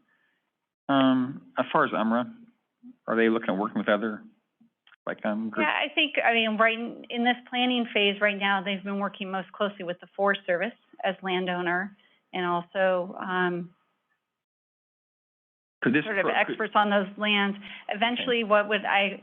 I would expect to happen and what UMRA has discussed is once they get through NEPA, that at that point, they would rely on and leverage other organizations in the area to help implement the work.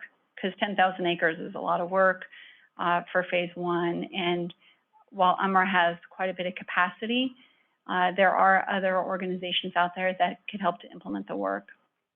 I thought I saw somewhere, are you looking at doing this work I thought somewhere I saw the WUIs, because I think that's where it should be concentrated first. Yes, some of the work will occur in the WUI, yes. I think all of it should, because basically it's, there will be a focus in the WUIs, and there is for phase one.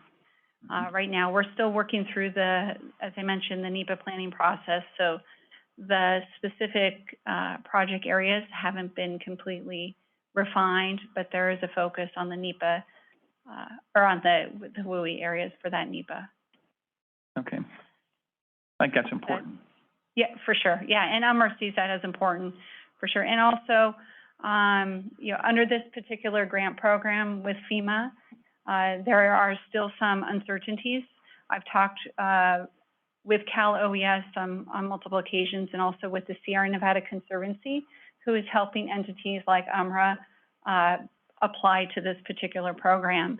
And the board should note that among those uncertainties are whether or not FEMA, as a federal agency, will fund hazard fuel mitigation work on federal land.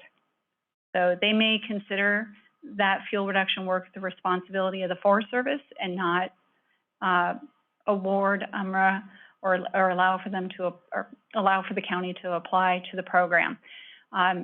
With that said, Cal OES has indicated to me that FEMA has had is shifting sort of their view of this particular grant program as it relates to hazard fuel reduction work, in light of the fact that California and the West has had very significant high severity, extensive wildfires, and realizing that there needs to be a mechanism to try to get out ahead of those. So That's still, there is some uncertainty about whether or not FEMA would accept,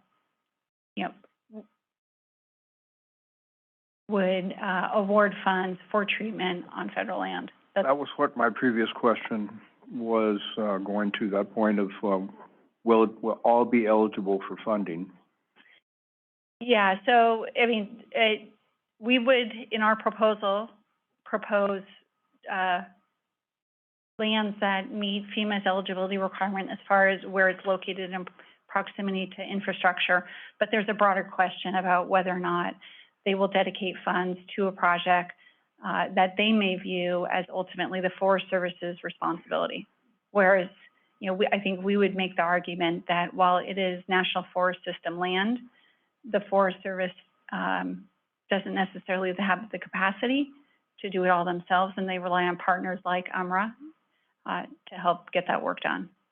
I talked to our county council yesterday, and I know you're lead counsel for UMRA, but I wanted you to look at this a little more in depth and look at any liability that the county has as being the lead applicant on the notice of interest, and if we're funded in the future. I mean, I would just say, I would expect that there would, at some point before we receive any fees, there'd be an agreement between the county and UMRA, wherein we'd address all that, and if there was any risk, we would, UMRA would sort of agree to indemnify the county for those types of things. So I think that would all get addressed between now and if we actually got an award. There'd have to be some. Yes, there would have to be some sort of agreement between the two entities for sure. To indemnify the county, because there's always risk. I mean, anytime you get involved with prescribed fires and things like that, things can happen. Yeah, and this particular phase would not include any fire application of prescribed fire. It's I'm just going by what's in our memo. Okay. Yeah, it would help to prepare lands for the future use of prescribed fire. Yeah, it talks about treatments to be expected, and that it says that hand and mechanical thinning and prescribed fire, so. Okay. Okay, any other board questions or comments? Any public comment? John, come on down. Okay, I see that. Greg, isn't this just kind of the same type of letter we just did for the Fire Safe Council for a lot of the same reasons? I don't know what UMRA needs from the board today, other than agreement, and then, you'd send a letter on behalf of the county, I guess. So, I mean, the way I read it, the state of California is the applicant and the county is the sub-applicant, but UMRA is basically handling that implementing that for the counties. Right. Yeah, I don't know, was sort of our first step in coming to the county, so I would need to figure out, we would need to figure out what documentation we would need to submit to demonstrate that the county is the applicant, and UMRA is a partner to the county on that application. So I could do that work, and I don't know who the appropriate person is to coordinate with on that once we do that. I don't know if it's you, Greg, or either me or Mr. Riley. Okay, so maybe either Richard Sykes and I will Yep. figure that out and then get in touch with you. Okay.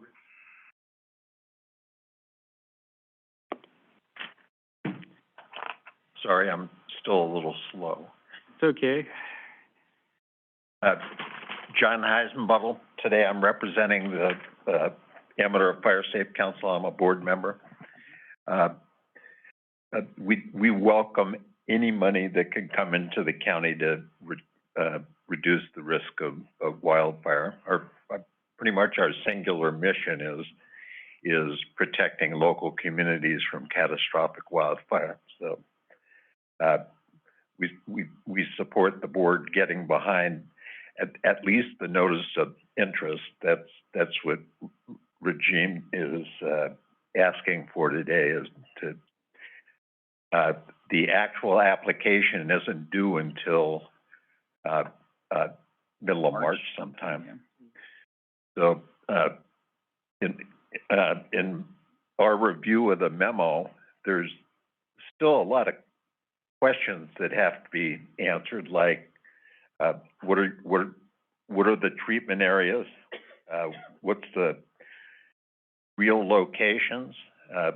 We'd like to be sure that whatever is done on Forest Service land is consistent with the strategic plan of fuel breaks that the Fire Safe Council and other fire organizations in the county have put together. We want to be certain that whatever is done on the Forest Service property is consistent with the high country CWPP that this board and the Fire Safe Council put together 3 or 4 years ago under the leadership of John Hoffman. And we believe all those things will be worked out before the application is finalized, and it should come back to the board for you all to take a look at. And I'm certain UMRA is planning on coordinating with the Amador Fire Safe Council, and we're ready, willing, and able to do so. So it looks like a good project if it gets the funding. Thank you. Brought up a good person from the past, John Hoffman. Yep.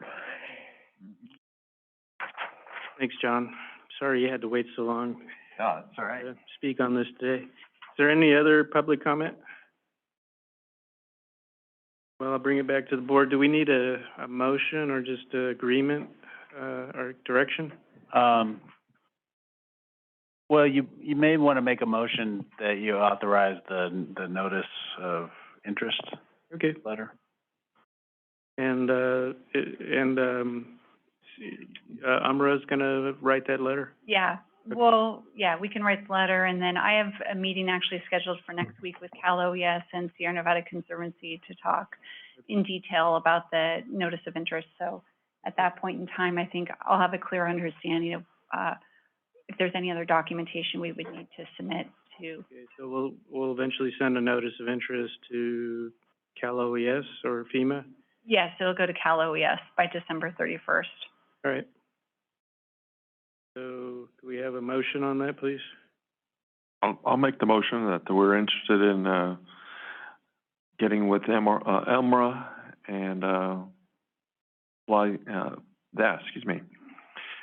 the needs, allowing the ELMRA to submit a grant on our behalf. I'll second that. Do we have a motion? Notice of intent, basically. Motion by Supervisor Brown, second by Supervisor Neto to send a letter of interest. All in favor? Notice of intent. Notice of intent. Notice of interest, there we go. Right, notice of intent. All in favor, say aye. Aye. Aye. Any opposed? Okay, motion carries. Thanks, Regine. Thank you so much. I hadn't seen you in a while, so I Yeah, I'm still out there. didn't recognize you for a sec. All right, so we're moving on to item 3J, which is discussion of possible action regarding the salaries and benefits of all Amador County elected officials. And there's a group out there, and let's see, we had an ad hoc committee. Yes, we did. Of Supervisors Crew and Forster. Mm-hmm. So who wants to say what? All right, we met with Assessor Rooney and, excuse me, I'm going to sneeze. Hold on a second. I'm sorry about that. Clerk Recorder Kim Grady. Yeah, well, I was sneezing. I was letting you get the sneeze out. Thank you. And they brought a lot of graphs and charts and some additional information that we didn't have in our first packet that compared the benefits of the different counties. And it was very hard, at least for me. They had talked about an 18% or a percentage increase because they're all paid differently, which kind of surprised me. Then I looked at Calaveras, which was average or below, and they at least have their base salary is the same for these positions.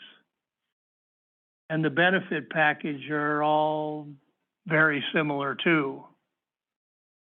So after some discussion, we looked at what we could do to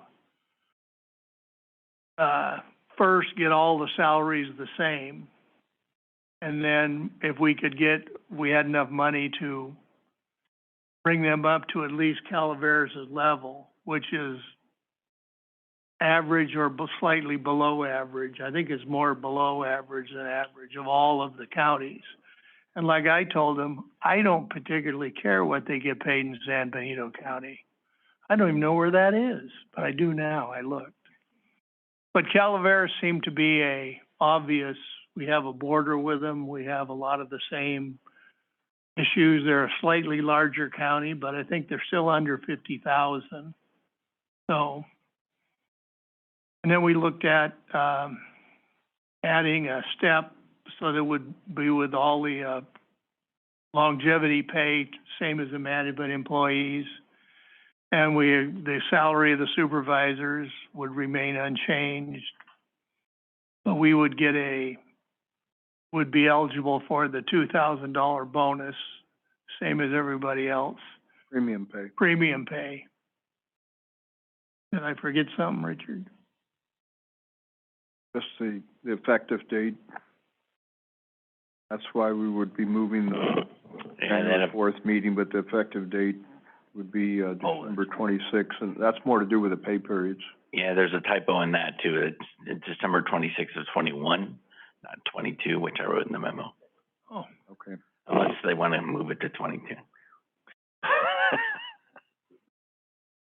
Well, that would just should be consistent with the pay periods, for the ease of the calculations by the auditor's office, auditor controller's office. Starting with the pay period. Yeah. Right. And Calaveras is a little bit bigger, but if you look at the populations, there's really not that much difference between the counties.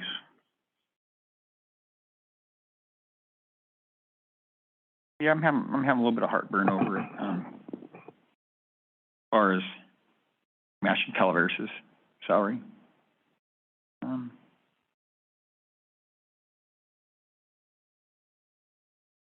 I will say, I think they haven't had a raise in a long time, so I'm not opposed to a raise, no matter how much.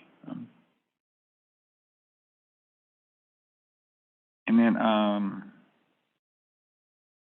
think probably on our district attorney, do they have does Calaveras' district attorney get like a car or anything like that? I never was able to find where they did. It didn't appear in their list of benefits. Just the benefits just showed the insurance and It's like the CalPERS. Yeah. In that particular case, Supervisor Oneta, though, district attorney was the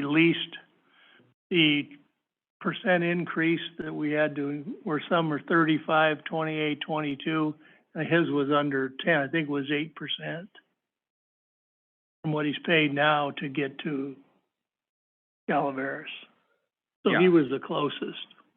They were all over the lot.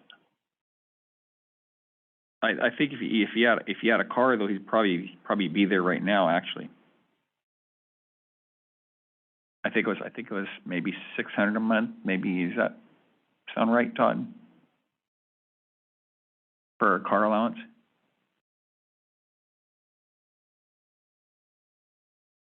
All over the board on what different counties do, whether it's car, phone, or anything else. $600 a month. I think I've mentioned this before, back with a much different board. I believe it was 2000 and could have been 2000, maybe 2001. My predecessor had a take-home vehicle. It was not practical for me, as I had 4 young children. And I moved to take a vehicle allowance instead. It was a big loss to me to do that, quite frankly, because instead of having fuel and maintenance taken care of, I was now responsible for those things, and it was income. But I've done that since then. It's true taxable, huh? It's taxable income. So yes, I have had that since I believe 2000. It may have been 2001. But I remember former Supervisor Biaggi saying, "Are you sure you want to do that? That's not good for you." And I said, "Well, it may not be, but politically it is." Do you know if, I guess it's a hard question, but maybe you might know, do other DAs get cars provided by counties, do you know?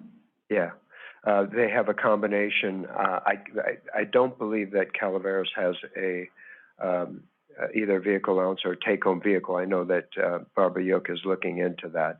I do know that most DAs have either a take-home vehicle or they have a vehicle allowance. For instance, in the salary survey counties, Yuba County has a vehicle allowance. I want to say Nevada County, but the standard practice is for a take-home vehicle. Okay, well, thanks. And one thing I did forget to is that there's no retroactivity, so it would only be, it's about 140-some thousand for a year, but we only have to pay half this first year. In this first year, yes. Right, and we're in a cash position.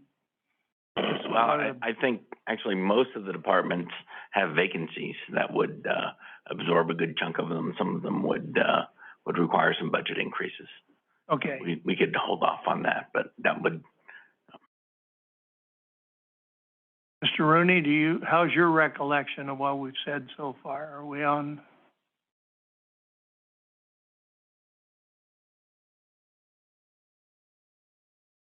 Jim Rooney, Amador County Assessor.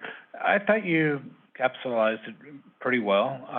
We've been behind for a number of years. We were at about 76% of average, and this is going to bring us up to about 92% of average. So we're not up to average of those counties, but it's something in the right direction, and we spoke it over amongst ourselves, and we found it to be acceptable. And we also very much appreciated any consideration you gave us, but you're bringing us up, not all the way to average, but the right direction, and I thought you spoke well about it. I thought you captured what we talked about. Just remember, there were some big counties in there, so we didn't make you throw out the high and the low.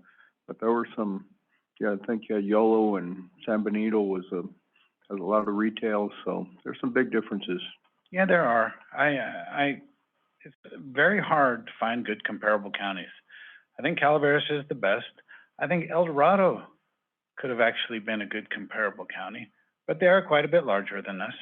They have Lake Tahoe. We did use Tuolumne.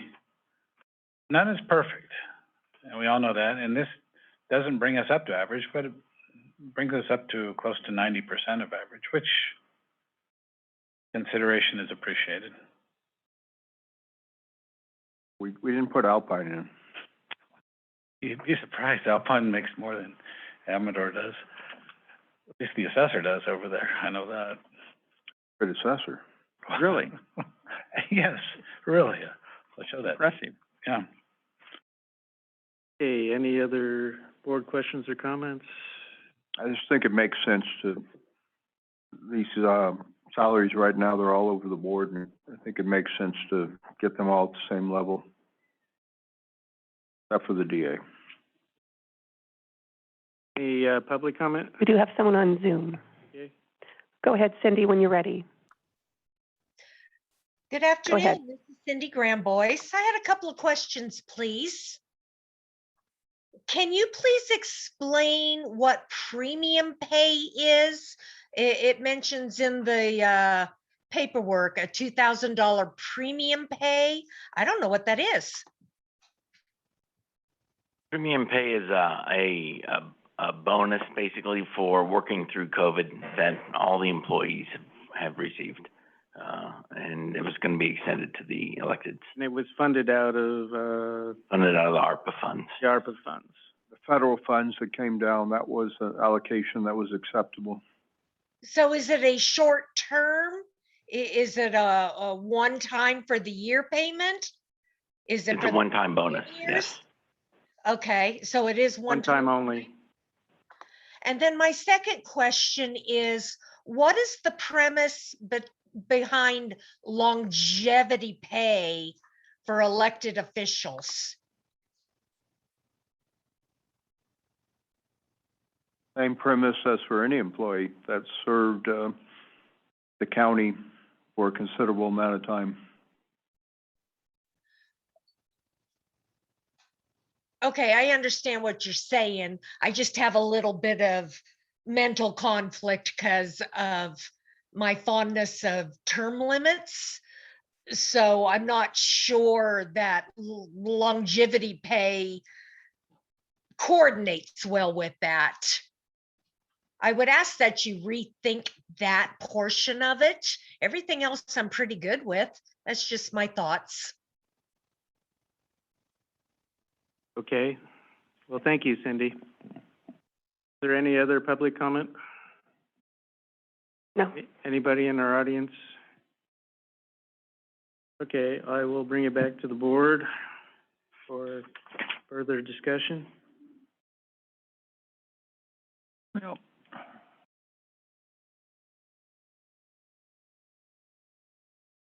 You just need direction to staff today.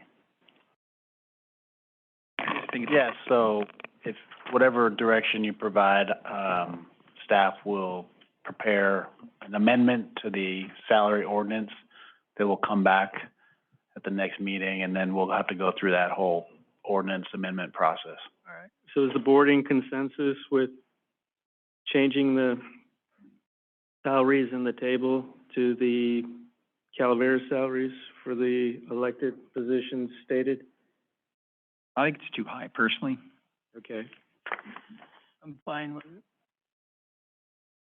I don't have any problem with the longevity, and I'll tell you why. To me, the elected should be treated just like every other county employee, and you know what? Our term is over when we either quit or when somebody runs against us and beats us.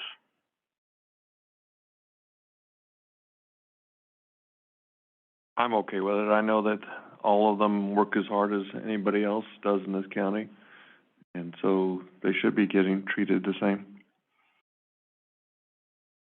On that line, I will say, I think it's nothing personal. I think we have very good elected officials. I think they do a very good job. I got minimal complaints. I mean, maybe some disagreements, but overall, I think they can do an excellent job. And I'd say that if I was just a regular citizen, which I am, or an elected official, which I also am, but I think they do a good job. Okay, so I think there is consensus to move forward with the. Is that all you need? So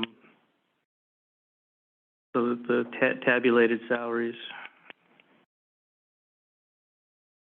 So bring that back as an ordinance. I'd be more inclined to maybe pay more, but I look at our pension obligations and I look at our roads and I have a hard time with it. So I'm not saying you're not worth more. I just don't want to pay more.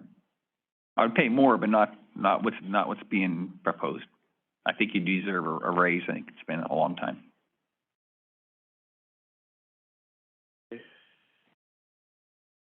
All right, so moving on to item 3K,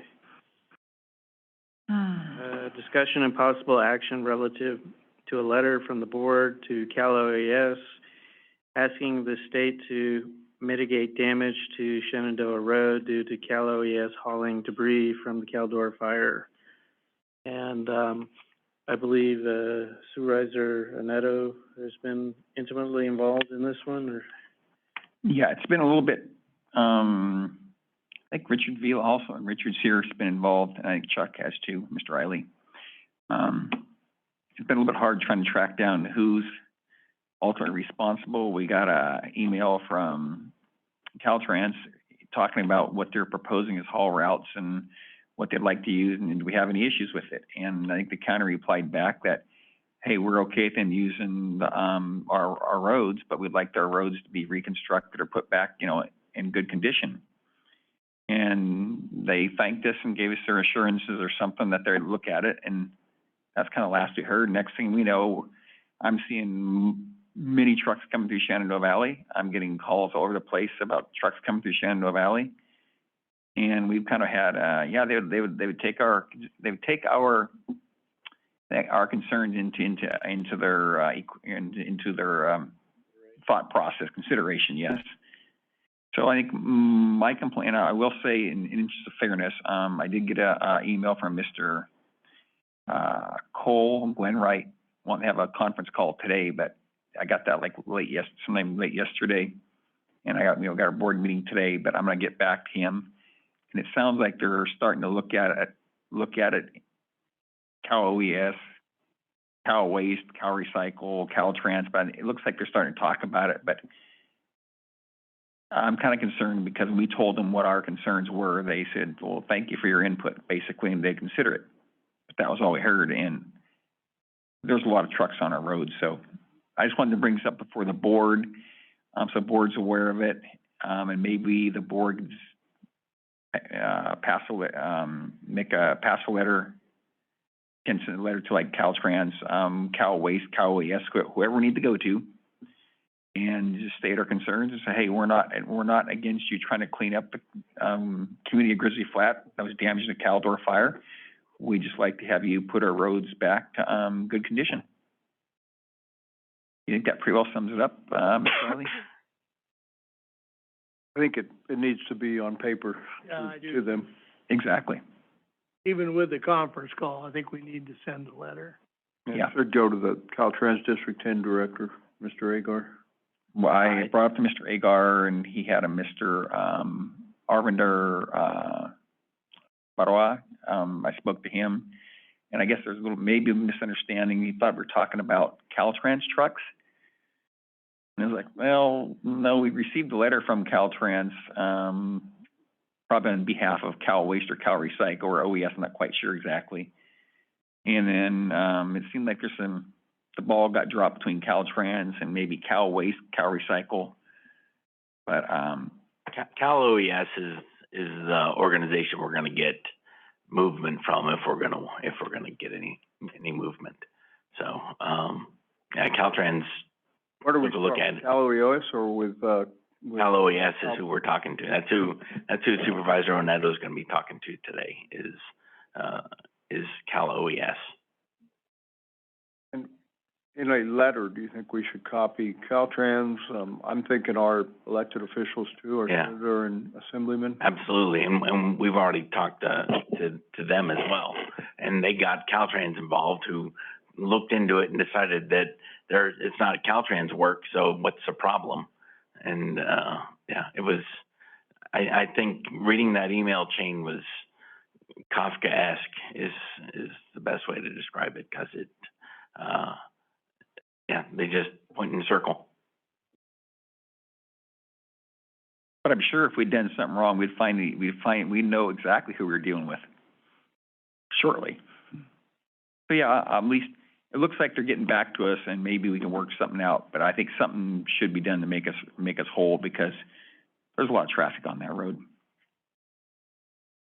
Well, and those roads are going to fall apart. They're not in great shape now, but with heavy equipment, heavy trucks going up and down, with this weather, it's really going to chew those roads up.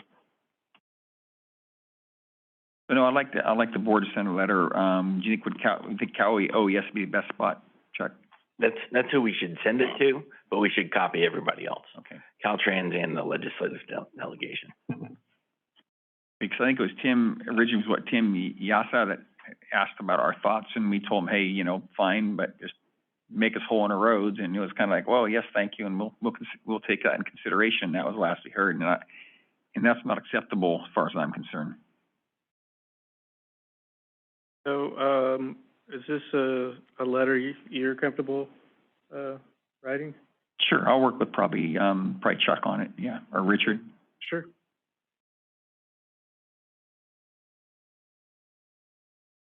But do we need a vote on that, or? And well, if we're gonna You know say what? that you voted unanimously to send the letter, and Yeah. I think, would it be better to come from the chair? I mean, we can work on it, and then have probably a good Frank idea. look at it and see if he likes it, and, Yeah, okay. Well, I just kind of need your input because you know all that stuff. yeah. So I'd make a motion that we, send a letter to, Cal OES and CC other agencies as appropriate, concerning Shenandoah Road. Motion by Anetto, second by Brown, to send a letter to Cal OAS regarding heavy truck traffic on Shenandoah Road and the impact on the road. All in favor, please say aye. Aye. Any opposed? Well, it's unanimous.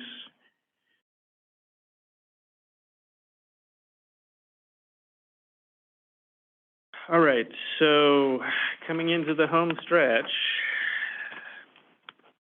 item 3L, this is discussion and possible action relative to election of 2022 chairman and vice chair for Amador County Board of Supervisors. So I think the rotation is Supervisor Forrester and then Supervisor Brown as vice chair, chair and vice chair. Yeah, 'cause it does not go 1, 2, 3, 4, 5. Goes because of things that happen over the years, supervisors not wanting to be chair, supervisors, not getting reelected, or other items that has changed. Supervisor Biagi passed away, so that was skipped over. That's when he was ill. And there's been some controversy over the years, but there was a reason why, and we've kept a rotation. Everybody gets their chance at it, and it seems to take a lot of the. Now 2, 3, 1, 5, or is it 2, 3, 1, 5, 4? Is that right? Yeah, I think before Frank, it was Pat, I believe, correct? 2, 3, 5. So maybe 5, 1, 4, 2, 3. I think. But anyway, so it'd be, Richard would be chair and Jeff would be vice chair, and I'd make that a motion. I'd second that. All right, is there any public comment before we take a vote? Any Zoomers? Okay, all in favor, say aye. Aye. Any opposed? Okay. Item 3M, discussion and possible action about rescheduling the January 11th, 2022 meeting to January 4th. Gee, you just can't wait to be chair, can you? That's right. This is at Supervisor Forster's request. No, I'm kidding. This was actually an error on my part. I should have scheduled the January 11th meeting on January 4th. So we'd have a 3-week gap between this meeting and the one on the 4th, and then a 3-week gap between the one on the 4th and the one on the 25th. So, otherwise we'd have a 4-week gap and then a 2-week gap. So I think initially 2 years ago, when we approved the schedule, that was the intent, and I did not follow through when I gave you that schedule. So if you want to leave it on the 11th, we could. There's not a whole bunch of activity that goes on during, the Christmas season, but 4 weeks is still pretty long to go between meetings. I would move that we change the meeting to the 4th from the 11th. So motion by Forrester, second by Crew, to move our first meeting of 2022 to 4th of January from the 11th. Any further discussion? Any public comment? All in favor, please say aye. Aye. Any opposed? All right, item 3N. These are the minutes from the November 23rd, 2021 meeting and the, December 7th, 2021 special meeting. Would move approval with minor changes on the minutes of November 23rd. Okay. Were there any changes for, December 7th? I didn't don't see think I saw any there, but Jennifer, on the minutes of the 23rd, did you, get the names filled in for, there was one motion on confidential minutes that, so you got that? Okay, thank you. Okay, any public comment? Okay, all in favor, motion by Forrester, second by Crew? Minutes, did you guys second? Sure. Okay, second by Crew. All in favor, please say aye. Aye. Aye, any opposed? All right, and with that, we're adjourned. I'm glad, 'cause I'm freezing. It's cold in here. We got a public works meeting.